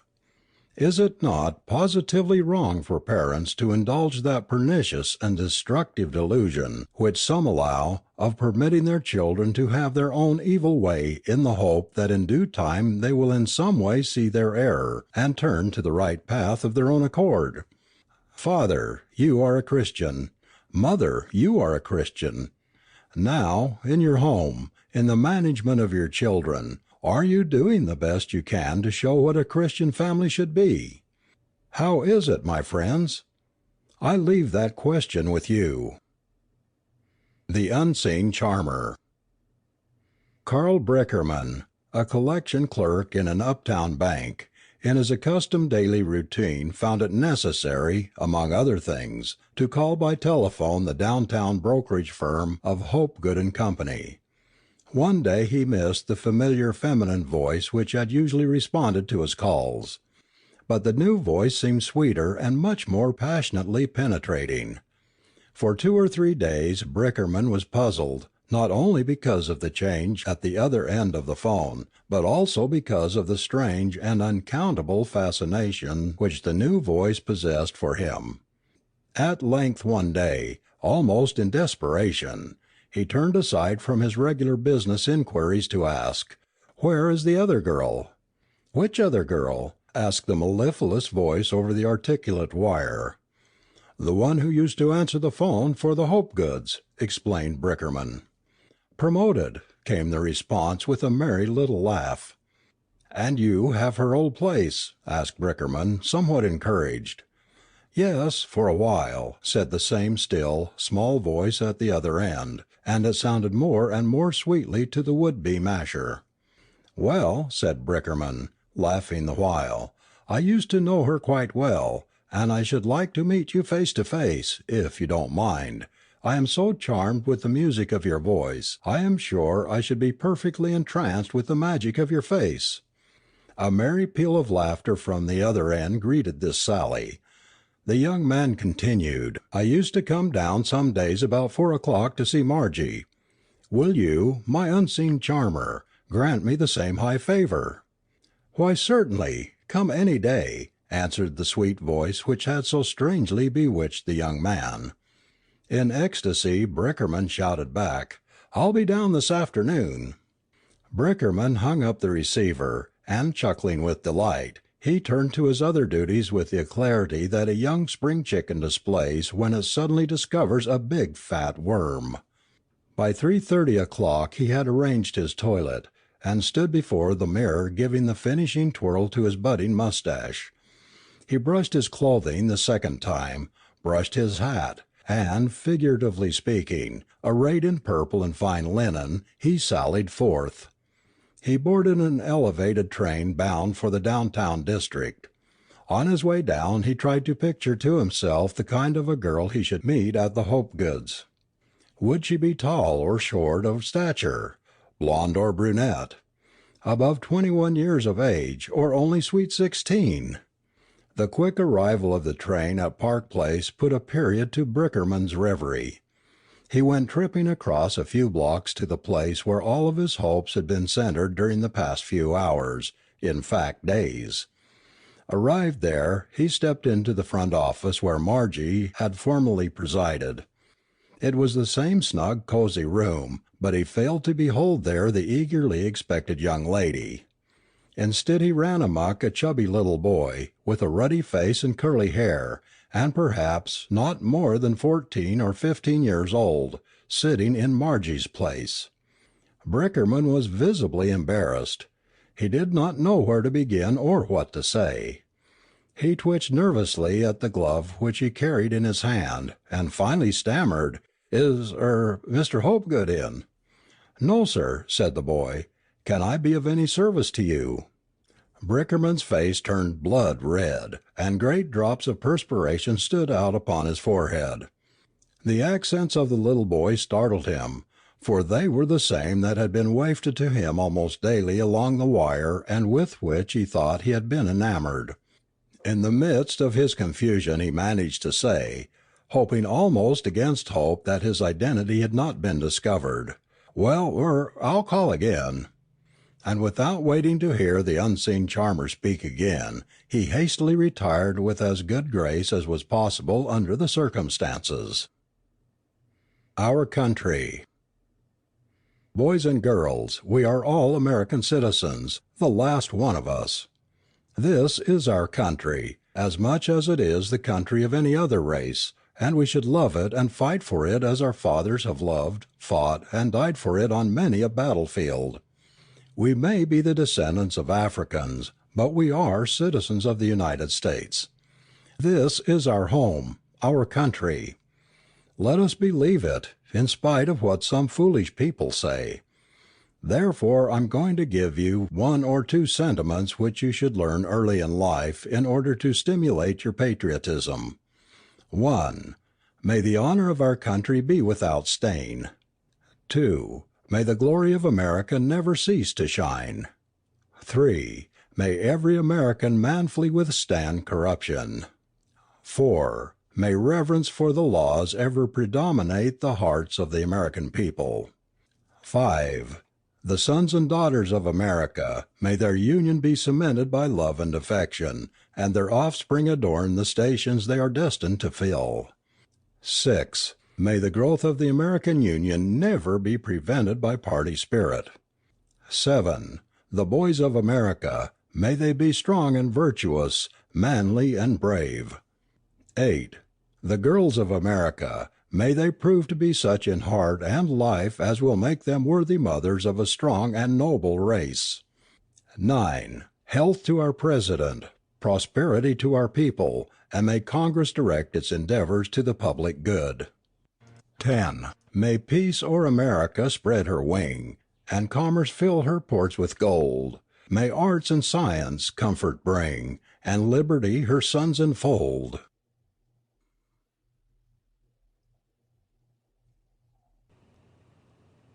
Directions for Little Ladies. 1. A little lady always says "thank you" whenever anybody asks her in any way, and always says "yes, if you please" whenever she makes any kind of request. 2. A little lady is never loud and boisterous on the streets, in public places, or at home. Sometimes girls are so rough that they are called tomboys. No tomboy ever was a true little lady. 3. A true little lady will always see that her linen is clean and spotless. Collars and cuffs, aprons and dresses, handkerchiefs, and all articles of clothing. Every true little lady hates dirt. 4. A little lady will not be guilty of idle gossip. She will not tattle, will not go around hunting all the evil things that are said or known about other little ladies. She closes her ears tight against the slanderers of the town. 5. A little lady will love the Sunday school and the church. She will love the society of good people and the society of good books. She will have higher notions of life than that life is something to be spent in a merry round of pleasure. 6. A true little lady loves her mother, and she will show that she loves her mother in various ways. She will help her about the housework. She will be fond of going out in company with her mother often. She will not think that anybody else's mother is or can be better than her own mother. 7. Every true little lady will be a Christian. She will early give herself to Jesus. She will delight to help the poor, to visit the sick, carrying the cheer and comfort and something good to eat and flowers and many other things. She will love everybody. Do you? 3 words to young people. The first word is, be true. The second word is, be trustworthy. The third word is, dare to do right. First, be true. Be what you seem to be or what you pretend to be. Do not be a hypocrite. Be firm and steady in adhering to friends, promises, or principles. Be a true boy. Be a true girl. Secondly, be trustworthy. Be worthy of trust. Be reliable. Make your word your bond. Conduct yourself in such a way that people can depend on you. Thirdly, dare to do right. Whatever comes or doesn't come, stand by what you believe to be right, even if you have to stand alone. Be honest, upright, faithful, sincere, abhor that which is evil, cleave to that which is good. True boys and girls are scarce. They are not easily found. They do not grow on trees. But, to tell you the truth, we need good boys and girls, true boys and girls, much more than we do educated boys and girls. All education without character is dead weight. Let me give you 1 or 2 reasons why you should be true, trustworthy, and brave for the right. In the first place, for the sake of your influence. Every boy and girl in this world has some influence. Every boy in this world, white or black, rich or poor, high or low, is helping his friends and playmates to grow better or worse, higher or lower in the scale of being. Every girl in this world is likewise helping or hindering others. If we are harsh and unkind, cruel and unjust, in every wrong, every baseness, meanness, selfishness, we are harming not ourselves alone, but the whole great family of man. On the other hand, when we speak fearlessly a brave, true word, when we perform cheerfully a hard and trying task, whenever we are faithful, honest, earnest, patient, pure, trustworthy, whether we know it or not, we are strengthening the unseen impulses which make for nobility and higher manhood and womanhood throughout the world. In the economy of God, by His infinite wisdom, the humblest life reaches forward to the highest and the highest life reaches backward to the lowest. But perhaps you are saying that I am taking too much for granted. Perhaps you think that it is not true that there is not one of the very least of the great human family who is not every day exercising some personal influence for good or evil upon the world. If you think so, boys and girls, or older people, you are mistaken. No human can escape from the world's atmosphere. Though you fly to the uttermost parts of the sea or hide in the depths of the dense city, some life is affected by your life. Not only is some life affected by your life, but many lives are affected by your life. It is a thought of this kind that Charles Dickens beautifully expresses in his story called David Copperfield. He says, "There is nothing, no, nothing beautiful and good that dies and is forgotten. An infant, a prattling child, dying in his cradle, will live again in the better thoughts of those who loved it, and plays its part through its body to be burned to ashes or drowned in the deepest sea. There is not an angel added to the hosts of heaven, but does its blessed work on earth in those who loved it here. Dead. Oh, if the good deeds of human creatures could be traced to their source, how beautiful would even death appear! For how much charity, mercy, and purified affection would be seen to have their growth in dusty graves! No, children, it is no idle dream, no fancy story that I tell, when I say that the humblest member of the human family, as well as the highest, is exercising daily, whether he is conscious of it or not, some influence for good or evil upon the world. Viewed in this light, who can measure the possibilities, the divine possibilities, that are wrapped up in little boys and girls. Viewed in this light, how the slightest action, the smallest of our little duties, takes on new importance. It was with this thought in mind that James A. Garfield said, "I feel a profounder reverence for a boy than a man." I never meet a ragged boy on the street without feeling that I owe him a salute, for I know not what possibilities may be buttoned up under his shabby coat. Yes, boys and girls, by every brave and cheerful effort that we put forth we are reforming, uplifting, renewing, inspiring hearts and souls we never heard of, never knew, the whole world becoming stronger for every bit of moral courage we create, sweeter for every kindly look we give, and holier for every good deed we do. And, of course, the contrary is true. When we fail, when we come short, when we sin, the consequences are not ours alone. They extend to all humanity. We are all, white and black, rich and poor, old and young, male and female, children of one family. Just as the quivering circles from a pebble thrown into a lake stretch on and on from shore to shore, so the silent impulse of a single breath thrills from heart to heart, until the very edges of humanity are touched. There is another reason still why we should be true, trustworthy, brave. That reason is that somebody else takes us as his ideal, his standard. Poor as we are, weak as we are, as unworthy as we are, somebody else is looking upon us, especially those of us who have been favored with educational advantages and opportunities. And if you know that failure of one who is invested in another's mind with ideal qualities is a failure beyond the actual. That is one reason why people say that, as a rule, a preacher's children are the worst children in the world. As a matter of fact, they are not the worst children in the world. But, being the children of preachers, everybody expects more of them than of others. They are taken as ideals, as standards, that's all. And what might be excused in others will not be excused in one who is taken as an ideal.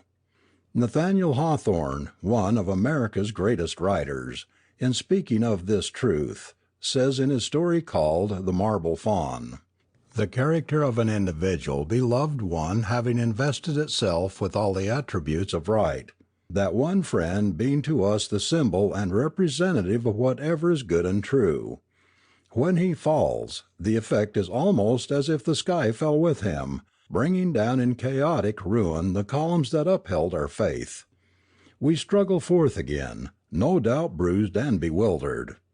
We stare wildly about us, and discover, or it may be we never make the discovery, that it was not actually the sky that had tumbled down, but merely a frail structure of our own rearing, which never rose higher than the housetops, and has fallen because we founded it on nothing. But the crash and the affright and trouble are as overwhelming, for the time, as if the catastrophe involved the whole moral world. Remembering these things, let them suggest one generous motive for walking heedfully amid the defilement of earthly ways. Let us reflect that the highest path is pointed out by the pure ideal of those who look up to us, and who, if we tread less loftily, may never look so high again. Now, I have said my 3 words. You see they have stretched themselves out to a great length, but I hope the boys and girls who read this book may profit by them. Strive to be true, strive to be trustworthy, strive to be brave. In the long run the prizes of this world, and of that which is to come, are won by boys and girls of strong moral character, not by those who are merely learned or rich. But, of course, I believe in education, and I believe in money. I think you ought to strive to attain both. Both are useful, and both are necessary. But with all your getting, boys and girls, be sure to get those things which will reach beyond this world, and which will count for more than money or good looks or education or any such thing when the world is on fire, when the moon shall be turned into blood, when the trumpet sounds, and all must go to stand before the great King to give an account of his deeds done in the body. A lamp unto my feet. Once upon a time, so it is said, a little ragged boy was carefully printing these words with a stick upon the ground. Thy word is a lamp unto my feet. On looking up from his work, the little fellow was surprised to find a kind old man watching him. "Where did you learn that, my boy?" asked the man. "At Sunday school, sir." "What is your name?" "Crawford." "So, Crawford, you learned that text at Sunday school. Do you know what it means?" "No, sir." "What is a lamp?" "A lamp is a thing that gives light." "That's correct. Well, what is the word that the text speaks of?" "The Bible, sir." "That's right. Now how can the Bible be a lamp and give light?" "I don't know," said the boy, "unless you light it and set it on fire." "There's a better way than that, my lad. Suppose you were going down some lonely lane on a dark night with an unlighted lantern in your hand, and a box of matches in your pocket. What would you do?" "Why, I'd light the lantern." "Why would you light it?" "To show me the road, sir." "Very well. Now suppose you were walking behind me some day, and saw me drop a quarter. What would you do?" "Pick it up and give it to you, sir." "Wouldn't you want to keep it yourself?" Crawford hesitated, but he saw a smile on the old gentleman's face, and smiling himself, he finally said, "I should want to, sir, but I shouldn't do it." "Why not?" "Because it would be stealing." "How do you know?" "It would be taking what wasn't my own, and the Bible says we are not to steal." "Ah," said the old man, "so it's the Bible that makes you honest, is it?" "Yes, sir." "If you had not heard of the Bible, you would steal, I suppose." "Lots of boys do," said Crawford, hanging his head. "The Bible, then," continued the old man, "shows you the right and safe path, a path of honesty, does it?" "Like the lamp!" exclaimed Crawford, seeing now what all the old man's questions meant. "Is that what the text means?" "Yes, my boy," the man answered. "There is always light in the Bible to show us where to go and what to do. Don't you think it would be a pretty good thing to take the Bible, the good old lamp, and let it light you right through life?" "Yes, sir." "Do you think you will be safer with it?" "Yes, sir." "Why?" "Because if I'm honest I will never go to prison." "And what else?" asked the man. Crawford thought a while. "By and by," he said, "if I mind the Bible, I shall go to heaven when I die." "Yes, and that's the best reason for taking the lamp. It will light you right into heaven." 3 brigades. There are 3 brigades, or 3 little companies, which I think ought to be organized among the boys and girls in every Sunday school in America. Can't you form them in your Sunday school? It is a very simple matter. It will not cost any money, only a little time and forethought, and a will to do. One brigade is called the Rainy Weather Brigade, and all the little boys and girls who join this company pledge themselves to go to Sunday school every Sunday, when they are not sick, even if it's raining. The second brigade is called the Front Seat Brigade, and all the members of this company pledge themselves to occupy front seats in the Sunday school during the opening exercises before they pass to their classes. The third brigade is called the On-Timers Brigade, and the children of this brigade pledge themselves to be on time at the opening hour. You can see at once how helpful these little brigades are in every Sunday school, where they exist, to the officers and teachers. Some children will not go to Sunday school when it is raining, or when it threatens to rain. Some will not go forward and occupy front seats when they do go, and there are others who are always tardy. What a blessing it would be if all the little children would organize these brigades at once in their schools, and try to get every scholar to join each one of them. Home, Sweet Home. Go with me, boys and girls, to the gay streets and gilded saloons of the great city of Paris far across the sea. Here is said to be the center of all the world's follies and pleasures. It is at night. An American, who has left his home and native land to view the splendors of the wicked city, is passing along the street. He has beheld with delight its paintings, its sculpture, and the grand and graceful proportions of its buildings. In the midst of his keenest happiness, when he was rejoicing over the most privileges which he possessed, temptation assailed him. Sin was presented to him in one of its most bewitching garbs, and he yielded to the voice of the siren. He drank wildly and deeply of the intoxicating cup, and his draught brought madness. Reason was overthrown, and he rushed out, all his scruples overcome, careless of what he did or how deeply he became immersed in the hitherto unknown sea of guilt. The cool night air settled damp and heavy upon his heated brow. Walking on, not knowing or caring where he went, by and by strains of music from a distance met his ear. Pretty soon, following in the direction from which the sounds came, he was able to distinguish the words and air of the piece. The song was well remembered. It was Home, Sweet Home. Clear and sweet, the voice of some singer, using his native tongue, rose and fell on the air, and the poor wild man stopped and listened to the soft cadences of that lovely melody. Motionless he stood until the last note floated away, and he could hear nothing but the ceaseless murmur of the great city. Then he turned away slowly, with no feeling that his manhood was shamed by the tear which fell as a bright evidence of the power of song, and also as an evidence that he, the guilty sinner, was not yet absolutely lost beyond recall.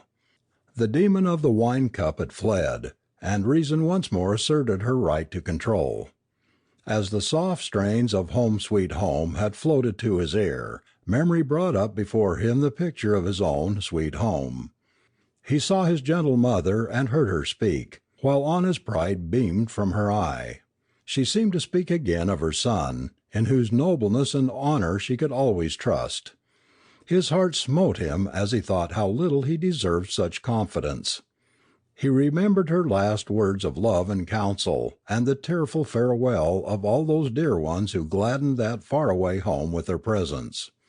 The tide of remorse swept over his soul as he thought of what the sorrow of those at home would have been could they have seen him but an hour before.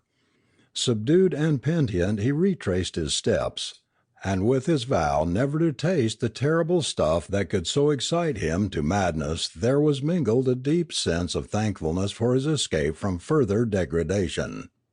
The influence of home had protected and shielded him, although the sea rolled between. How strong such memories are to prevent the commission of crime! How powerful is the spell of home! How important, then, is it to make home pleasant and lovable! Many a time a cheerful home and smiling face will do more to make good men and good women than all the learning and eloquence that can be used.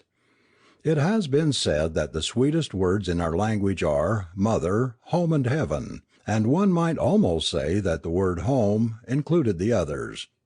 Who can think of home without remembering the gentle mother who sanctified it by her presence?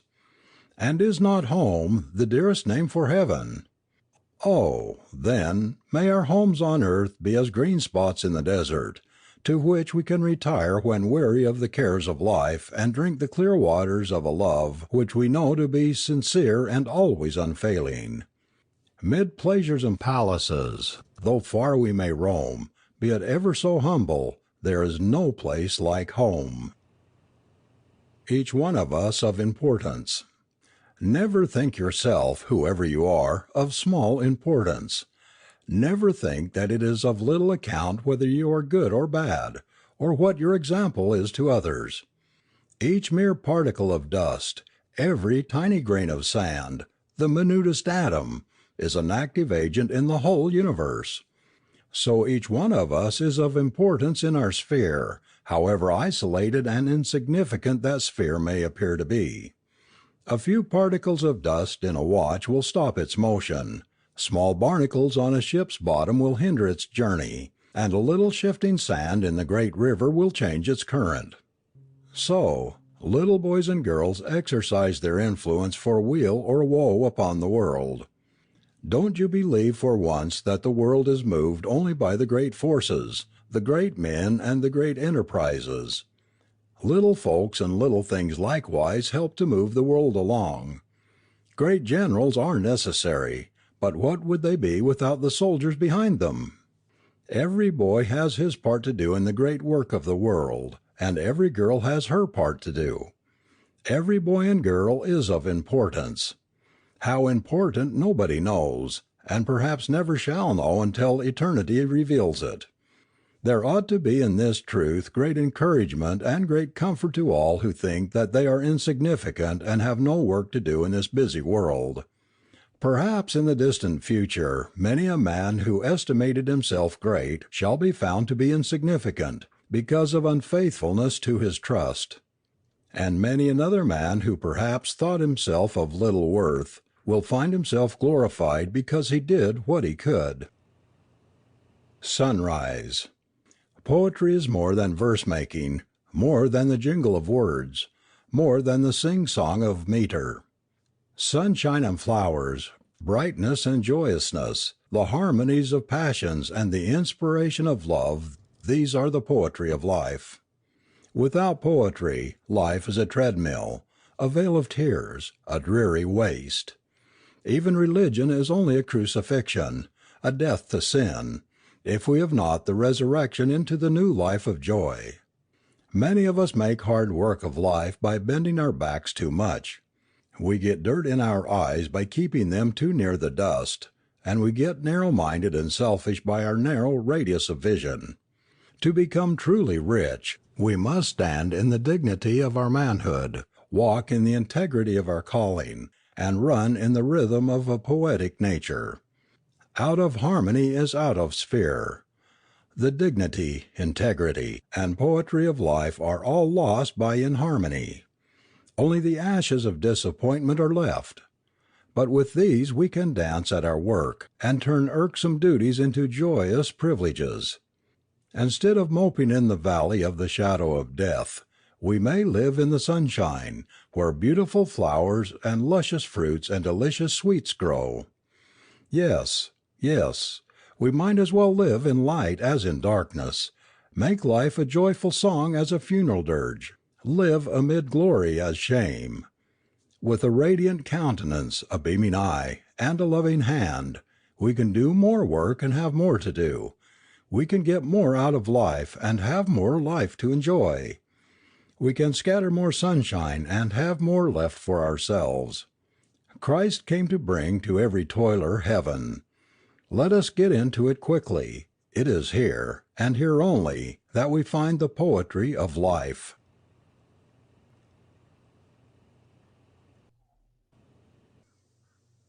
The Don't Care Girl. About the worst girl in all this world is the girl who doesn't care what people think or say about her conduct, the girl who goes to every hop, to every party, who stays out late at night with the boys, who hangs over the gate and talks to them, and who cuts a number of foolish capers, and then when anyone speaks to her, shoots her head way up in the air and turns up her nose, if she can, and says boldly, "Oh, I don't care. Nobody has anything to do with me." She is the worst girl in the world, and she will never come to any good end. Every girl who is a law unto herself in regard to all that she says or does is certain not only to bring upon herself the condemnation of those whose good opinion is worth while to have, but she will most certainly incur the punishment of a just God. And sometimes, I'm sorry to say, I think that when a girl profoundly declares that she doesn't care for the good opinion of others, she does so because she knows that she has already lost all right to that good opinion. It is wrong, boys and girls, to undertake to run roughshod over the so-called prejudices of the public. It is a foolish thing to take delight in trying to shock people by your boisterous and unladylike and unbecoming conduct. Every really wise and nice girl does care a good deal for the good opinion of others, and particularly for the good opinion of persons older than she is. She recognizes the fact that the laws of conventionality and of good society are based upon what is right and what is proper, and that no girl can with propriety set them at naught. Some girls go so far as to say that they don't care what their own fathers and mothers think. The wild girl who says this is setting at defiance not only the human parental law, but also the law of God, which plainly commands children to obey their parents. Haven't you ever seen a don't care girl? She is nearly always reckless in manner and speech. She is bold and defiant. She is impudent beyond mention, and she is very fond of ridiculing girls who do care a great deal what others think about them. No matter whose children they are, no matter what schools they have attended, these don't care girls are no good, and good girls ought not to associate with them. Every day such flippant girls are treading on dangerous ground, and some day, unless a merciful God prevents it, she will come to open disgrace and die and go into torment. I am hoping to see the day when all the don't care girls will have passed out of existence, and then all our girls will be of the refined and womanly kind who do care a great deal about their conduct, their manners, and their morals. I don't want my daughter to associate with any other kind. A prayer. As the potter molds the clay, slowly, gently, day by day, till at length he brings to pass beauty from a shapeless mass. So, dear Lord, with patient art, take thou now my forward heart, and, O Lord, in love divine, mold and make me wholly thine. Frederick Douglass to Young People.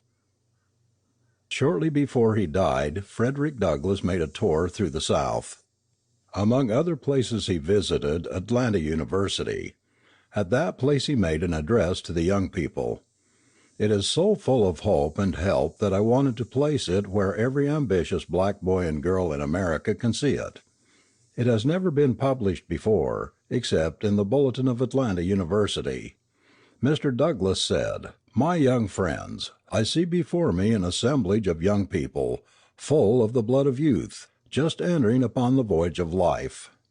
It is an interesting spectacle to me, as to us all, to meet such an assembly as I see before me this morning in an institution of learning, of knowledge, and of ethics, and of Christian graces. I experience great pleasure in what I see today. There is no language to describe my feelings. It was no mere image that John saw and described in the Apocalypse. It was a new heaven and a new earth indeed. When I look back upon the time when I was a fugitive slave, I recollect the evils and cruelty of slave hunting.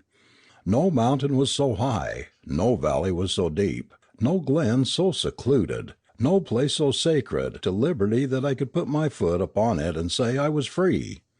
But now I am free. Contrasting my condition then and now, the change exceeds what John saw upon the Isle of Patmos. A change vast and wonderful, that came by the fulfilling of laws. We got freed by laws, marvelous in our eyes. Men, brave men, good men, who had the courage of their convictions, were arrested and subjected to persecutions, mobs, lawlessness, violence. They had the conviction of truth. Simple truth lasts forever. Be not discouraged. There is a future for you and a future for me. The resistance encountered now predicts hope. The Negro degraded, indolent, lazy, indifferent to progress, is not objectionable to the average public mind. Only as we rise in the scale of proficiency do we encounter opposition. When we see a ship that lies rotting in the harbor, its seams yawning, its sides broken in, taking water and sinking, it meets with no opposition. But when its sails are spread to the breeze, its topsails and its royals flying, then there is resistance. The resistance is in proportion to its speed. In Memphis 3 Negro men were lynched, not because they were low and degraded, but because they knew their business and other men wanted their business. I am delighted to see you all. Don't be despondent. Don't measure yourselves from the white man's standpoint, but measure yourselves by the depths from which you have come. I measure from these depths, and I see what Providence has done. Daniel Webster said in his speech at the dedication of Bunker Hill Monument, "Bunker Hill Monument is completed. There it stands, a memorial of the past, a monitor of the present, a hope of the future. It looks, speaks, acts. So this assembly is a monitor of the present, a memorial of the past, a hope of the future. I see boys and girls around me. Boys, you will be men some day. Girls, you will be women some day. May you become good men and women, intelligent men and women, a credit to yourselves and your country. I thank you for what I have experienced today, and I leave you reluctantly, and shall always carry with me the pleasantest impressions of this occasion." A good fellow. He was a good fellow. He spent his money like a prince. There was nothing too good for him to do for those whom he kept company. He lived rapidly, and had no thought of tomorrow. He burned the candle of life at both ends. Today he is dead, and those vampires who sucked his life's blood and helped him to spend his money have no time to give him one thought. Ah, how insincere and empty is the title of good fellow, when it is applied to the man whose money is always on tap for those who are desirous of having a good time! And how corrupt and undesirable are the so-called friendships which spring from a lavish expenditure of money! Boys, the roof over your heads covers the best friends you could possibly have on earth. Those who slap you on the shoulder and say hilariously, "Good boy," are seldom ever worth their salt. They like you for what they can get out of you. That's all. Real happiness in this world comes, if at all, from living right and doing right.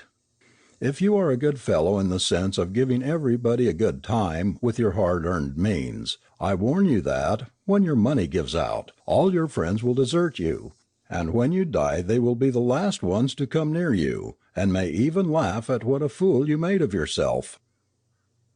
The Future of the Negro. My dear boys and girls, I have written nearly 100 stories for this book, and I have not said one word about the so-called race problem. I have done this on purpose. I believe that the less you think about the troubles of the race, and the less you talk about them, and the more time you spend in hard and honest work, believing in God and trusting Him for the future, the better it will be for all concerned. I know, of course, that the sufferings which are inflicted upon the colored people in this country are many and grievous.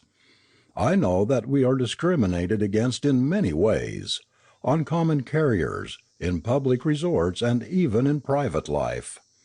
The right to vote is being taken away from us in nearly all the Southern states. Lynchings are on the increase. Not only our men but our women also are being burned at the stake. What shall we do? There are those who say that we must strike back, use fire and torch and sword and shotgun ourselves. But I tell you plainly that we cannot afford to do that. The white people have all the courts, all the railroads, all the newspapers, all the telegraph wires, all the arms and ammunition, and double the men that we have. In every race riot the Negro would get the worst of it finally. But there is a higher reason than that. We cannot afford to do wrong. We cannot afford to lose our decency, our self-respect, our character. No man will ever be the superior of the man he robs. No man will ever be the superior of the man he steals from. I would rather be a victim than a victimizer. I would rather be wrong than to do wrong. And no race is superior to the race it tramples on, robs, maltreats, and murders. In spite of prejudice, in spite of proscription, in spite of nameless insults and injuries, we cannot, as a race, afford to do wrong. But we can afford to be patient. God is not dead. His chariots are not unwheeled. It is ordained of God that races, as well as individuals, shall rise through tribulations. And during this period of stress and strain through which we are passing in this country, I believe that there are unseen forces marshaled in the defenses of our long-suffering and much oppressed people. They that be with us are more than they that be with them. What should we care, then, though all the lowlands be filled with threats, if the mountains of our hope and courage and patience are filled with horses and chariots of divine rescue? The training of children. My last word shall be to parents. Many parents neglect the training of their children until the boys and girls have grown to be almost men and women, and then they expect all at once to develop them into well-rounded characters, as if by magic. Others fix upon a definite time in life, say 10 or 12 years old, before which time they say it is unnecessary to seek to make lasting impressions upon the minds of children, all unconscious of the fact that the character may have been long before that period biased for good or evil. I say it deliberately. It is a deep and abiding conviction with me, that the time to begin to shape the character of children is as soon as they begin to know their own mothers from other mothers, or as soon as they become awake to the events which are taking place around them. The farmer who has the notion that his child can wait, does not dare to let his corn and cotton wait. He has observed that there are noxious weeds which spring up side by side with the seed he has planted, and, marvelous to say, the weeds outgrow the plants. They must, therefore, be cut down and kept down, or else they will ruin the crop. Side by side with your tender babe in arms there are growing now, dear mothers, the poisonous tares. They are rooted already in the child's heart, and unless they are stricken down pretty soon, they will dominate the child's life. And, of course, there is only one way to destroy evil, that is, to plant good in its stead. If there is one untenanted chamber in your child's heart, inhabit it, I pray you, with nobler and purer thoughts which before long shall bring forth fruit unto God. Satan does not wait, I assure you. He never allows a vacancy to remain unoccupied in anybody's heart, old or young. He rushes into empty hearts and idle lives and sows tares thicker than the strewn leaves of autumn. It is an old and senseless and barbarian custom which has taught us that the child can wait or must wait. If anybody must wait at a table to be served, it is usually the little child, who may be the hungriest of all. If someone must remain away from church or Sunday school, it is often the youngest child, who perhaps needs most to go. If someone must be kept out of the day school, it is the smallest child, of course. And during the year that he remains idle he may receive impressions and learn lessons that will mar his whole future life. Let us have done with this barbaric practice. Make room for the children. Give them not only the first place, but the best place. In almost any city in the South, any Sunday in the year, you will find more children, more boys and girls, outside of the Sunday schools than you will find inside. There is a loud and crying call surrounding from the past and from the future, and bidding mothers and fathers to be more diligent in the matter of having their children embrace opportunities of growth and spiritual culture which are almost within a stone's throw. If mothers and fathers will not hear and obey this clarion call, I believe they will be brought to account for it in the day of judgment. Not only so, but in the years to come they will be compelled to wail out their sorrow over prodigal sons and daughters, who might have proven to be ornaments to society and to the church if their parents had devoted half the care upon them that they expended upon colts and calves, kittens and puppies that grew up with them. In all earnestness I implore those to whom God has given winsome little children to begin early as they find it possible, to train their young lives for God and heaven. Let their little voices learn early to lisp the precious name of Jesus and be attuned to sing his praise. If you leave them this legacy, than which there is none greater, there will come peace and joy to your old age, and the light of heaven, like the golden glow of a radiant sunset, will rest on your dying bed. And now, as I close these stories, there comes to me across the intervening space of silence and of tears fond memories of a sweet and patient mother. I cannot remember when she began to talk to me of Jesus, nor read to me the Word of God. I remember well when she taught me how to read, and the old-fashioned blue-back spelling book is as plainly before me now as in those long past days. But, long before that, I had heard her read the Bible and raise her voice in prayer for all whom she loved. And today those memories live when 1,000 busy scenes of after life lie dead. And when old age comes on, if God should spare me to be old, the memory of my mother's words and her reverential prayers will be at the brightest of all the joys that shall light up the evening of my life.